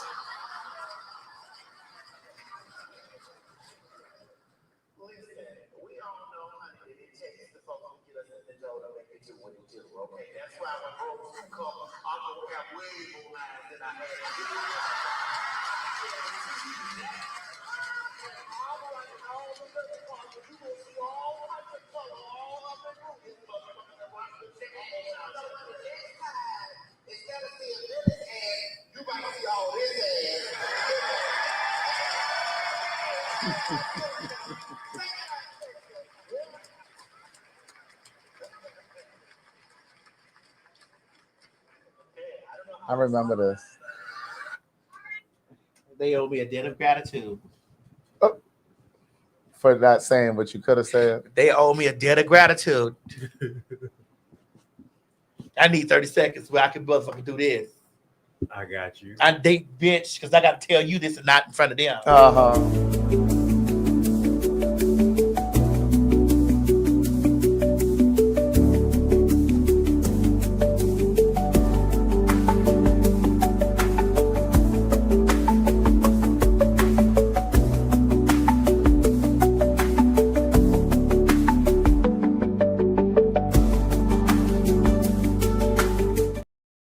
Right. That's all. That's it, and that's all. That's how you keep an ace in the hole. Okay. All right. Well, okay, Craig, go ahead. I didn't have nothing else to say. We got more stories over here. We got some stories. What else in here? We have hold on. Oh, we have let me see what this one is. I'm not sure what this one is, but I'll go ahead and click on it. It's a horrible display of waste, rotting fruit and vegetables scattered throughout this market. Store after store here closed for now, each with plenty to sell, but no one dare come here to buy these days. Immigrants usually fill this marketplace, but since ICE agents arrived in downtown LA, it's empty. They say profits have flatlined. Dropped a good 50% of what it is normally here. Obviously, people are scared, so therefore there's no people aren't coming into the market to purchase, to go out and sell. This marketplace sells produce not only to people, but also to grocery stores and restaurants. Well, I feel like a lot of businesses, if it continues like this, we'll probably see a lot of businesses shut down because of this. A lot of maybe like restaurants, a lot of restaurant business-owned restaurants they're gonna close. Folks at the marketplace warning you, the consumer, if the ICE raids continue, to be ready for even bigger sticker shock when you go grocery shopping. It's a horrible display of waste, rotting fruit and vegetables scattered throughout this market. Store after store here closed for now. That's terrible. That's really terrible. I don't even really have nothing else to say. That video was enough. We didn't talk about Dwight Eubanks from Housewives of Atlanta. Tell me what happened. He has stage 4. Did we talk about this? We didn't talk about this. Oh, okay. Stage 4. How do you know? Oh, it's Yeah, I talked to him through text about a week ago. But yeah, he had a conversation with People Magazine. It was all over the blogs. He has stage 4 prostate cancer, and he says that his doctors missed it in early diagnosis because they were so focused on his HIV status.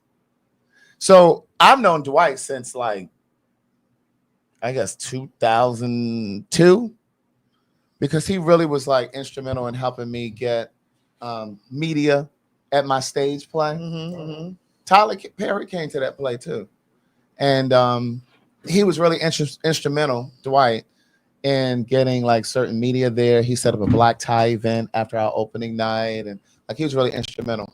But yeah, so I chatted with him, and is he okay? He seems to be in good spirits. He seems to be in good spirits. And I saw a video on his Instagram the other day where he was encouraging people to get tested for prostate cancer and just to be up on your health in general. But I had talked to him about getting some soursop. And so he said, yes, I'm drinking the tea. So I'm like, okay, yeah. How does he say he overall feels? I didn't really want to push. I just wanted to just, let him know that I was thinking about him and, hey, how you doing? Da, da, da, da. And then I said, just make sure you get you some soursop. He said, yeah, I'm already on it. Da, da, da. And I said, if you need anything, let me know. But I didn't want to, Yeah, depressed. Right. And I'm sure a lot of people have been asking him, It's kind of like when somebody passes away. Yeah. It's just sometimes you don't have to say, oh my God, I'm so sorry about your mom. Right. Sometimes you just need to show up and just say, there. hey, what you doing or today? sometimes you need to give people a moment. Just give people a moment, but don't leave them too long. When somebody first passes away, I usually chill. Because I'll be because I know how those moments be like. Yeah. It's like you got to process okay, this just happened. It's just this just happened. While I'm in this life, I'll never see them again. Right. While I'm in this flesh, Right. this just happened. Right. So you try to process that, then you got to process. I got to take care. I'm the one that's responsible. Yeah. To take care of Everything else. Yeah. Yeah. Then I have to bury this person. Yeah. Then I have to go back to. I'm never going to see them again after this. Then it's just I want to get through this day, this week. Yeah. I want to just get through this week, this first week. Then I want to get through the second week. Yeah. Then I want to rest because my body has been moving. Yeah. I just want to grieve now. Yeah. No, I get that. So no, we're not going left. We're talking about right. But he was very instrumental in helping with A Day in the Life. A Day in the Life was a stage play about HIV prevention and all of that kind of stuff. And he was so interested in helping me get the word out about this show. And it did sell out. And that was one of the things that Tyler said when he came. He said, I don't know how those of you who know Tyler Perry's story, he talks about how he couldn't get 30 people in that same theater all weekend, and we had a couple sold out shows. And that was one of the first things that Tyler said was, how did you sell this show out? How did you all do it? And Dwight was instrumental in it, but I also partnered with Atlanta Gay Pride. So we made it an official event for the weekend. And so, so that was how we did it. So I've always wanted to go back and revisit that play. So maybe one day. But to your point, I'm writing this book now, and it is about what happens after we leave this life, like, right? And I know people, you hear people say all of the time that once we leave this life, the spirit continues on because, the soul is energy and energy never dies. But I'm wondering if there is, and I write about this in the book, and I'm questioning this in the book. I don't have the answer because I don't know. But are we really reunited with people that have passed on? Will I see my mother again? Will I see my grandmother again and anybody else that I've lost? I don't know if that really happens. I think we'd like to think that, and I'm wondering if that's something that we, as people, say just to feel better about death and to feel better about losing people. But maybe we don't. And if we are reconnected, are we conscious of it? I don't know.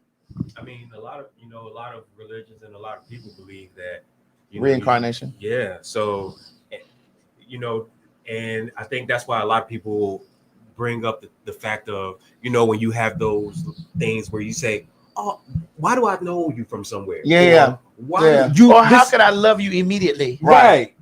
So they're saying like you have most likely had a connection with that person. Like how could I love you immediately?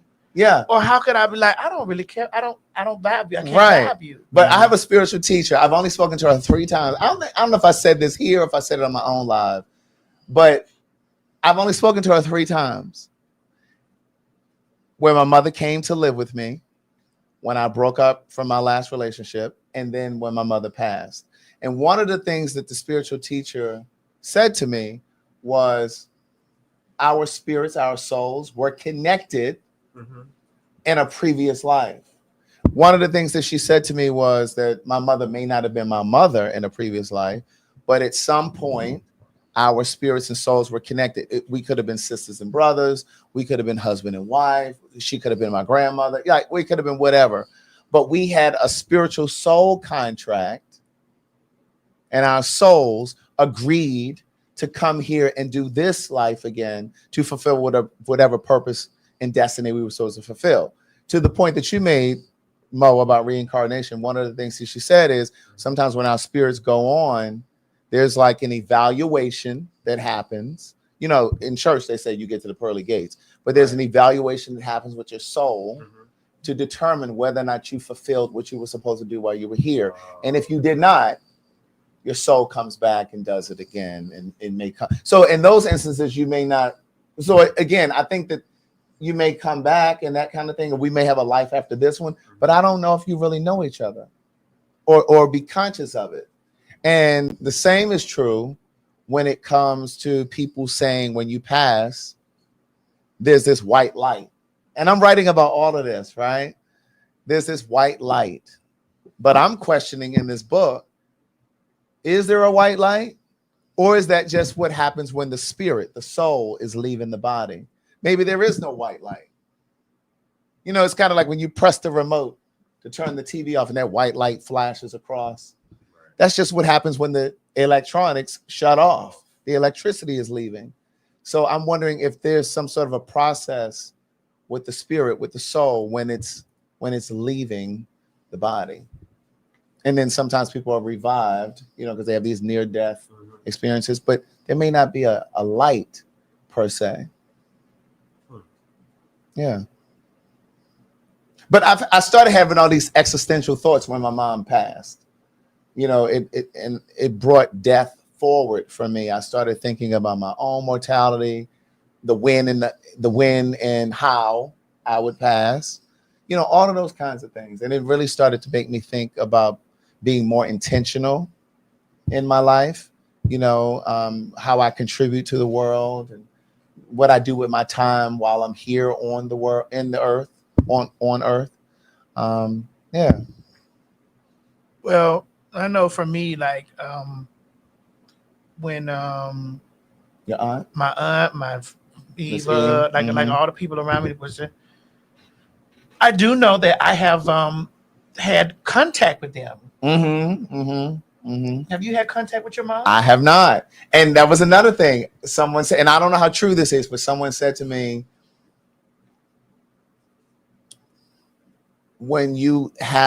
he was saying that he thinks that sometimes when you start having dreams about people, you know, and you start having visions. I do think that energy is still here, right? And I do think that, for example, like with my mom, I feel like once she got on that other side, she really was like pushing me and into certain things. You know what I'm saying? Like my life just kind of exploded after that, right? But a friend of mine said he thinks that sometimes when people consistently have dreams and it's because they really haven't made peace with the person leaving. I think I've made peace with her leaving. Because even like with my Aunt Gloria, like if I talk to my Aunt Gloria 10 times, 9 of those times she's going to say, she wasn't just my sister, she was also my best friend. And she'll break down and cry like my mother just passed yesterday. And she'll say, I can't tell you how many times I've gone to the phone to go to call her. And I remember she's gone. I have not had that happen one time. Now, there have been plenty of times where I might be leaving here or I'm driving around running errands or something. And I'll be like, oh, damn, I would have called my mother and told her about this. I've never gone to reach for the phone, but the thought has crossed my mind where it's like, damn, I would have called her now to tell her this. You know what I mean? But yeah. Yeah. You know, you said you've had dreams of your. Listen, my aunt, I vividly saw her, like vividly, like it was like I'm sitting in this room. Yeah. And she came. I was in the bank with but stuff like that lets me know about. It starts to unfold about where you are in your future, your financial future. Yeah. And warnings or be, what's the word I want to use? Attentive. Yeah. You know, be alert. Yeah. I saw her. Craig. First of all, it wasn't that I saw her. Yeah. I smelled her. My aunt has been dead since 2012. Yeah. It's 2025. It's been 13 years. Mm-hmm. I did not just see her. I smelled her first. Mm-hmm. Mm-hmm. Yeah. And it made me turn to look for her. We were in the bank. Me and my mother was in the bank in my dream. Yeah. Me and my mom. Yeah. In the dream, you and your mom were in the bank. In the bank. Uh-huh. And my mama said, "Boo, give me the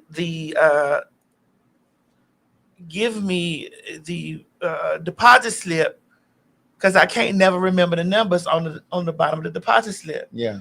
So I stepped over while she was at the teller.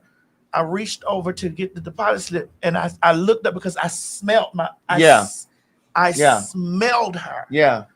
And I turned around and I called out to her, and she was in this suit, done. Yeah. And she had like gold chains on. She was whooped, honey. My aunt was she was a statuesque woman. She was a taller woman. She was a bigger woman. She was dark skinned and beautiful. Yeah. Her hair was layered, bitch. It was like she was done. Yeah. Like she was done, bitch. Yeah. And she was so done. And when I turned, she was walking through like very regal through the bank. Yeah. And I said, "Darlene Rayford." And she said, "Yes." Oh my God. Oh, wow.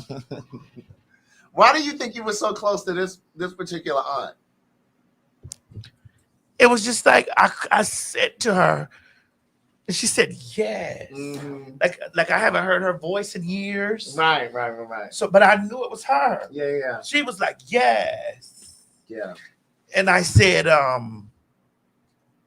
she said, "I heard you were in town." She was giving me all the things. Right. She said, "I heard you were in town." Yeah. And I said, "Girl, you coming to the show?" She says, "But of course." And then was this her personality though before she passed? My aunt was the grand bitch. Really? And my aunt was the grand bitch, honey. Bitch, she had money. Yeah. And she would motherfucking shoot. Yeah. Bitches didn't play with her. Right. She was the ultimate. She was sickening to me. Yeah. To me. Right. Yeah. Of her sister. She was sickening. Who was older, your mom or? My mother's the oldest. Oh, okay. And she was so sickening to me. And so she was just like, she said, I called her name. Yeah. And this is when she was pumping through, Craig, I seen her. Right. and I smelt her 1st.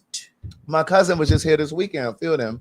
She told me she smelled her mom. Her mom passed a year before my mom. Craig, I smelled like I knew her smell. I We smelled just her talked first, about this.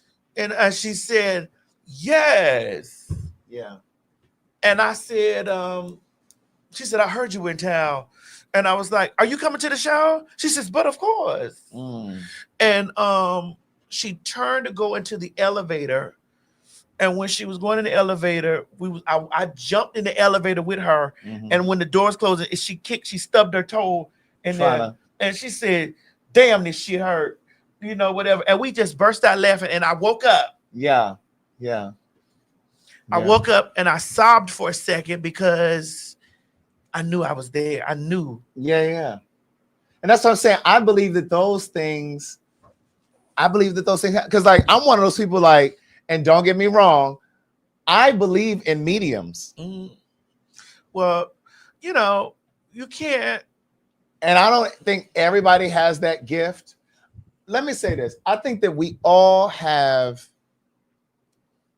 somewhat of a gift, but I think there are other people who really know how to tap into it. Because, for example, like you may not have talked to someone in years. I believe we can summon people. Oh, I know. Like, you know what I'm saying? Like you may not have talked to someone in years, and then all of a sudden you think about them real hard. And you may not even say it to anybody, but you think about them real hard, and then you run into them somewhere, or they call you out the blue, and you're like, "Bitch, I just thought about you the other day." You may not have talked to them in 5 years. I believe in like mediums and shit, like the Hollywood. I mean, that Tyler boy. Well, I mean, I believe that we all have we all have a certain piece of something. That's what I'm saying. And I think Long Island medium. I do it with men. What? I do it with the living. And I like the Long Island medium. I think she may have a gift for real. I think the guy Tyler, I don't know his last name. It's the white boy with the blonde. Yeah, we all have a bit of telepathy. But we all can't perform the 7 wonders. Right. I might can perform 6 of them. Right. Yeah, I agree with that. Because I probably can perform 6. I know. Actually, it was actually my mom. She told me a story where, well, she wasn't even telling me. She was telling actually the church, and she was like that. She met somebody while she was still in Nigeria. She met somebody while she was out. And when she met this person, you know, they started having, you know, conversation, and then the person was like, "Oh yeah, I know your dad." Da, da, da, da.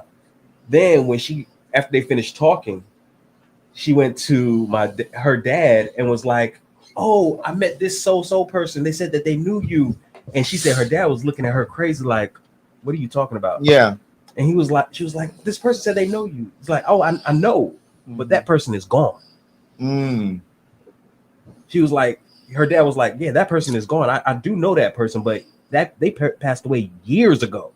And so when she said that, I was like, "Oh wow!" So basically, there are people that can interact with spirits and actually have full-fledged conversations. It's not even like you're in a trance or sleeping or anything. You're still awake, and it's like, you know,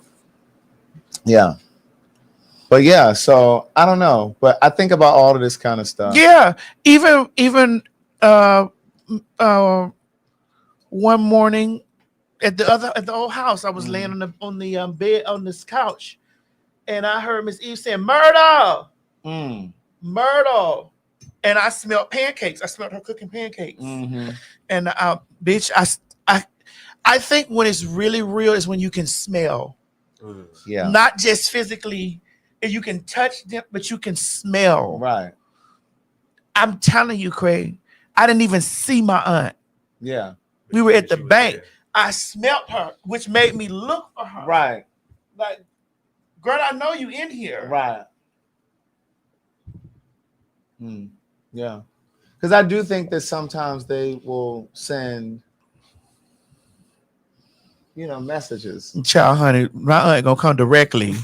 And for her to let me know that I was in the bank, you girls get ready. Bitch, you thought I said I was rich. Bitch, I was in the bank. Okay. And my aunt pumped through, bitch, and drizzled in gold. Yeah. Done. Yes. Mhm. And spoke to me with grandeur. Now, why were you so close to her? I mean, that was my mom's sister, like, you know, and you know. But you weren't close to any of her other siblings? My mother has a brother. My mother has one brother and one sister. Right. And so that was my mother's sister. And so we were great. But was she like especially kind to you? Oh, honey, we did all types of devilish shit together. That was y'all never talked about you being gay at the time. Well, of course they talked about the things. No, I'm talking about you and her. No. Okay. It's just like later after things, you know, right, got into the way it got, like we became really good. Had you started transitioning before she passed? Yes. Oh, I okay. was a woman, honey. And she was always okay with it. None of them were always okay with it. Oh, None of them were. But you know, when they don't have any other choice. Right. Right. Did it kind of fracture your relationship with her at all, or no? No, it was just me and my mom. We had we were Right. very we would brace with each other Right, with stuff, right. whatever. And then, you know, me and her sister was more like tight. I lived with her majority of my school life. Like I live with my mom, I live with my aunt. Right. Like I lived back and forth with them. Right. Until, you know, it became girl. Right. Then I had to leave. Right. Get my own shit. When you got titties. It was girl. You got girl. There's boys in here, honey. Can't let those boys be with all that goddamn changing over stuff. No. All that changing over. All that changing over. I was like, I gotta do me, honey. Okay. You know, I said being able to smell spirits and people who have. Wait a minute. They said clarification is what? Being able to smell spirits, people who have. What does that mean? That's the word. It's called clarifaction. Clarifaction. Oh, I have that. Being able to smell spirits and people who have transitioned. Probably, because I smelled her. I smelled Miss Eve. But here's the thing, and I'm just wondering. I don't know. I'm not saying I'm right. I wonder if, because the mind is powerful. I wonder if you are actually smelling it, or if your mind is just so. No, Craig, I smelled it because when I got up, it was like yeah, like I could follow the scent. Yeah. Yeah. I also have the power of speaking. Yeah. You know that I just said I manifested these people. Yeah. By me saying I'm gonna do this, I'm going to do that. This is what I'm gonna do. I be doing that shit a lot, Myrtle. Right. That's what I'm saying. I think you can hone it.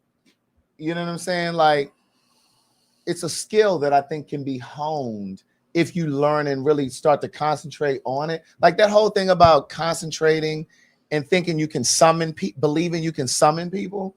I believe that's a real thing. Like I'm telling you, if I think hard enough about certain people, something will happen. Like they'll call, or you know what I mean? Like I have a friend I hadn't talked to in years, decades. And he had been on my mind plenty of different times. And then my mother passed and he picked up the phone and called me. I didn't think I would ever speak to this person again, ever. Did he see it on social media, or did he? Someone told him from Okay. social media. Mhm.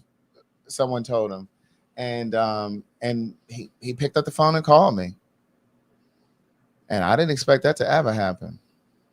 Like, and to be honest, and the reason I do believe in that, and I wouldn't have believed in it if certain things hadn't happened to me that just automatically like turned around. Like there was a time when I might have talked about it on here, but there was a time when I used to do security. The security job I told you I got fired from falling asleep. Mm-hmm. So there was one day I was going to work, and on my way to work I ended up getting robbed at gunpoint. Yeah, and hit me over the head with the pistol, was bleeding, all of that. Oh, so you've had the things too. Well, what happened was that as soon as they finished robbing me, those same people, couple of minutes later, ended up dying. Yeah. Got to watch. Listen, when the children said, the book says, "Touch not mine anointed ones, and do my prophets no harm." Right. Someone in here told me to look up this olfactory memory. right? You like your olfactory nerves refer to your ability to smell, like you're smelling. So it says olfactory memory refers to the ability to remember and recognize smells, often associated with vivid and emotional recollections of past experiences. That's what I was asking. So it's like, and I'm not saying you didn't smell it, but what I'm saying is this speaks to that. It's like, are you really smelling it, or is you because you were connected in an emotional way that you're remembering the smell and it almost feels as if you're smelling it? Myrtle. Yeah. I saw this. Yeah, no, I get it. But when you're asleep, though, to smell like to smell Bitch, something. you know when how you're I be asleep? dead sleep. Yeah. Bitch, I was dead sleep. Yeah, when Maddie dead sleep, she be, I was dead motherfucker Right. sleep. And it's in the I was in the bank. I could almost make out the numbers on the bottom of the deposit slip. If I Right. was asked to sit still, I could almost make out the numbers on the deposit slip. Right, With my money. right, So right. it was not like Yeah. we were in the line. Bitch, I reached over there to get it. I got the thing over there, and it was when I touched the deposit slip like this or whatever. Yeah. I looked up because You smelled it. I smelled her. Right. Yeah. Yeah. She was in the building. I was like, bitch, where you? I know you in here. Yeah. I haven't seen her in 13 years, Yeah. Craig. Right. Yeah. I have the last thing that I did, like when we were burying her,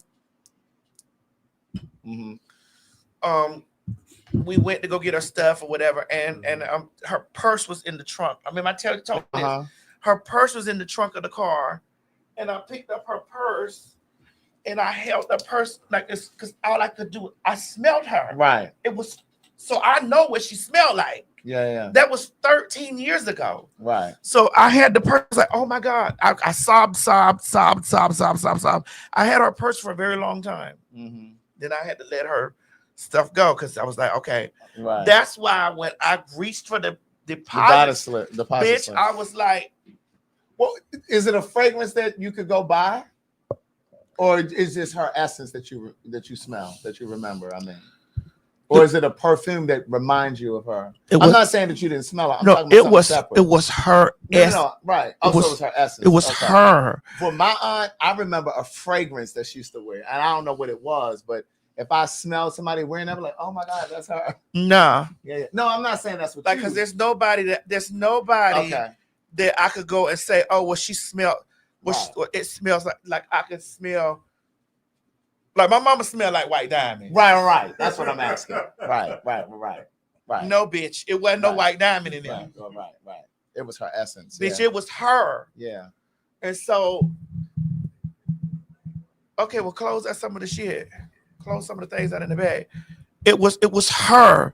And so by it being her, nobody couldn't tell me nothing different. I'm like, girl, a person could not saying that you're trying to debunk, right. But a person could be like, I'm like, bitch, I know what my auntie smelled like. Yeah, for sure. I haven't smelled her in 13 years.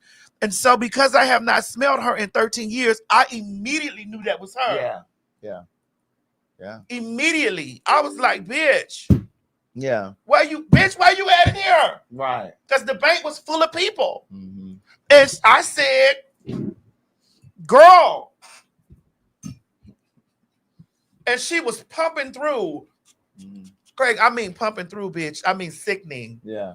Nasty pet. She was in all white, jeweled, gold, rings. Bitch, she was jeweled. Yeah. And I said to her, I called her name and she responded. Right.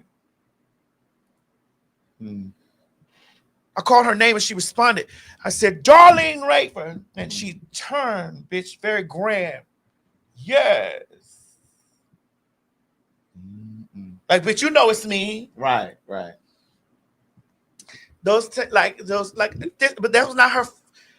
She's visited me multiple times, but I hadn't seen her in a while. No one that I've lost has ever visited. I've never had that experience, but I've had people say this, that they've seen people. Even my contractor and I, we were talking about it like 2 weeks ago.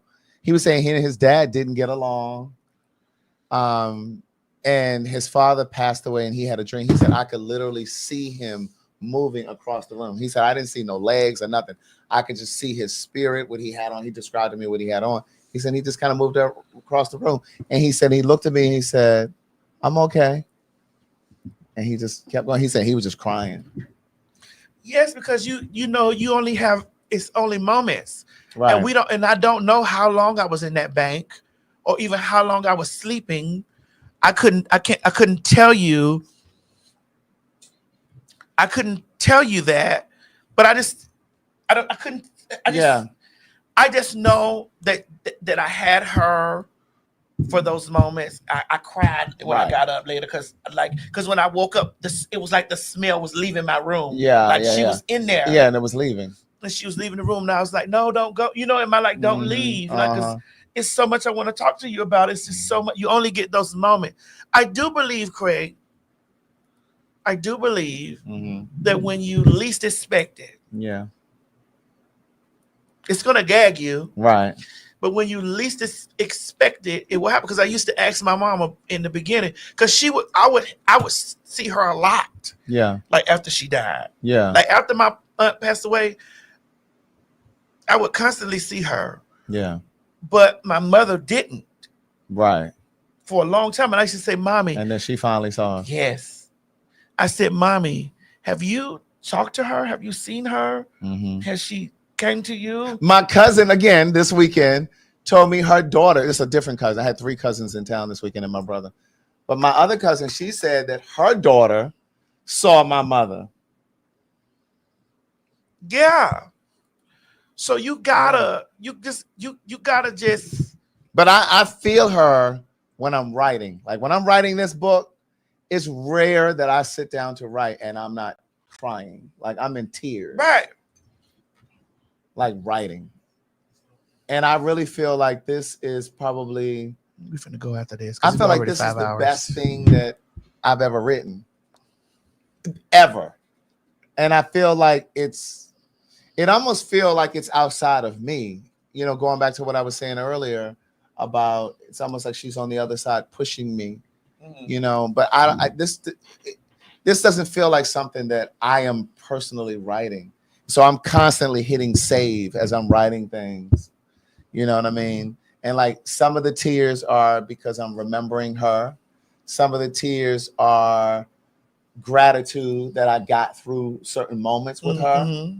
And then also gratitude that the gift, I finally understand and believe that writing is a gift. I didn't always think that it was a gift. I always used to think that singing is a gift, dancing, you know what I mean? Those kinds of things. But so sometimes the tears are about the gift. And I'm grateful that God gave me the gift and the ability to be able to write and communicate by choosing the words that I choose and the words that I use to write, to communicate, because I understand that people are going to get it.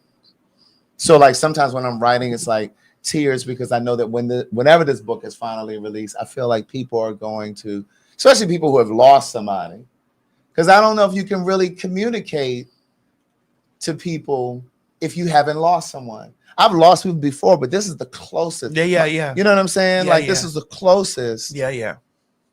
So I think I can communicate it in a way, you know, for people who have experienced that, because it's a different society. It's a different community of us who have lost their mother. That's something you can never really articulate to people. You know what I mean? And I'd had friends who lost their mother, and as young as I remember being in high school and having friends who lost their mother, or middle school who lost their mother, and I didn't really understand it.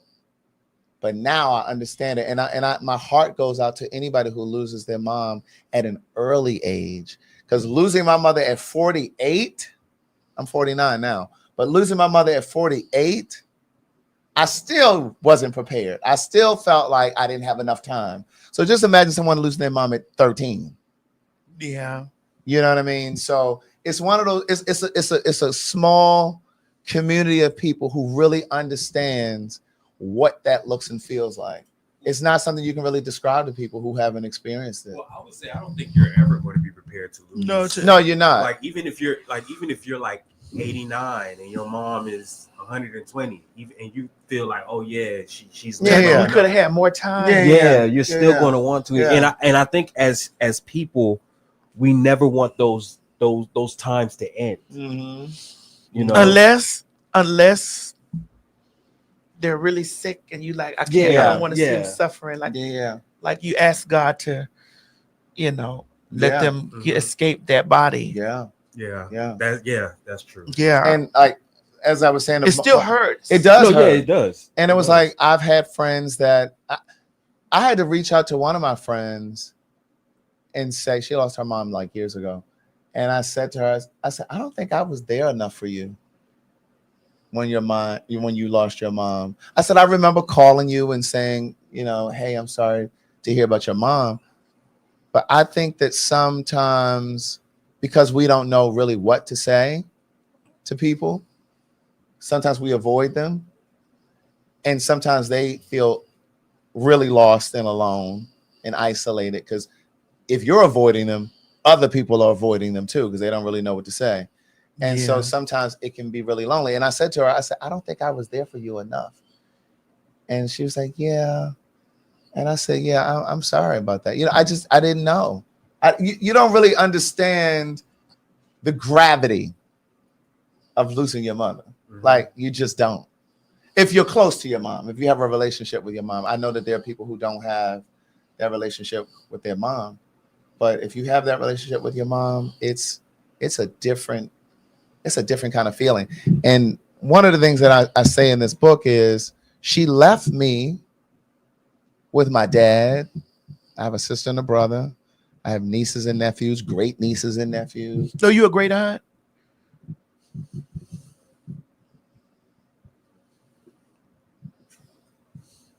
Tia. I went Tia too, girl. I'm a Tia too. But nobody can really replace that. You know what I'm saying? Like, you still feel a little vacant. I don't feel lonely, but you still feel vacant, like without them, what I'm saying? Without her.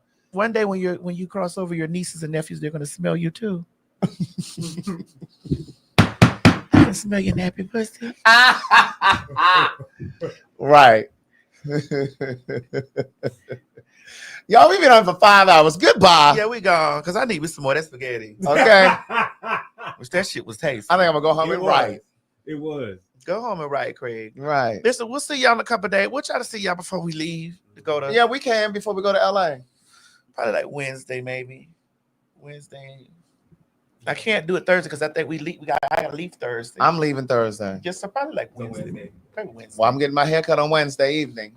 Girl, I mean, we can do it in the morning. I mean, girl, I just got to be at my appointment by. If Mo could get up at 9 a.m. It's not when he gets up; it's when he gets here. No, and then when he gets here, and it's also when he has to understand. Leave those other jobs for me. Listen, I'm polyandry. I don't worry about none of your other wives, but when I call you, it's my time. I'm polyandry. I don't give a fuck about what y'all doing over there. When I call, hey, I know what I was gonna say. When the queen comes in town, everything shuts down. Really? Yes. I ain't got time for all that. If you are in LA, here are the details for the show. This is an NASM event to benefit the T.S. Madison Starter House. Yes. This is for their conference. So you would want to visit. Sponsored in part by Pure. Pure for everyone. Yes. Pure for all. Yes. Their web link is scrolling at the bottom. You can find out information about the conference. And listen, those of you who signed up for Paid for Your Say last week, some of them have already been placed in studies. Okay. They've already been placed in studies. They're already making their money. Put that PhagTawlk 125 down there, Mo. I got you. Hold on. You want to visit www.paidforyoursay. There it is. paidforyoursay.com. PhagTawk 125. Now listen, don't be talking about you in a bind. We about to go to war, niece. We about to go to war, niece. You might not even be able to do Pay for Your Say by the time we go to war. No, you'll always be able to do Pay for Your Say, but you may not have no job. Baby, you can do it in your bunker. That's right. And on that note, you guys have an amazing night. They'll be emailing us talking about, well, can you help me about paying for your safe 3 months from now? Get in there now while you got 125. You can pay right. You can pay it with Klarna. You can buy you a good bumper. That's right. They'll be emailing us later talking about you in the bind and bomb shelter, right. Do a pay for yourself to get you a bomb shelter, girl. Your president calls this. That's that extra stream of income you've been asking for. That's right. Put that over there and tell you, listen, cash your checks and put it in the safe that you buy. Honey, that's right. In the wall, girl. A fireproof safe. Fireproof, honey. Get you, because honey, when the bomb drops, you should be able to reach up and grab you some cash. You dropped the bomb on me, baby. Bye, bitch. Bye. Good night. Quit talking and listen. Get over to my Patreon right now so that you can receive some exclusive content from the TS herself. Who you said? The TS. Patreon is filled with one-on-one exclusive content behind the scenes. You can even chat with me in there. Me and you. It's just me and you. So get to www.patreon.com/TS Madison Hinton and you'll be glad you did. I promise. Hey everybody, this is TS Madison, and if you are trying to grow your business, brand, or product, why not advertise with me? Email me at booktsmadison@gmail.com so that you can get in on our comprehensive advertisement packages. Unique visits, unique subscribers, honey, a broad demographic. Advertise with me today. This has been a TS Madison and RDE Multimedia Group presentation. Hey guys, if you just enjoyed watching this video, don't forget to subscribe to my YouTube channel, www.youtube.com/TS Madison Hinton. Or if you're already here, click that bell up there, one of them, and subscribe so that you don't miss this or any other excellent content that I have for you. Don't meet me here. Beat me here. Ciao. You ain't gonna have no other choice but to see me because I'm in everything. There it is you ain't right gonna have there. no other choice but to see me because I'm in everything and everywhere. Ooh. I'm in film, television, streaming, music, bitch, and pornography. Bye.